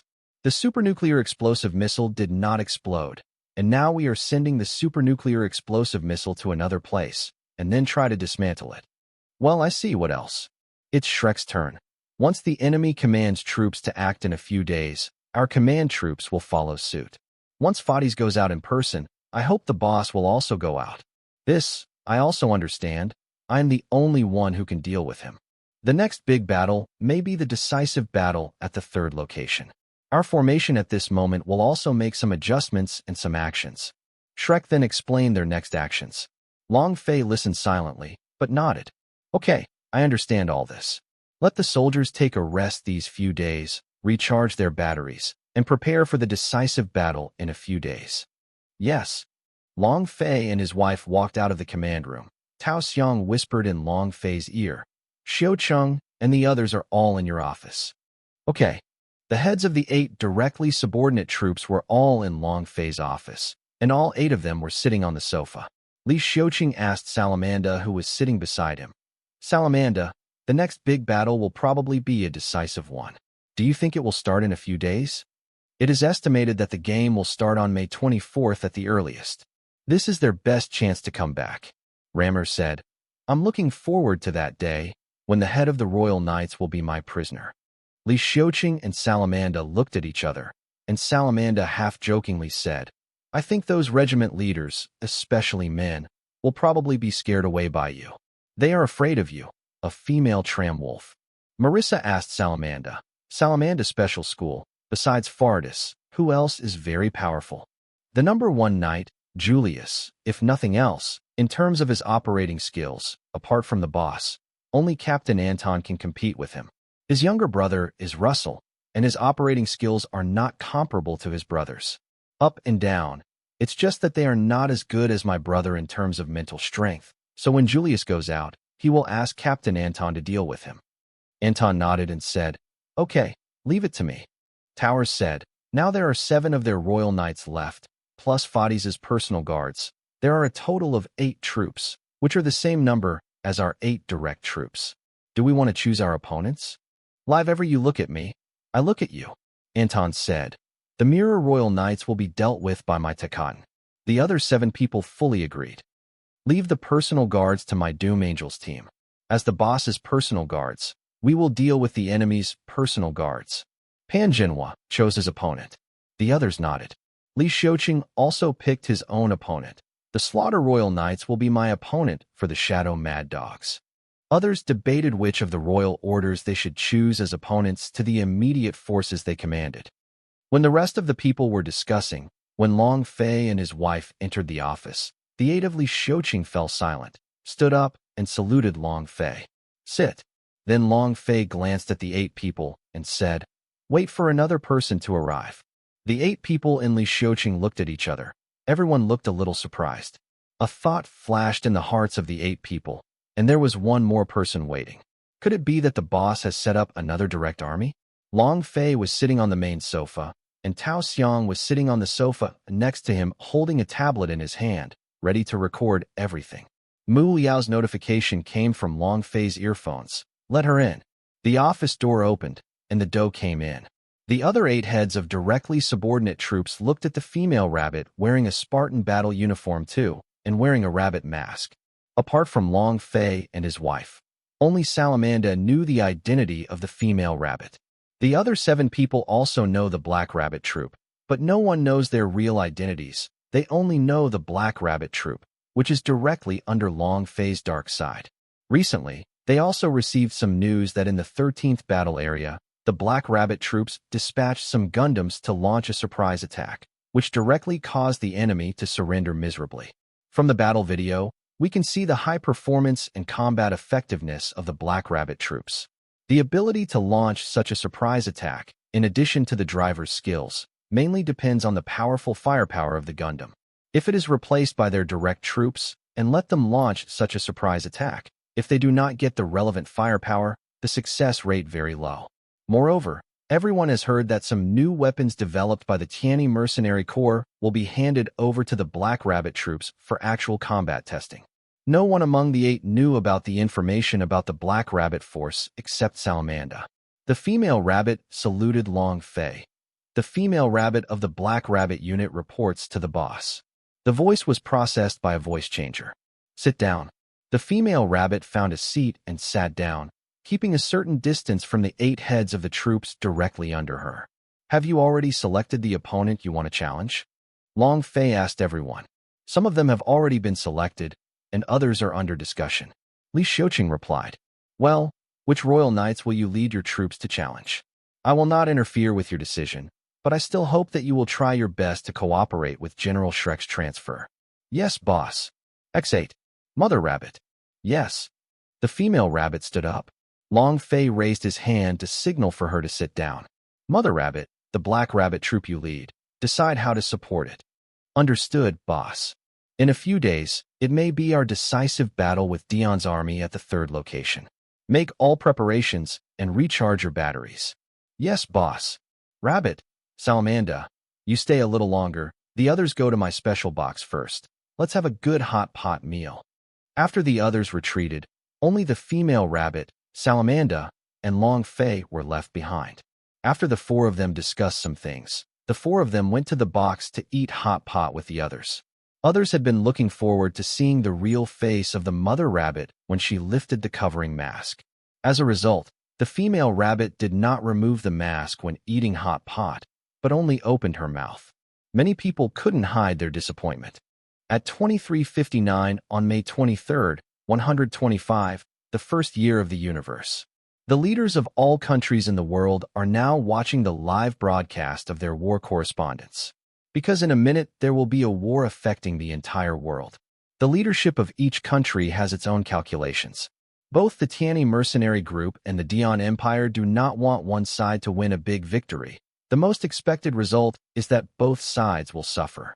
However, analysts from many big countries have analyzed that even if the Tianyi mercenary group is defeated in the next battle, although it will be damaged, it will not affect its foundation, because the Tianyi mercenary group has many sub-base troops did not dispatch to the third location.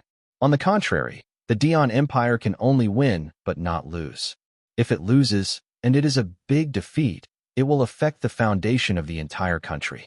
Therefore, the leaders of many major countries think that the possibility of a situation where both sides suffer is very slim. The most ideal result so far is a small victory for the Tianyi mercenary group and a big defeat for the Dion Empire. Then, the coalition army has one more chance to attack the Martian Circle, and at this moment they will bring enough nuclear missiles to deal with the Mars satellite guns and launch nuclear missiles in all directions. Nuclear missile annihilation. Therefore, what the leaders of the major powers hope most is that the Tianyi mercenary group will not win a big victory, and once the Tianyi mercenary group wins a big victory, the Tianyi mercenary group is most likely to attack the Martian Circle directly. If the Tianyi mercenary group wins the Martian Circle, it is most likely to absorb the super technology of the Martian Circle. If the black technology of the two parties will be merged at that time, even if Long Fei does not want to dominate the entire world, the leaders of various countries will feel like they can't sleep.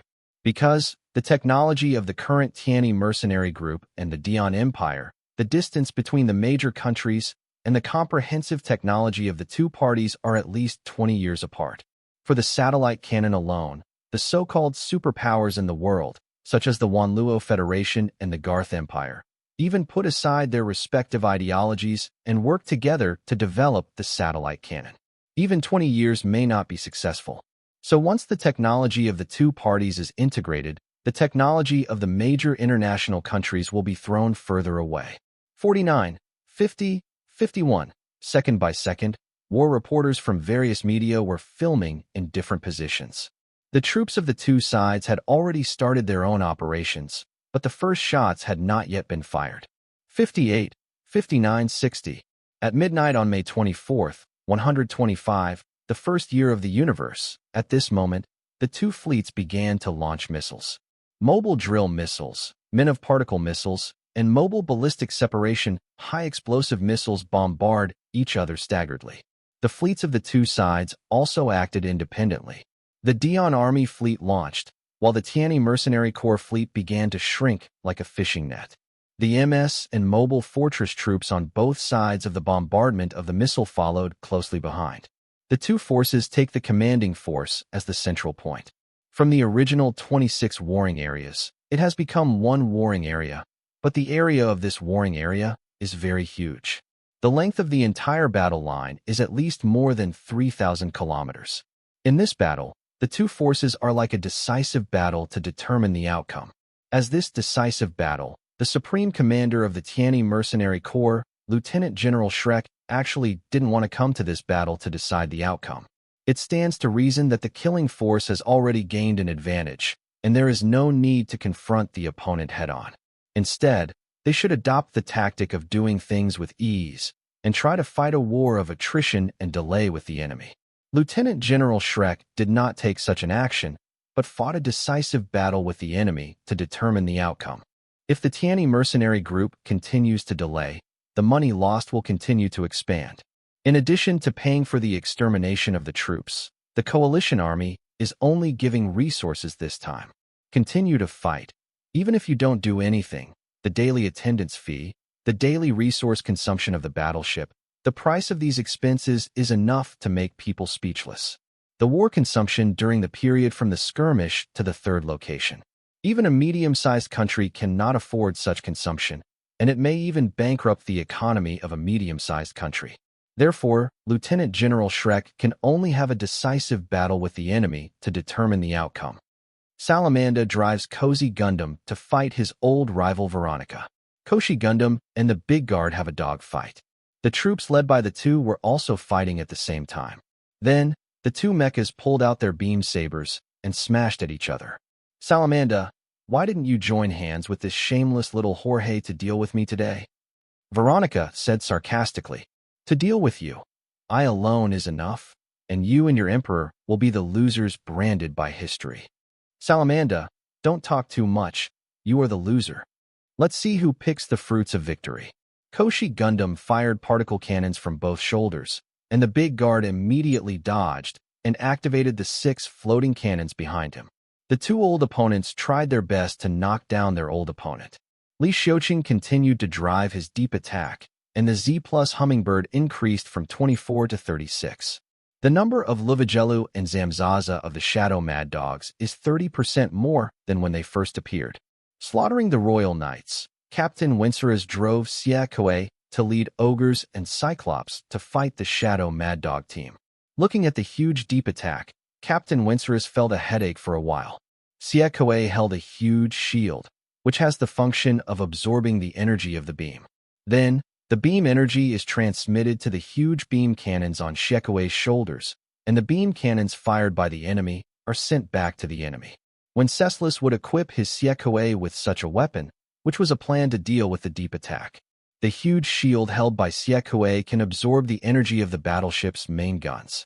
Although it has this function, the price is that the shield is about the same size as the body, with a thickness of 10 meters. In addition, the huge beam cannons on both shoulders also lead to the speed of the machine body dropped sharply. Because of this reason, Xia Kuei still needs Ogre Cyclops as a wingman to protect Xia Kuei. The large megaparticle cannon on the back of the deep attack locked on Xia Kuei's mobile fortress, and a megaparticle cannon went straight to Xia Kuei. Xia Kuei immediately blocked it with a huge shield. The huge shield opened up, and the inside was like a mirror, absorbing the megaparticle cannon. Then, the huge beam cannon on its back returned a deep attack. Deep Strike dodges immediately. Oh, this shield really gives me a bit of a headache. Deep Strike led his own team, made a side bend, and several Z-Plus Hummingbirds fired spiritual cannons at the side of Xia Kuei at an oblique angle. The other two ogres around Xia Kuei used smaller shields to absorb the elf beam cannon, and then used the absorbed elf beam cannon to hit the Z-Plus Hummingbird with the beam cannon on their shoulders. However, the Z-Plus Hummingbird is too fast to hit at all. In addition, several Z-Plus Hummingbirds switched weapons and fired at Xia Kuei's outermost guard, the Cyclops, with electromagnetic penetrating cannons. Several sharp bullets surrounded by a grid directly hit the Cyclops' energy-absorbing shield. Fortunately, the energy-absorbing shield did not open its surface and used a hard surface to resist the electromagnetic penetrating pointed bullet. Although the electromagnetic piercing bullet did not penetrate the energy-absorbing shield, at least the surface of the energy-absorbing shield was smashed into an obvious spiderweb crack. Thanks to the development of some live ammunition weapons, this is not restrained by your energy-absorbing shields. Unfortunately, my deep attack cannot be replaced by other live ammunition weapons for the time being. Not all the ogres and cyclops that slaughtered the royal knights were equipped with energy-absorbing shields, and had to be equipped with other weapons to deal with other organisms. The Mirror Royal Knights and Tekaden fought again, and both sides fought with live ammunition and physical weapons, either in a dogfight or in a close combat. Astaroth, Gundam Gomori, Gundam Frausis, etc., made the members of the Mirror Royal Knights into a hard fight. The Crusaders fought against the Red Shadow Royal Knights. Rishiman, the leader of the Red Shadow, drives the Bloodfang Holy Machine to fight against the Pirate Gundam X1. Damn it, this guy is stronger than me. Zhoya gritted her teeth as she struggled a bit. Bloodfang hit Pirate Gundam X1 with a dodge beam knife. Pirate Gundam X1 immediately blocked it with the beam saber, and then fired from the Vulcan cannon in the head, trying to force Bloodfang back. Hey, this attack can't hurt my blood teeth. Richmond sneered. The pulse cannon on Bloodfang's waist fired. A flash of electricity flashed through Zhouya's brain, and Pirate Gundam X1 dodged immediately. Hey, not bad, new human little sister. The pulse gun on Bloodfang's waist fired continuously, and when the Corsair Gundam X1 was dodging, the destruction gun in his left hand also counterattacked the opponent. Bloodfang dodged and rushed towards Pirate Gundam X1 in an instant. The moment the beam sabers of the two mechas collided, Bloodfang kicked Pirate Gundam X1's waist with his left leg. The moment the Corsair Gundam X1 got out of the way, Richmond let out a sneer, and the pulse gun at his waist fired. The Pirate Gundam was unable to dodge and was hit in the chest. The violent vibration from the cockpit caused Zhouya to scream, "Wow!" Bloodfang then stabbed Pirate Gundam X1. Zhouya reacted quickly. Corsair Gundam X1 immediately separated it with a beam saber, and when the destruction gun in his left hand wanted to fight back, Bloodfang's waist pulse gun fired. It directly blew up the destruction gun, and then fired continuously at the Corsair Gundam X1. Although the Corsair Gundam dodged several bursts of the pulse cannon, and even blocked it with the beam shield on its left arm, one shot still hit the side of the Corsair Gundam X1. The Pirate Gundam X1 lost its balance for a moment, and Bloodfang immediately pulled out a beam cannon with his left hand. While rushing towards the target Pirate Gundam X1, the beam cannon in his left hand fired, and the pulse cannon on his waist continued to fire. In addition to dodging the Corsair Gundam X1, Zhouya found the right opportunity, and the thermal daggers on the soles of both feet ejected. When Bloodfang avoided it, a thermal dagger whizzed by the side of the machine, and another pierced the beam cannon. TCH, you're quite capable. Bloodfang still rushes to Corsair Gundam X1. Pirate Gundam X1's left arm beam shield was switched to a branding iron marker, and he had a close fight with Bloodfang. Bloodfang didn't engage in close combat with his opponent. Instead, he took a somersaulting pose and passed directly over the head of Pirate Gundam X1. Then, Bloodfang kicked and hit the back of Pirate Gundam X1, and Pirate Gundam X1 fell straight down. Damn it, the strong vibration. If Zhouya hadn't been wearing a seat belt, Zhouya might have jumped off the desk and chair and hit the screen. Richmond seized the opportunity, and Bloodfang charged straight down, stabbing the back of Corsair Gundam X1 with the beam saber in his right hand. Seeing that he was about to stab through the back of the Corsair Gundam X1, a scissor claw anchor directly grabbed Blood Pressure's right hand. What? Richmond was a little surprised, and then felt a huge force pulling his body.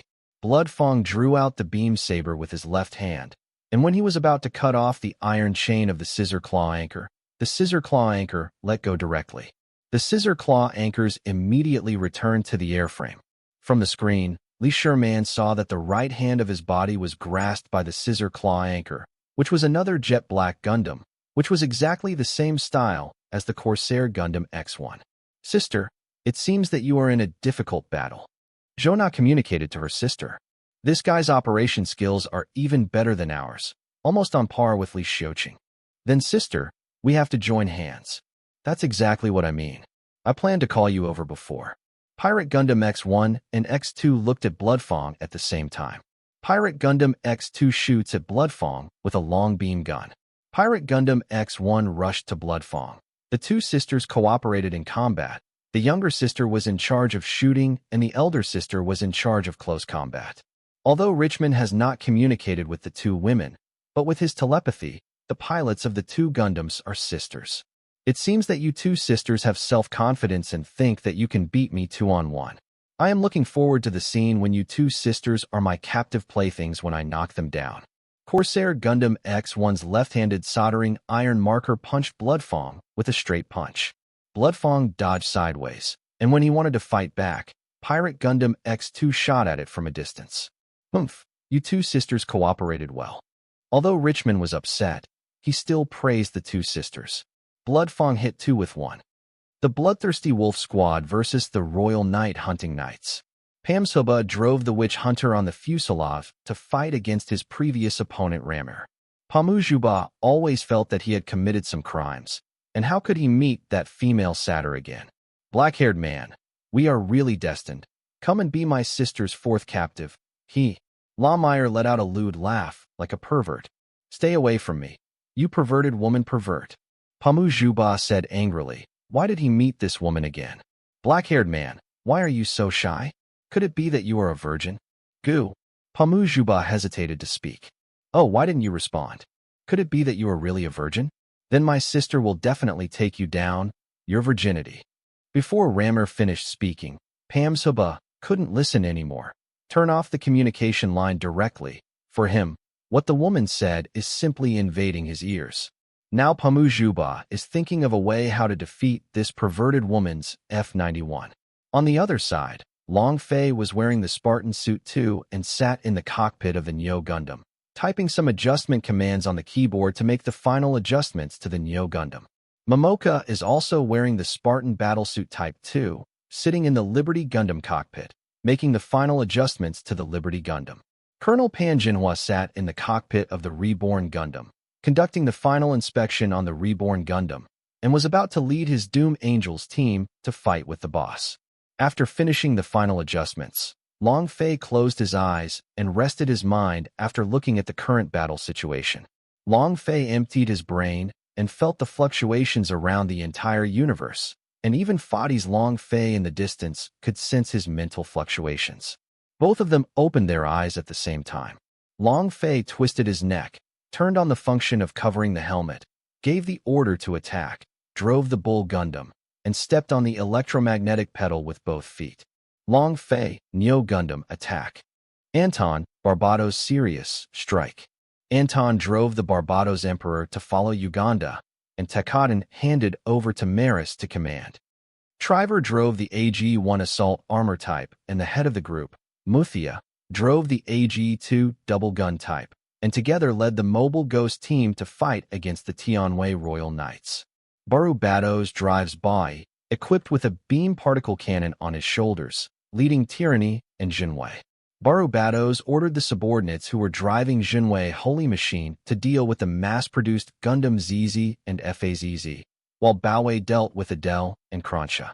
The AG-1 assault armor-type shoulder launcher fired at Bai, and Bai dodged a wingman next to it, which was similar in appearance to Jinwei, but with a very fast reaction speed, and immediately attacked the AG-1 assault armor type. The AG-1 assault armor type dodges, and the double-barreled DODS rifle fires back. In terms of performance, it is much stronger than Jinwei. This holy machine is called Special Jinwei. It is a special machine body for the deputy head of the Tianwei Royal Knights. The Special Jinwei has carried out some external and internal modifications from a Bai, and replaced it with higher standard parts, and some of the parts are made of Bai. The Special Jinwei is just to drive the ducks to the shelves, and only one is modified. The parts of the regiment are not enough to modify the second Special Jinwei. The AG-1 assault armor uses a double-barreled DODS rifle to deal with the special shock, and the special shock counters with the beam rocket launcher on the shoulder. After watching the battle of his deputy leader, Barubados mentally sensed that his opponent was a wild new human, which gave him a headache, because the wild new human's crisis sensitivity is much sharper than that of ordinary new human, even faster than ordinary new humans in corresponding reactions. The AG-2 double gun type holds DODS cannons and shoots at Bai. Bai dodges with high maneuverability and high elevation angle, and then makes a tumbling motion and flies across the gap between the two DODS cannons, heading straight towards the AG-2 double gun model. Bai pulled out the beam saber with both hands and stabbed the AG-2 double gun type with two swords. The AG-2 double-gun type double-shoulder composite armor part emits a large beam saber to block a pair of beam sabers. Balu Badusi immediately controlled the remote control sense, and Bai avoided the DODS cannon with AG-2 double guns. The double-shoulder composite armor of this Gundam is really troublesome, Barubatos said with narrowed eyes. The AG-2 dual gun then continued to fire. The Dire Hounds face off against the Black Sword Royal Knights. Thors drives the Narope Gundam versus Dimash, who has been promoted to the head of the Black Sword Royal Knights. Dimash is driving the Juggernaut machine. Narope Gundam has a pair of special shields that launch megaparticle cannons. Earth Sword uses a long sword in each hand to form a big sword, and uses the big sword to block the megaparticle cannon. Earth Sword rushed towards Narope Gundam, holding a big sword in both hands. Narope Gundam drew out the beam saber with both hands to resist the great sword, and the floating missile launcher on the front skirt armor fired floating missiles. The ground sword retreated immediately, pulled out the beam frisbee on his left shoulder and threw it forward, and Dima Shah immediately controlled the beam frisbee with telepathy, cutting off the 4 floating missiles that came. Thors fired the mega particle cannon on the Narope Gundam's shoulder armor to destroy the beam frisbee. Dejian fired at Narope Gundam with the beam spray gun on his left arm, but they were all blocked by the I position. Narope Gundam launched 4 floating missiles, and Dejian wanted to shoot down the floating missiles with the arm beam spray gun.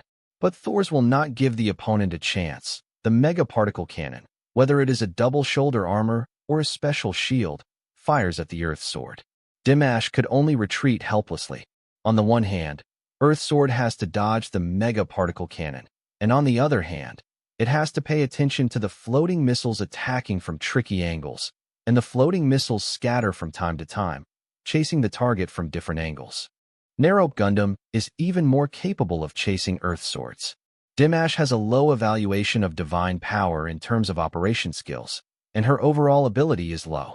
Dimash relies on his operation skills to make up for her low mental power.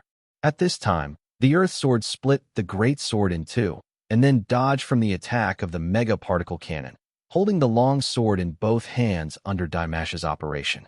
With a nimble movement, Dejian sliced the 4 floating missiles in half with both hands.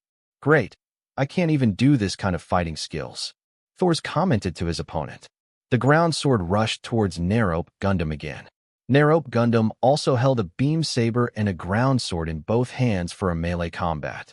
Under Dimash's control, the ground sword flexibly twisted its body, attacking consecutively from the upper, middle, and lower sides. Thors was a little overwhelmed and said, "This woman's fighting skills are so first-rate. It seems that I can only ask teacher Dongfang to deal with her. I can't do this kind of fighting skills." Although Thor said so, he also has his own way of fighting. Narope Gundam's front skirt armor, floating missile launcher launches floating missiles again. The Earth Sword could only move back helplessly, and this time there were a total of 8 floating missiles. This time, Thors directly pursued the opponent in close quarters, wielding the beam saber with both hands to attack the Earth Sword, and the Earth Sword could only fight and retreat. With a somersaulting movement, Dejian slightly distanced himself from Narope Gundam and cut several floating missiles in half with a spinning movement. However, several floating missiles also hit the ground sword. Damn it, Dimash was annoyed, and an alarm sounded from the cockpit. Although Earth Sword didn't suffer major damage, after all, the propeller behind it was damaged, which affected Earth Sword's speed and maneuverability. Dejian's current state cannot be as flexible as before. Narope Gundam then fired 6 more floating missiles and rushed towards the ground sword, trying to take advantage of the current state of the ground sword to take down the ground sword in one go. Suddenly, more than a dozen light beams struck, and all 6 floating missiles were shot down except for pushing back the Narope Gundam. Thors looked at the source of the light beam, and the Scarlet Queen led 6 Crimson Guards. His Royal Highness. Dimash didn't expect the princess to appear here. Thors called his subordinates, and several mass-produced Bull Gundams rushed to the scene. Dimash also called his subordinates, and the nearby sword hunter came to the scene from different directions. Urashina is preparing to team up with Dimash to deal with Narope Gundam. Suddenly, a pair of positron cannons attacked the Scarlet Queen's position. The Crimson Queen and the Crimson Guards immediately dispersed. Gulistina looked from the screen at the source of the attack on her just now. Liberty Gundam leads an Angel R2 assembled with a pseudo-solar furnace and 5 Doom-2s. Gulistina frowned. The one who attacked her just now was a new human, and the Ms. driver who followed him included new human and ordinary human. Gulistina thought, could it be that she is the head of the Angels of Doom Team? No. According to the information in my country, the head of the Angels of Doom Team should be a man, but according to my telepathy, it must be a woman. At this time, a beep came from the communication device, and Gulistina knew that it was the Gundam requesting communication. Gulistina connected. Tao Xiong went straight to the point and said, "Your opponent is me. Let me introduce myself first. My name is Gulistina, the captain of the Imperial Guard of Dion." Gulistina said, adjusting the mirror surface of the helmet to reveal her true face. "You are the princess of the kingdom of Dion. Do you know my identity?" Gulistina frowned and said to herself, could it be that there are traitors in the guards who leaked the information? Don't be surprised. This is what Salamanda told us. Salamanda. I remember the name. Back then, I seemed to be recruiting a talent from the Restoration Army of the Lanzog Kingdom. That was the name. If the Salamanda you are talking about is the Salamanda I know, then yes, it is the one who told us all this. Even the appearance of Her Royal Highness who does not appear in the eyes of the people of this country. Describe your appearance. So when I saw your appearance, I recognized it immediately. I see. Momoka removes the covering helmet, revealing her true face. You are Tao Xiong, Long Fei's wife. Right. If you come to your door, then I must capture you. It's not sure who will catch who. All the mechas on the scene began to fight. Thors continued to fight with his old opponent, and the other mechas also picked their opponents. The Scarlet Queen launched the 8 floating cannons behind her. Tao Xiong controlled Liberty Gundam. The railgun on her waist launched an attack first, forcing the Scarlet Queen to get out of the way, and the beam gun in her right hand fired 4 shots in a row. The 8 floating cannons scattered, and as a result, 2 of them were directly hit. Humph, this woman is so powerful. She can predict the dodge trajectory of the floating cannon I control. The first shot and the second shot are a cover. The third and fourth shots calculate the dodge trajectory and shoot down my floating cannon. The beam submachine gun in the Scarlet Queen's right hand fired at Liberty Gundam. In addition to dodging, Liberty Gundam used the rail gun on the waist to fight back, and the beam gun in the right hand aimed at the floating cannon. The Scarlet Princess then used the beam saber in her left hand to rush towards Liberty Gundam, and Liberty Gundam switched the beam saber with her right hand to resist the Scarlet Princess melee attack. The moment Freedom Gundam blocked the attack, it retreated sideways with high mobility. A yellow beam of light passed by Liberty Gundam, and the Scarlet Princess also dodged. Gulistina didn't expect that her attack just now would fail.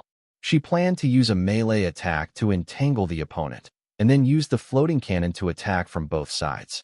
As it turned out, the other party had already seen through her intentions, so she used all her tricks and deliberately retreated immediately after meeting her face. If it wasn't for her quick reaction, the beam of the floating cannon would have hit her Crimson Princess. After Tao Xiong dodged the opponent's 2-sided attack, she immediately shot down the floating cannon that had just sneaked in, and then shot a point defensively, and shot down another floating cannon. You killed the 4 floating cannons. Gulistina was very annoyed, and the Crimson Princess opened the missile magazines on her legs and fired all the missiles.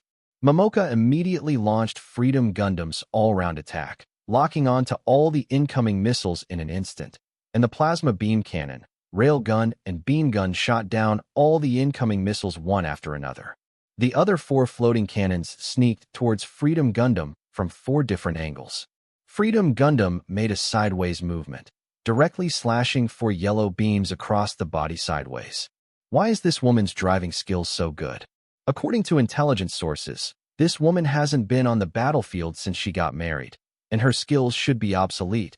But this woman's skills are not as obsolete as they are. On the contrary, she is a seasoned master. Gulistina frowned. She really didn't understand how her opponent kept his strength and didn't regress. In fact, since the battle to capture Dion's Prince Christopher, Tao Xiong has deeply felt that her skills have regressed, and the skills of many young pilots back then have caught up with her. Tao Xiang decided that whenever she had time, she would practice and even fight against other ace pilots in the battle simulation room from time to time. In addition to restoring her to her original level, she also wanted to improve her strength in order to prepare for the next war. Tao Xiang did this for her husband, and she hoped to help him in every way. The Crimson Queen separates the missile magazines mounted on the legs, thereby increasing the speed and mobility of the body. The Scarlet Queen immediately switched the weapon in her left hand to the shield behind her. The shield has dozens of beam cannons. The name of the shield is Hedgehog.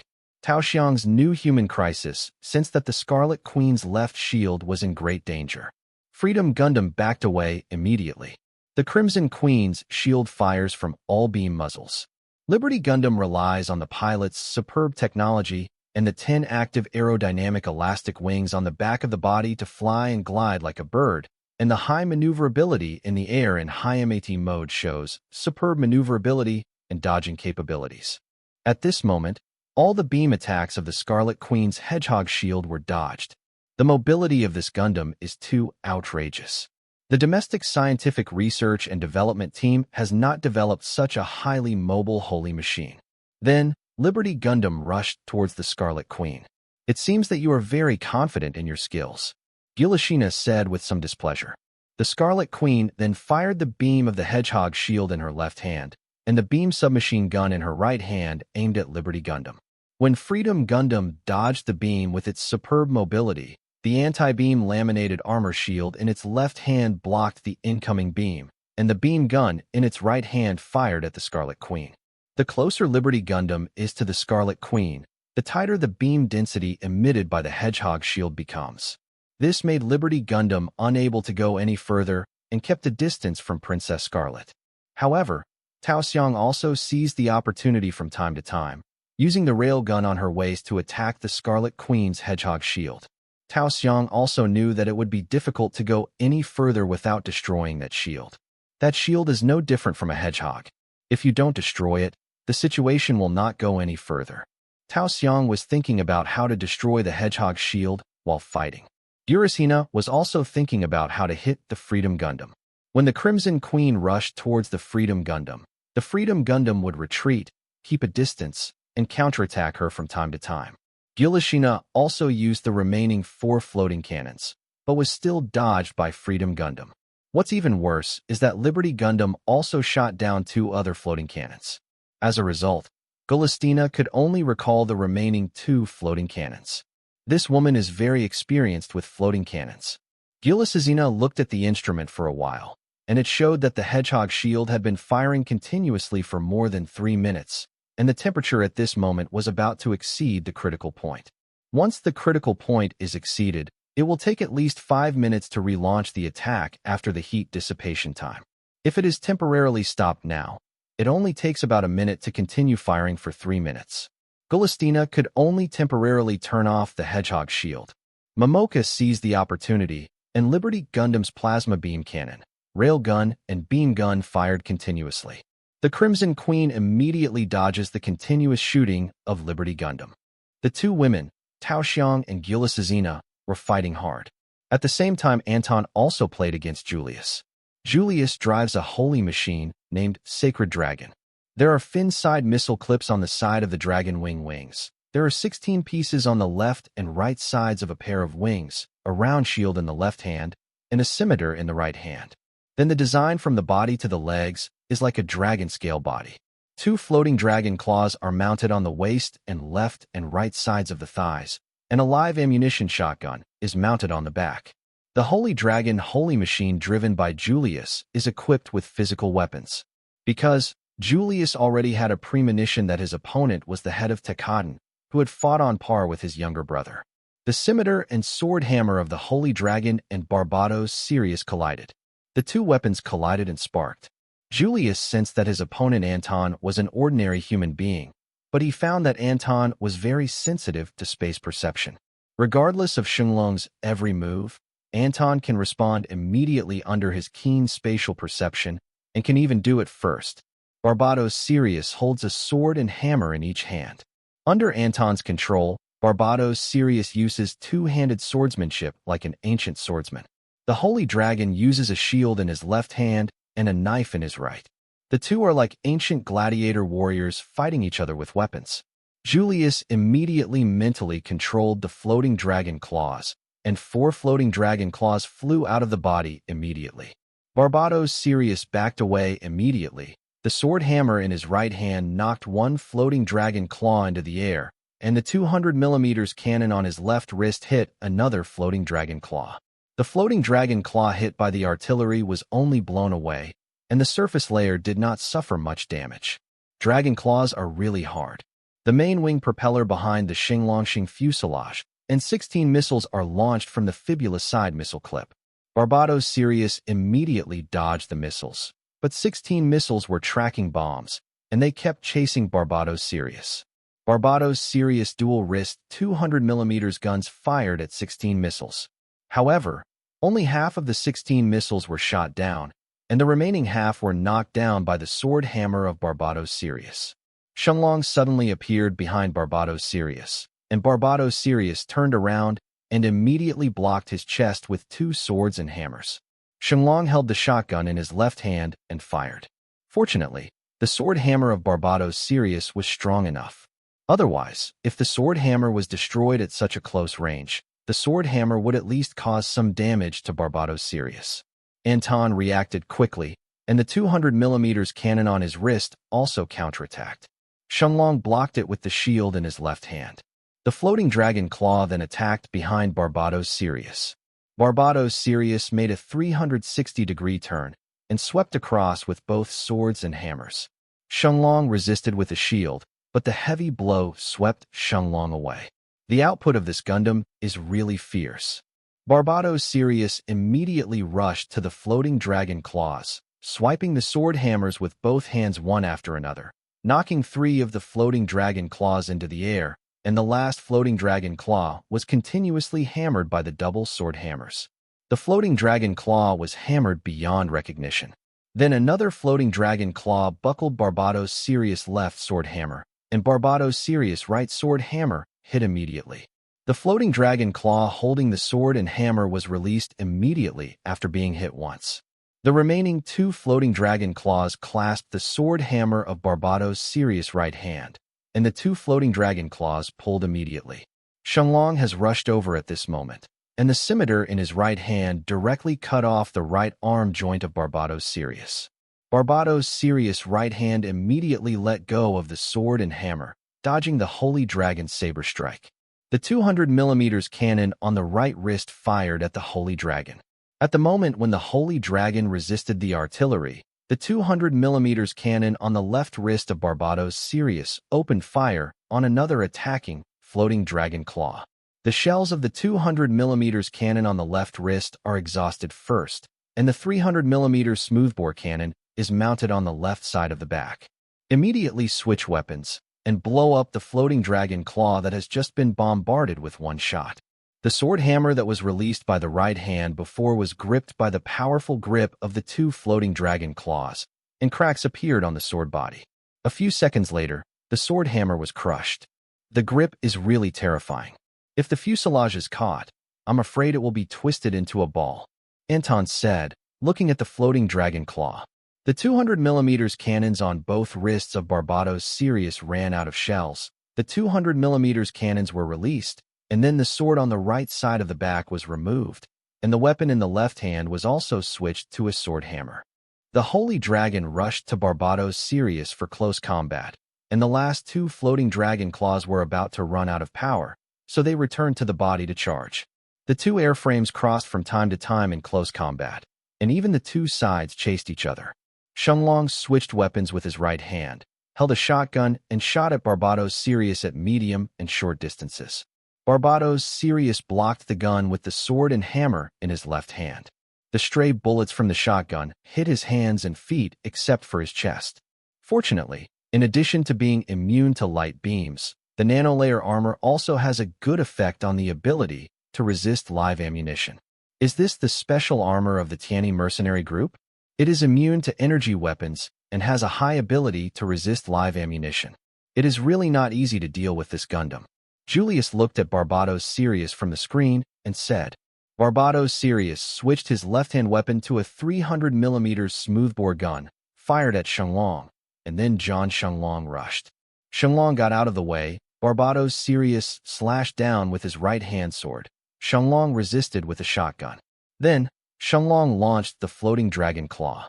Barbados Sirius aimed the smoothbore cannon in his left hand at the chest of the Holy Dragon. The Holy Dragon dodged immediately, avoiding the attack of the smoothbore cannon, and the floating dragon claws flew out at the same time. Barbados Sirius' right-hand sword swept away a floating dragon claw, and the smoothbore gun in his left hand just happened to automatically reload the shells and hit another floating dragon claw with one shot to destroy it. Dragon's shotgun aimed at Barbados Sirius. Barbados Sirius didn't get out of the way, but went straight to the Holy Dragon, throwing the sword in his right hand to the Holy Dragon. Shenlong avoided sideways. The shotgun in his right hand was firing, and Barbados Sirius grabbed the barrel of the shotgun with his right hand and pushed it up. The stray bullets flew across the top, right of Barbados Sirius' head, and the smoothbore gun in his left hand was aimed at Shenlong.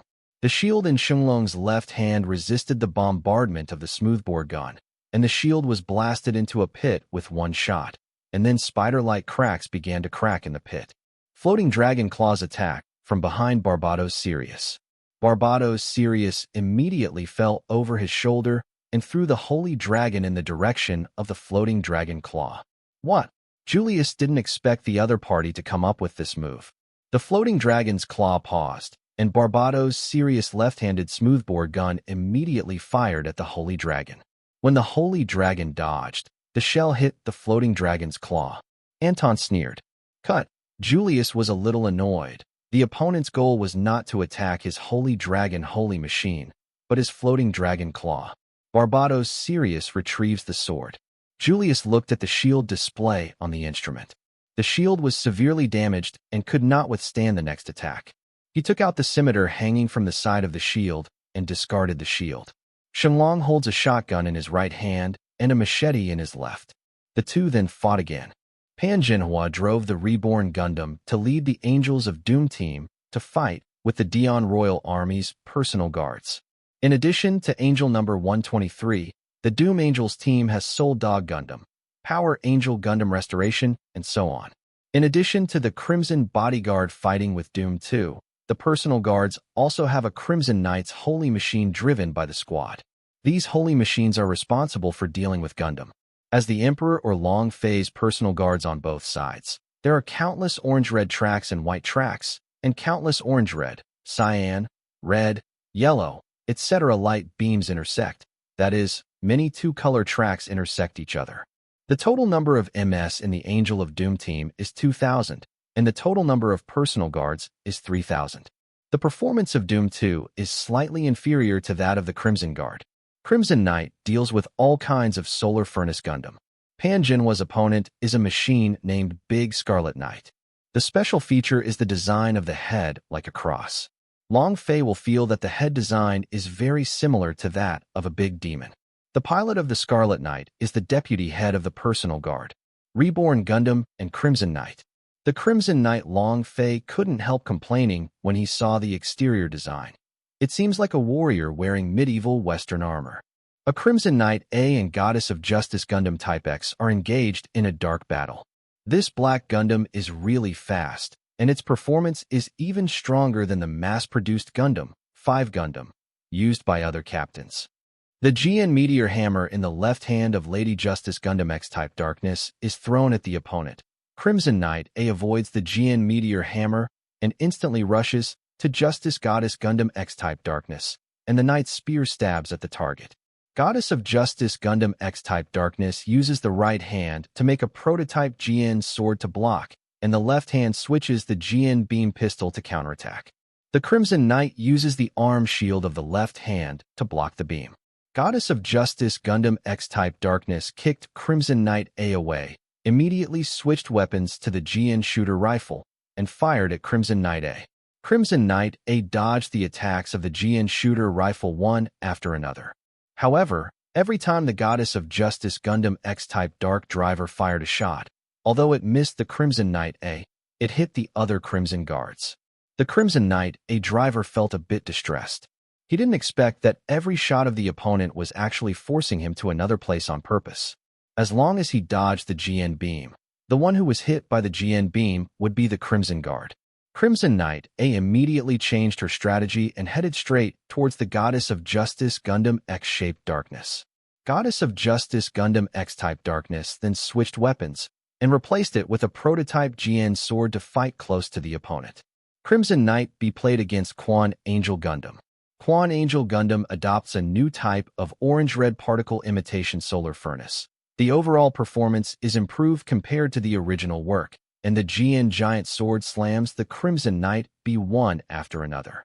The Crimson Knight B used the Knight's long sword to resist the GN Giant Sword.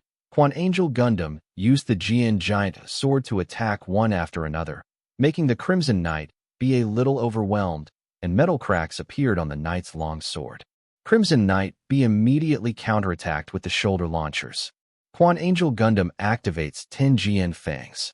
The GN Fangs fly and spread out the blade-like wings. Part of the GN Fangs shoot out a beam of light to destroy the shoulder launcher of the Crimson Knight B, and the other part of the GN Fangs produces a beam saber, attacking the Crimson Knight B from different angles. Crimson Knight B couldn't dodge at such a close range, and 6 GN Fangs that produced beam sabers pierced into Crimson Knight B's body. The one-eyed light of the Crimson Knight B was dim, and for the sake of safety, the driver of Quan Angel Gundam switched all the GN Fangs to emit light beams, smashing the Crimson Knight B. The Angel Gundam pilot is looking for the next target. The Black Codex module, the third form, deals with Crimson Knight C. Crimson Knight C is also equipped with floating cannons to exchange fire with the NBIT unit of the Black Codex module. There are also 2 GN Classic fighters attacking Crimson Knight C. Crimson Knight C's driver also had to deal with the Black Codex module. Under multiple blows, Crimson Knight C was quickly defeated. Angels 1, 2, and 3 also deal with their respective opponents, Crimson Knights D, E, and F. The Angel Gundam Type 4 dealt with the Crimson Knight G. The Angel Gundam Type 4 also has GN Fangs and a serrated long knife. When fighting with the Crimson Knight G, the sawtooth-like long knife starts to cut fiercely on the Knight's long sword like a chainsaw. Sparks. Although the Crimson Knight G wanted to step back, but GN's fangs connected behind and penetrated into the body. Then, the chainsaw long knife directly sawed through the Knight's long sword, and then sawed the Crimson Knight G in half. After the Angel Gundam Type 4 kills the opponent, it attacks the nearby Crimson Guards. The GN cannons on both shoulders shot through the Crimson Guard directly. With excellent maneuverability, the Angel Gundam Type 4 entered a squad of Crimson Guards, and 8 GN Fangs shot down several Crimson Guards consecutively in beam gun mode. The GN chainsaw knife cut one Crimson Guard in two, and then swept away another Crimson Guard with a sweep. Holding a GN beam submachine gun in his left hand, he pierced a Crimson Guard through countless holes. The Angel Gundam Type 4 shot down more than 8 Crimson Guards in just 1 minute. The Lee Angel Gundam Repair Type uses a GN sniper rifle to provide sniper cover for its companions. Countless colleagues were able to advance or survive under the cover of Lee Angel Gundam Restoration Sniper. The repaired GN full shield of Lee Angel Gundam protects its safety and resists the beams from the enemy. There are also some Doom 2s around the Force Angel Gundam Restoration with him for sniping or cover. Doom 2 also uses a long-range GN sniper rifle. Many 5 Gundams fought against the Crimson Knight. All 5 Gundams either shot down the opponent or were destroyed by the opponent. Colonel Manhwa drove the Reborn Gundam and fought back and forth with his opponent, the Scarlet Knight. The GN Fangs of the Reborn Gundam are comparable to the floating sword cannon of the Crimson Grand Knight, and the floating sword cannon can also switch between shooting and beam saber modes. Rebirth Gundam fights with the large GN beam saber and the laser saber of the Crimson Knight. I am Francina, Deputy Head of the Guards. What do you call your excellency? I'm Manhwa, the leader of the Angels of Misfortune. Manhwa was a little surprised that his opponent was a woman. Your excellency was surprised to see my expression. Are you surprised that I am a woman? It's a little surprising. I didn't expect a woman to have such excellent skills. It's rare in our Tiani mercenary corps. Isn't one of you called the head tram wolf a woman? There is indeed this woman. What? Could it be that among the 8 directly subordinate units of yours, only one is headed by a woman? There is one more, but this is confidential, no comment. Humph. Francina was always a little upset. Except for Nadezhda and Veronica, among the top 10 royal knights, only Dimash, who was recently promoted to head, was due to his superior. After being arrested, he was temporarily promoted to head of the regiment. Francina sometimes had to admit that there were still positions that only men could fill. The whole battle line is very fierce, and the international countries, from the leadership to the common people, pay attention to this war all the time. The leaders of various countries have their plans. As for the common people, most of them hope that the Tiani mercenary group can win, especially ordinary people in this regard. Ordinary humans do not want the Dion Empire to win the last thing, because the Dion Empire wins, and it is they ordinary humans who suffer, because they will be enslaved by the new humans. In such a fierce battle zone between the two sides, there is actually one place that is not in the middle of the battle, and the bodies of both sides will deliberately avoid it. Because the Uganda and the Crimson Emperor are facing each other at a distance of 500 meters.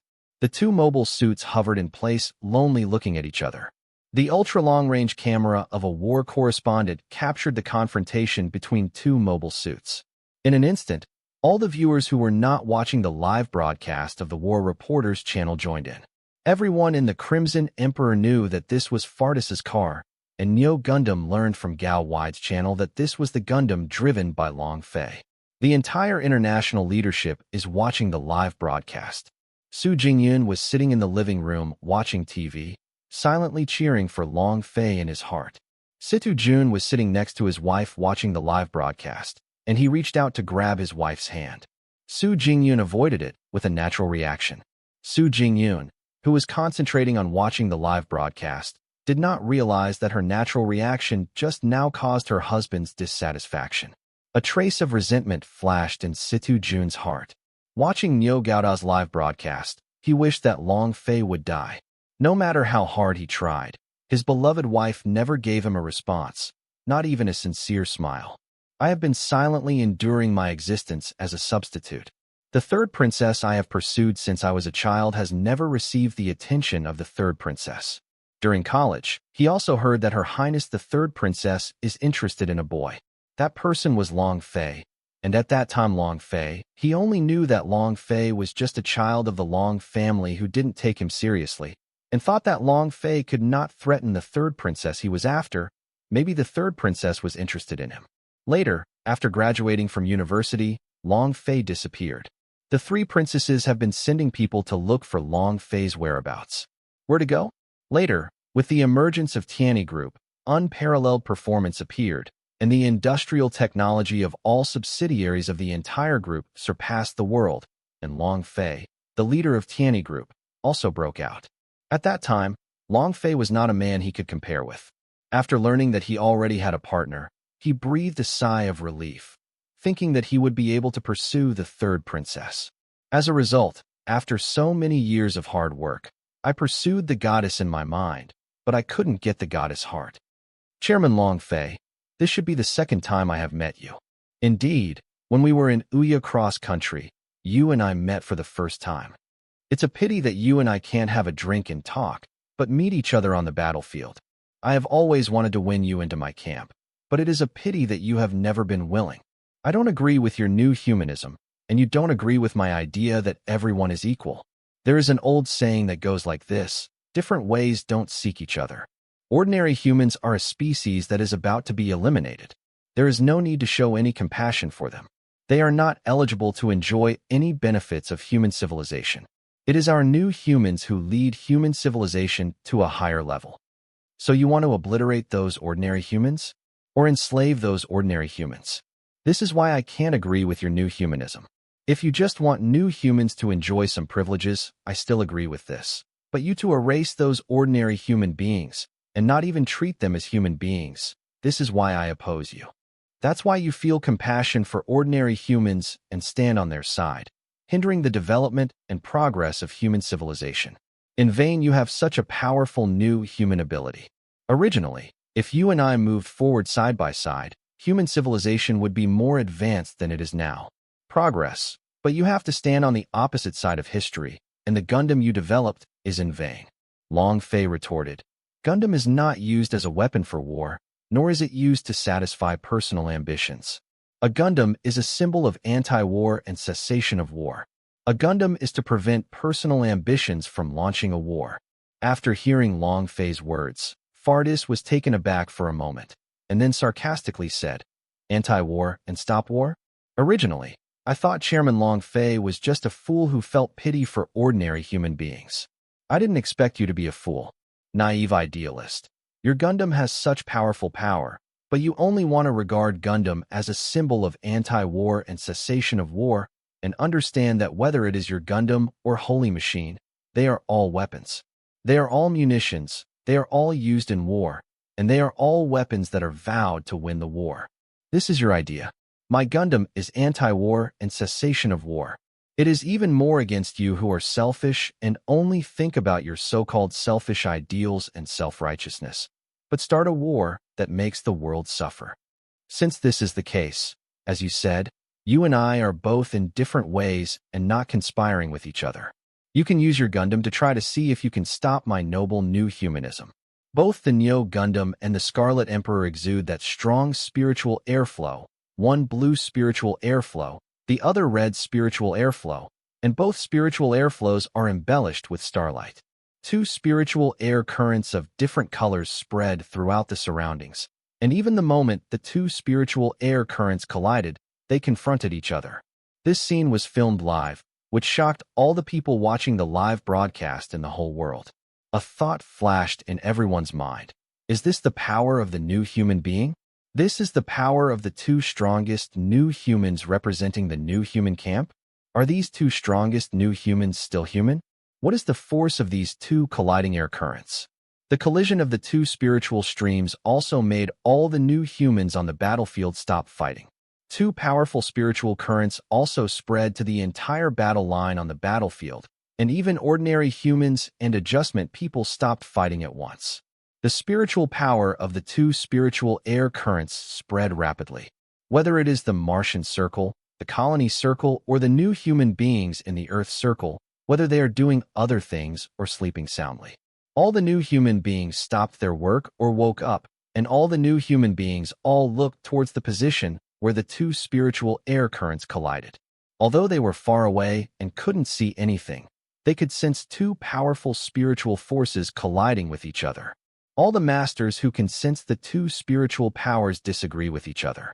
The masters of the two spiritual powers want to suppress each other, but no matter how hard they try, the two spiritual powers can't get cheap.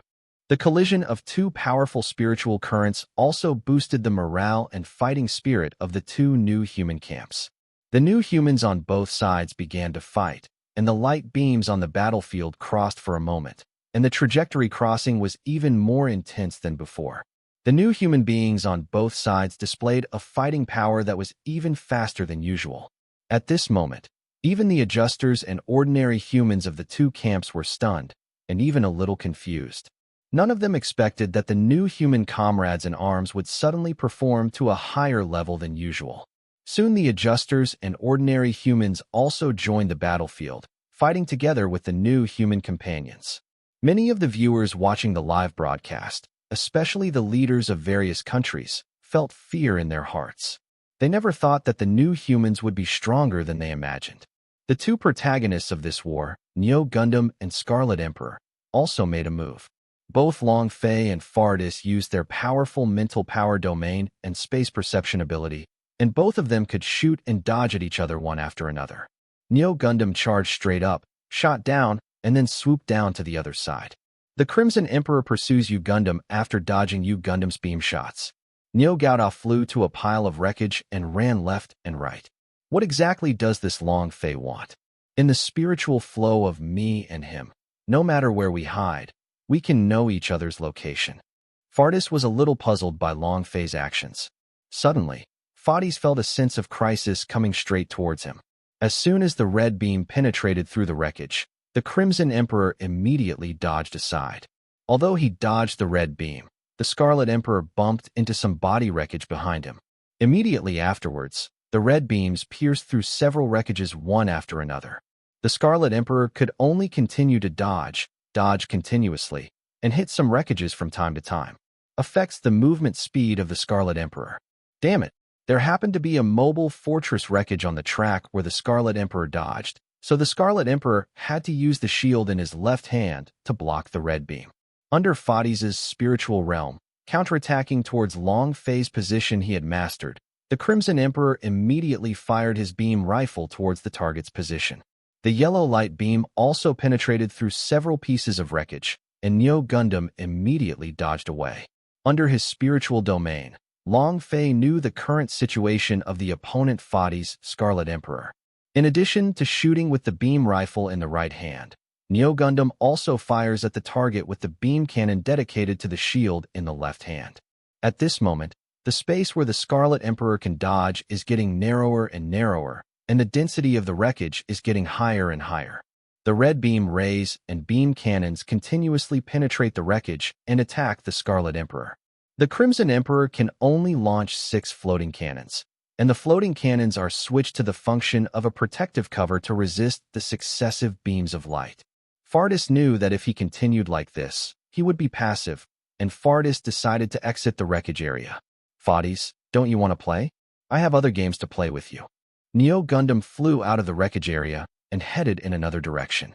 Fardis saw the direction of Neo Gundam's flight from the screen, and a flash of panic flashed in his heart.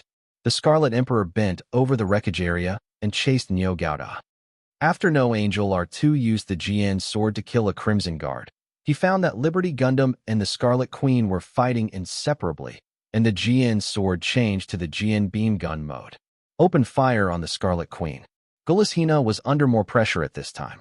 The one-on-one situation with Tao Xiang had already put her under some pressure, and now another Gundam joined the battle. The next scene surprised her by sending R2 out of the fighting area on her side. It turned out that Tao Xiang asked the Angel Gundam driver to help Thor's. Madam Long, it seems that you don't like to take advantage. Don't get me wrong. It's not that I don't take advantage of you. I'm enough to deal with you alone. Madam Long, it seems that you are very confident in your own strength. Angel R2 joined the battle of Narope Gundam, directly putting Earth's sword at a very bad disadvantage. Dimash felt a lot of pressure. Even if he wanted to call for help, he couldn't come in a while. Neo Gaodao rushed to the destination at this moment, and the Scarlet Emperor behind him chased after him with all his strength. At this time, Long Fei found the target from the screen. Neo Gundam beam gun burst mode, firing continuously towards the target. Gulishina suddenly sensed a crisis coming from the upper left. The Scarlet Queen immediately dodged the continuous beam bombs. Tao Xiang saw that it was Neo Gauda, husband. She was a little puzzled. Why her husband came here. Suddenly, my telepathy connected with my husband. Liberty Gundam immediately launched an all-round attack on the Scarlet Queen. When the Crimson Queen dodged the Neo Gundam's attack, the Freedom Gundam's all-round attack hit her. When she was attacked from both sides for a while, she couldn't dodge completely. In the end, the Hedgehog shield could only be used to block a plasma cluster beam cannon, which directly destroyed the Hedgehog shield. The Crimson Princess who lost her shield made things worse, and was attacked by the Bull Gundam and the Freedom Gundam. Stop. Although the soldiers are not tired of deception on the battlefield, Fardis was very angry when he saw his daughter being attacked by the opponent and another Gundam. The Scarlet Emperor immediately launched the floating cannon and switched the long-range beam rifle with his right hand. Neo Gauda stopped attacking the Scarlet Queen at this time, and launched the floating cannon to exchange fire with the Scarlet Emperor's floating cannon. Neo Gundam's special shield also fires beam cannons at the Crimson Emperor. Freedom Gundam continued to attack the Scarlet Queen. At this moment, Long Fei turned his target back to the Scarlet Emperor, and at the same time sensed the whole surroundings, and found that Angel R2 and Narope Gundam were teaming up to deal with Earth's sword. Neo Gundam hits the ground sword with one small missile from the shield. The whole movement of the ground sword paused, and the GN sword in R2's right hand could change into a stab. Seeing that the GN sword was about to stab the ground sword, a floating dragon claw attacked the Energy Angel R2. Narope Gundam wanted to stop it, but was also attacked by another floating dragon claw. Angel R2 can only interrupt the action and immediately avoid the floating dragon claws. Shenlong suddenly appeared behind Kanangel R2. Kanangel R2 swept across, and the Jian sword changed to block Shenlong's scimitar. Shenlong directly kicked Energy Angel R2 away with a heavy foot, and then turned over to avoid the sword attack of Barbados Sirius. Long Fei didn't expect the number 1 knight to come here. Julius actually sensed the position of His Majesty the Emperor, so he decided to come here at full speed. He happened to see the scene just now, and immediately rescued Dimash.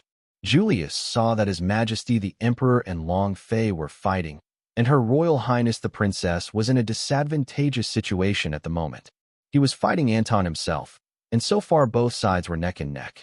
Kanangel R2 continues to join forces with Narope Gundam to deal with Earth Sword. Bull Gundam and Crimson Emperor are chasing and shooting.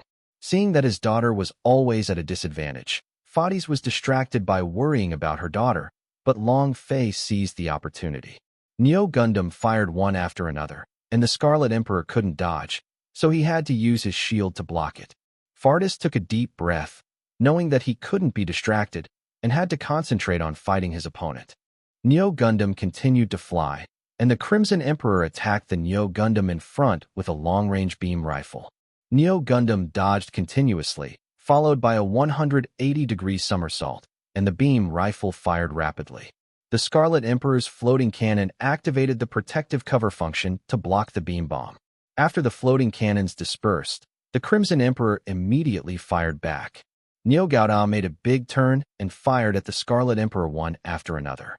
The Crimson Emperor rushed towards Neo Gundam while dodging continuously and switched to another beam rifle with his right hand, which also has a rapid-fire function, and counterattacked Neo Gundam. Long Fei controlled Neo Gundam to attack the Scarlet Emperor while dodging the Scarlet Emperor's counterattack. Suddenly, Long Fei sensed an attack from the lower left. Neo Gundam's left shield fired the second small missile and hit the floating dragon's claw. Shenlong rushed to Neo Gundam. Neo Gundam immediately switched the weapon in his right hand and pulled out the beam saber to block Shenlong's scimitar. Fardis watched Neo Gundam being stopped and immediately seized the opportunity to rush to Neo Gundam. Suddenly, a cannonball blasted directly at the Scarlet Emperor. The Scarlet Emperor dodged immediately, and Fardis saw Barbados Sirius rushing towards him from the screen. Knowing that this Gundam armor is immune to energy weapons, Fades immediately pressed the button.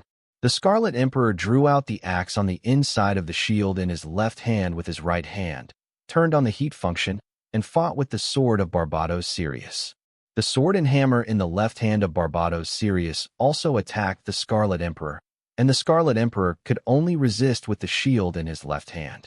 On the other side, Shenlong and Neo Gundam were also entangled, and 6 floating cannons easily suppressed 2 floating dragon claws. This long phase control technique is not inferior to His Majesty. Julius commented on long phase control technique. Neo Gundam has a 360-degree dump, and the super rocket launcher mounted on the back is fired. In close range, the Holy Dragon cannot dodge. The rocket hit the Holy Dragon's chest. Fortunately, the Holy Dragon's armor has a very high resistance to live ammunition. Although the armor on the chest is somewhat damaged, it does not affect the overall performance of the Holy Dragon. Ushi Gundam then fires with the beam cannon on the shield in his left hand. Shenlong dodged immediately, and the round shield edge in his left hand popped out jagged teeth and immediately threw it to Neo Gundam. When Neo Gundam dodges, the round shield turns back like a frisbee. It seems that this round shield can also track the enemy. Neo Gundam flew to dodge. Shenlong rushed to Neo Gundam, and after taking out his left hand, the shotgun on his waist was ready to stop Neo Gundam with the shotgun. Julius suddenly felt a crisis behind him. Shenlong dodged to the left immediately, and 2 plasma cluster beam cannons passed the position of Shenlong just now. Why did that Gundam come here? Could it be that Her Highness the Princess? Julius had an ominous premonition at first, thinking about it in his heart, and then saw Her Royal Highness, the Scarlet Prince, rushing to the scene at the same time. Liberty Gundam immediately fired at the round shield with the rail gun on its waist. The round shield was hit by the rail gun, and the flight trajectory was disrupted. Julius could only recall the round shield immediately with telepathy. The Crimson Princess immediately fired at Neo Gundam with the beam gun and launched the remaining 2 floating cannons. Long Fei immediately recalled the other two floating cannons with telepathy and fired at the Crimson Princess. Princess, step back, you are no match for him. Julius immediately responded to Gulashina with his telepathy. Gulastina knew that she was not Long Fei's opponent.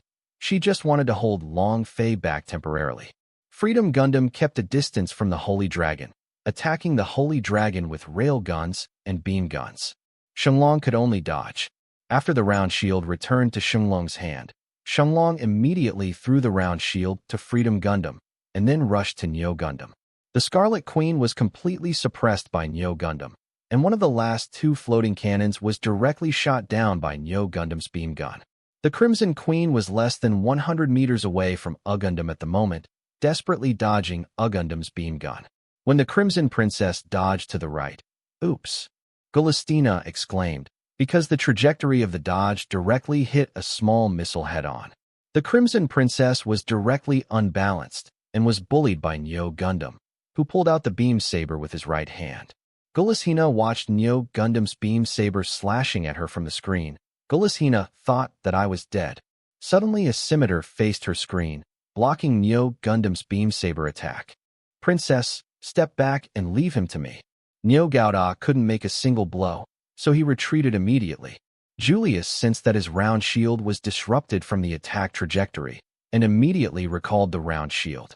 Just at this moment, the Scarlet Emperor threw off Barbados Sirius and rushed towards Neo Gundam, who had just retreated.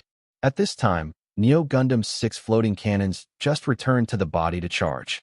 The Crimson Emperor launches 6 floating cannons to attack Uganda. Freedom Gundam immediately locks on the 6 floating cannons and launches an all-round attack. Fades immediately mentally controlled 6 floating cannons, completely dodging the all-round attack of Liberty Gundam. Barbados Sirius slashed at the Scarlet Emperor's back with his right sword. The Scarlet Emperor dodged to the right, turned around, and swung his right heat axe Barbados Sirius. Barbados Sirius' left-handed sword hammer resists the heat axe. The Crimson Emperor retreated immediately when he failed in a single blow because of the sneak attack from Freedom Gundam's railgun. Liberty Gundam failed in a sneak attack with 1 blow, and instead of another attack, Pilgrim Dragon and Scarlet Queen launched an all-round attack, temporarily forced Shenlong and Scarlet Queen away. Neo Gundam shot down one of the Scarlet Emperor's floating cannons with a beam gun, and then fired continuously at the other 5 floating cannons. Fades is really powerful. After being entangled by Anton, he can also use mental power to control the floating cannon and avoid most of my attacks. Long Fei then looked at the instrument. The 6 floating cannons had been fully charged, and he also launched 6 floating cannons to deal with the Scarlet Emperor's floating cannons.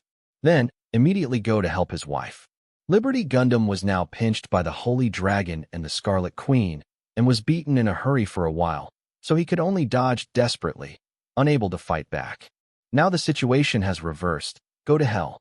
Gulasina decided to kill the Freedom Gundam, who had no power to fight back at this moment. The Crimson Princess drew out the beam saber with her left hand, and when she was about to cut off the sword of Liberty Gundam, Gulasina received a warning from Julius through telepathy. "Princess, be careful, step back." Gulasina noticed that Neo Gundam on the left screen was rushing towards him, and even shot a beam of light at her. The Crimson Princess could only interrupt the action and retreat immediately. The beam gun in Neo Gundam's right hand shot at the Scarlet Queen, and the shield beam cannon in his left hand fired at the Holy Dragon, interrupting the Holy Dragon's continuous attack on Freedom Gundam.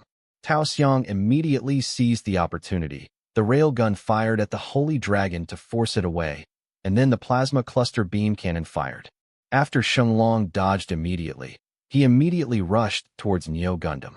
Freedom Gundam immediately pursued and stopped Shenlong. Neo Gauda is currently attacking the Scarlet Queen one after another. The Scarlet Queen can only flash all the time. Neo Gundam suddenly stopped attacking, turned around and shot backwards, and the 2 floating dragon claws were hit by the beam one after another and turned into fireworks. When Shenlong rushed over, he didn't attack Neo Gundam, but flew in front of the Scarlet Queen. "Your Highness, are you all right?" Julius asked with concern. "Uncle Julius, I'm fine. I've been bothering you." Fardis noticed the battle between his daughter and Julius, and the Scarlet Emperor immediately rushed to his daughter's position with full horsepower. Barbados Sirius also rushed to the position of the boss and his wife. The 5 floating cannons and Neo Gundam's 6 floating cannons staggered and passed by from time to time, and the yellow and red beams crossed. Finally, the 11 floating cannons returned to the main body to recharge before their energy was almost exhausted. Bull Gundam and Freedom Gundam fight Holy Dragon and Scarlet Queen. Shenlong's weapons at the moment are medium and short range, and he suffers in the battle with Freedom Gundam. However, with his superb technique, Julius dodged the attacks of Liberty Gundam one after another. Tao Xiang knew clearly that her technique was not as good as Julius. If she hadn't taken advantage of the weapons used by the body and the current situation of Shenlong.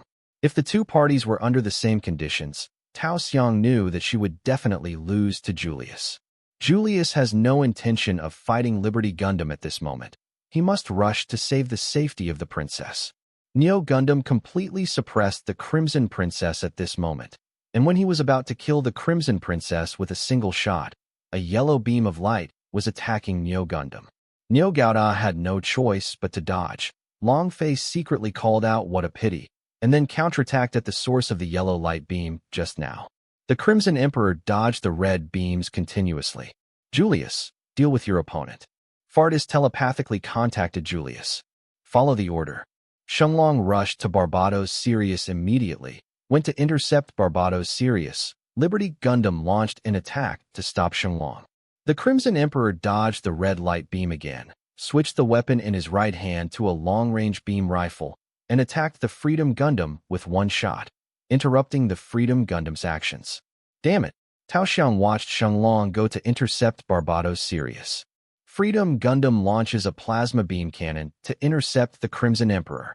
The Scarlet Emperor moved like a falling leaf, not only dodging the plasma beam cannon, but also counterattacking the Freedom Gundam with a long-range beam rifle. Freedom Gundam can only dodge, and then rush to the position of Neo Gundam. The Crimson Emperor continued to fire at Neo Gundam, with the purpose of forcing Neo Gundam away and staying away from the Scarlet Queen. After Neo Gouda retreated, he also shot at the Scarlet Emperor. When the Scarlet Queen was also about to shoot, Liberty Gundam was one step faster than it, and the plasma cluster beam cannon attacked it. Damn it, this woman. Gully Sazina was a little annoyed, seeing her father and Long Fei fight again, and she was entangled by Tao Xiang. The all-round attack of Liberty Gundam made Scarlet Princess dodge.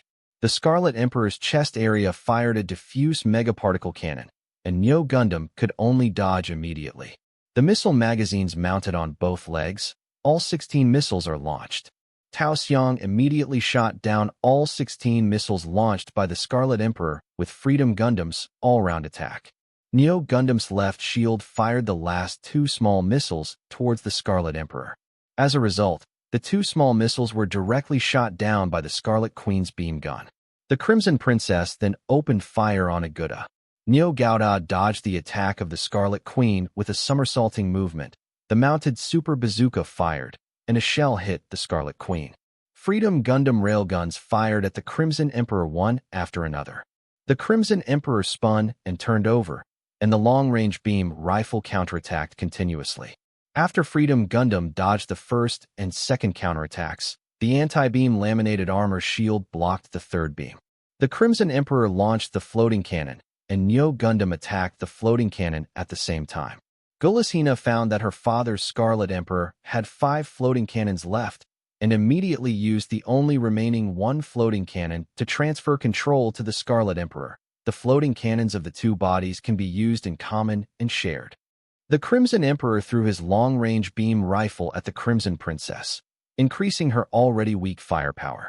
The Scarlet Emperor holds a mid-range beam gun in his right hand and fights with Neo Gundam in a dogfight. In order to improve the speed and flexibility of the body, the Crimson Emperor separated the missile magazines with no missiles on his legs. The Crimson Emperor didn't attack the Bull Gundam, but just dodged the Bull Gundam's attack and suddenly rushed towards the Freedom Gundam. Neo Gundam pursued immediately. There was a great sense of crisis behind Tao Xiang, knowing that Fardis was coming. Freedom Gundam opens 10 active aerodynamic elastic wings on the back and uses high map mode for high maneuvering tactics in the air avoiding the lock of the Scarlet Emperor. The Crimson Queen immediately fired at the Freedom Gundam with both hands of the beam rifle, so as to intercept the Freedom Gundam's actions. The beam gun in the right hand of Neo Gundam and the shield beam cannon in the left hand attack the Crimson Emperor. Fardis will suddenly lock on the Freedom Gundam, mainly to save his daughter's current unfavorable situation, and it is also a return to Long Fei's previous attack on his daughter. Just now you touched my daughter, now I will touch your woman. Long Fei also guessed Fardis' goal. At this moment, Long Fei switched the beam gun to a super bazooka, charged at the Crimson Princess and fired at the target. Fardis didn't expect that Long Fei immediately changed his target and attacked his daughter. He couldn't take down the Freedom Gundam for a while, so he could only relock the Freedom Gundam immediately. Tao Xiang immediately stopped the Scarlet Emperor with a plasma beam cannon. The Crimson Princess fled immediately, and Gu Lisizina wanted to lure Neo Gouda to a farther place, so that her father could kill Long Fei's woman first. I want to lure me away so that your father can deal with my woman. I see it through. Neo Gouda immediately turned back and rushed to the Scarlet Emperor, intending to join hands with his wife to kill Fardis. Oops, he won't be fooled. Gilashina could only go after Neo Gundam again. Freedom Gundam attacks the Crimson Emperor with railguns and beam guns while flying with high maneuverability. The Scarlet Emperor used the Mega Particle Diffuser on his chest to switch to a Mega Particle Cluster Cannon and counterattack towards Freedom Gundam. Seeing that his wife was temporarily able to contain the Scarlet Emperor, Long Fei immediately shifted his target. The energy of the floating cannon was almost exhausted. The floating cannons of the two units returned to the main body at the same time. Long Fei immediately seized the opportunity, and the beam gun shot down 3 of the floating cannons one after another. Fardis sensed that 3 floating cannons had been shot down, and Fardis immediately turned his gun and fired at Neo Gundam. Then, the Scarlet Emperor fired a Mega Particle Diffuser from his chest, shooting down the 2 floating cannons of Uganda. A pair of rail cannons bombarded the Scarlet Emperor, but the Scarlet Emperor had no time to dodge, and immediately blocked the pair of rail cannons with the shield in his left hand. Father, seeing her father being attacked, Gulasina immediately attacked Freedom Gundam with a long-range beam rifle. Liberty Gundam continued to dodge Scarlet Queen's attack with high maneuvering flight. Freedom Gundam counters with a pair of plasma beam cannons. At this time, Neo Gundam shot each other with the Super Bazooka and the Scarlet Emperor's beam gun.